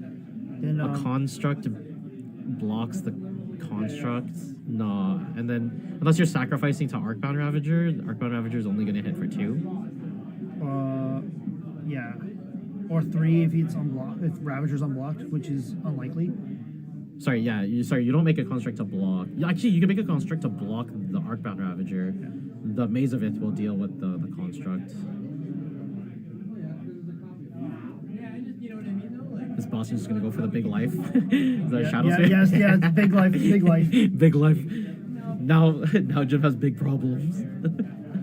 Because now, yes. Okay, but here's the thing. If he attacks with the Merit Lodge, then he's down a blocker. Right? So that means the Maze of Ith will need to Maze of Ith the Merit Lodge. Yeah, And then no. The 'cause construct will then be able to attack for big damage. No, actually, I don't think that's the case. Because if Boston, equips the Shadow Spear, of course. So now, there might be some problems here, because relevant line of text of Shadow Spear, you can make it. You can make things lose indestructible. Yes, sir. Relevant line. God. Yeah, I haven't seen that line of text come up. We can see that pop off right now. Does Boston see the line? Of course he sees the line. There's a reason why. Yeah, Yep, there it is. There it is. is. Oh, Oh, he's gonna outgrow it. He's using the Ravagers and he's gonna put it on. okay. Wait. So earlier in the game, Boston picked up the Phyrexian Metamorph to check to see what it says. Yeah. It does make Jim's Merit Lodge an artifact creature. Yes. So Arcbound Ravager can put its counters with modular onto the Merit Lodge. Oh my Oh, god. baby. This is a very tight I line. can't believe it, love but this Merit Lodge is a synth. It's completely irrelevant because of Fallout.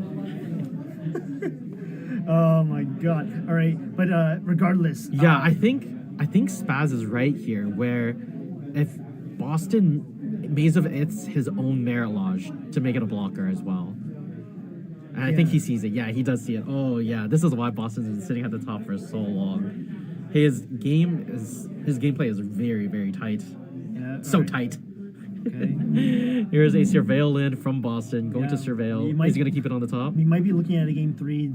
I think we are. This is so exciting. This is a good game, too. Boston is living on the edge here. Yeah. So, Boston, if you guys are just listening and not watching, James is at 18, Boston currently at 30. Both of them have a merit lodge. James's merit lodge is a 24-24, and Boston's is a 22-22. No, 20. Sorry, 22-21. 21. Yes. Wow. And James top decks a Canoptic Scarab Swarm. Oh no. Okay, that might does that do it? No, I think Boston is just gaining so much life because of the Shadow Spear. No, it turns off any Crucible shenanigans because he can drop it on the board. What? One card in Boston's hand is a Crucible of Worlds. Yeah. So, But James is he's exiled his own graveyard. he exiled his graveyard. Okay, never mind then. Okay. Oh, they're using the counter. Oh, sweet, awesome. Oh it God, might no! be too rolly. It's too rolly. I think Jim was just like, "F this." Does he have 55 of them, or are there 10? I think there's 10 because those dice don't go up Yeah. that high. So Yeah. it's not 55 as much as Jim would want it them. to Yeah, be. are there 55 ice counters on Boston's Dark Depths too? All right, Boston gonna draw for his turn. Finds a Force of Vigor. Okay, that's huge. I think this wins Boston the game, right? Does it? Because he still has to punch through the 24/24 merit lodge. No, he doesn't. You just blow it up. Pay 1 mana, make it lose indestructible, Right. blow it up. Right. Okay. Yeah. There's a line here. Okay. There's a Crucible of Worlds. Boston's gonna make sure utilize all of his mana efficiently. Gonna make sure that there's a backup Merit Lodge just in case anything happens. It is on Jim. This is so weird. It's been on Jim. It's been on Boston. Yeah. Jim needs to do something. Boston needs to survive. Oh my God, this is such a back and forth. Yeah. This is the type of Magic we live for. This is Legacy, baby. Everyone sees Legacy as like, oh, it's a 1 to 2 turn format. Oh, there's Force of Wills everywhere. Well, guess what? It's all artifacts and lands from here, baby. There's a trick. Untap to make it untap it in mid combat. Is it mid combat? No, it's got to be after combat because After Boston definitely wants to gain that life. Yeah, take it after. Yeah, there it is. Oh, 51-50. Okay, yep. All right, let's see what's gonna happen. Does Jim have anything up his sleeve? Okay, there's. He's got one card in the hand. It's the one that he just drew. If it's the. Oh, no. Oh it's no, you can tell No. by his hand motions he's not very happy. No. The Manifold Key turn was. If there was a turn for the Manifold Key, it would be that turn with the versus. Yeah, with this the, game is just out of reach now. Boston is doing the Maze of Ith to just gain a punch of life. There it is, Force of Vigor. Yeah, it's gonna going pop it. to. So the force was tapped to activate the Shadow Spear, and now Boston's gonna hard cast this Force of Vigor, paying 2 life off of the Ancient Tomb, double green from the Surveil Land and the Mog's Time, and that's gonna take care of the Merit Lodge and the Construct. Yep. And Merit Lodge gonna swing in for 22. That's gonna take it. Oh, Boston my ties it God. up. We're gonna go to a Yeah. game 3. Oh my goodness. This is the quality matchups you want to see. Yeah, so let's take a look at James's deck really quickly here. We're gonna take a look at his Mud Stompy list. So let me see, can I get this working? Deck list, there we go. Okay. So, yeah, so as you can see, not very many ways to deal with the Merit Lodge. No. I think based on that matchup, Jim might have to bring in his own Shadow Spear to combat that exact interaction. Yeah, But also interesting card in the sideboard, Armory Automaton. yeah, let's see if I can pull that up for you guys sitting at home. Here we are. You wanna quickly give it a read? Yeah, sure. Whenever Armory Automaton enters the battlefield, Oh, there it is. Into the battlefield or attacks. You may attach any number of target equipment to it, so you can steal your opponent's. Is that really how that works? Yeah, no, because like because you can steal on this card's ETB, you can steal Cauldron from the germ, kill the germ. Is the game over? Oh, what? Oh, did they? Wait, what? Did we miss something?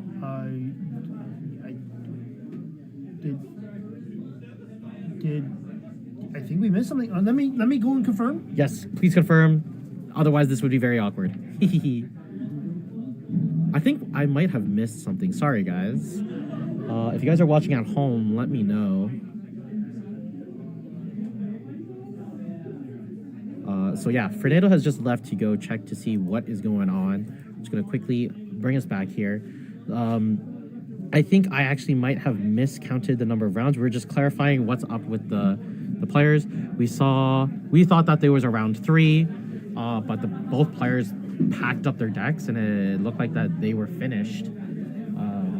So Fernando's on his way back and we're gonna hear back and see what is happening here. Okay.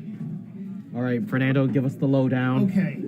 It appears that we may have made a mistake. We made a mistake? I believe so. Oh no. Because we have no way to tell what's going on in the room because we don't have a microphone in there. It appears that Boston won that first game. Oh, he did. Yes, he did. So that match where Boston won, he actually won in 2. Oh, I see. Okay, so we're gonna fix this. So actually, we don't need to fix it. No, but Boston is the winner, the clear winner. Boston's the winner. Just to clarify, but yeah, that's on us. But we should have followed through or asked. We're working within what we got. But hopefully you guys enjoyed this full day of Legacy live coverage. The first few rounds I know was a little rocky. If you guys want to check it out, feel free. All the VODs will be up on ETB Canada. It will also be up on my YouTube channel at youtube.com/@lazymtg. So you can find it there. Make sure to follow all of ETB's socials over here. It's ETB Canada for Facebook, Instagram, Twitter, X, TikTok, and YouTube, all across every platform. So yeah, congratulations to Boston. He wins this beautiful Grim Monolith trophy. We're gonna show off a little bit of its sheen. Is that the second one he's winning tonight? This is the second one. He was the season 1 winner, and now he's the season 3 winner. Yeah. And we are going to be scheduling a 1v1 match between him and Dominic Harvey, who was the points leader for this spring season. So if you guys want more news, make sure to follow me or you join the Discord, watch my videos. Everything will be on Lazy MTG on YouTube. If you guys have any questions, shoot them in the Discords of both New Market or my own Discord, and we will catch you guys later. All right, see you.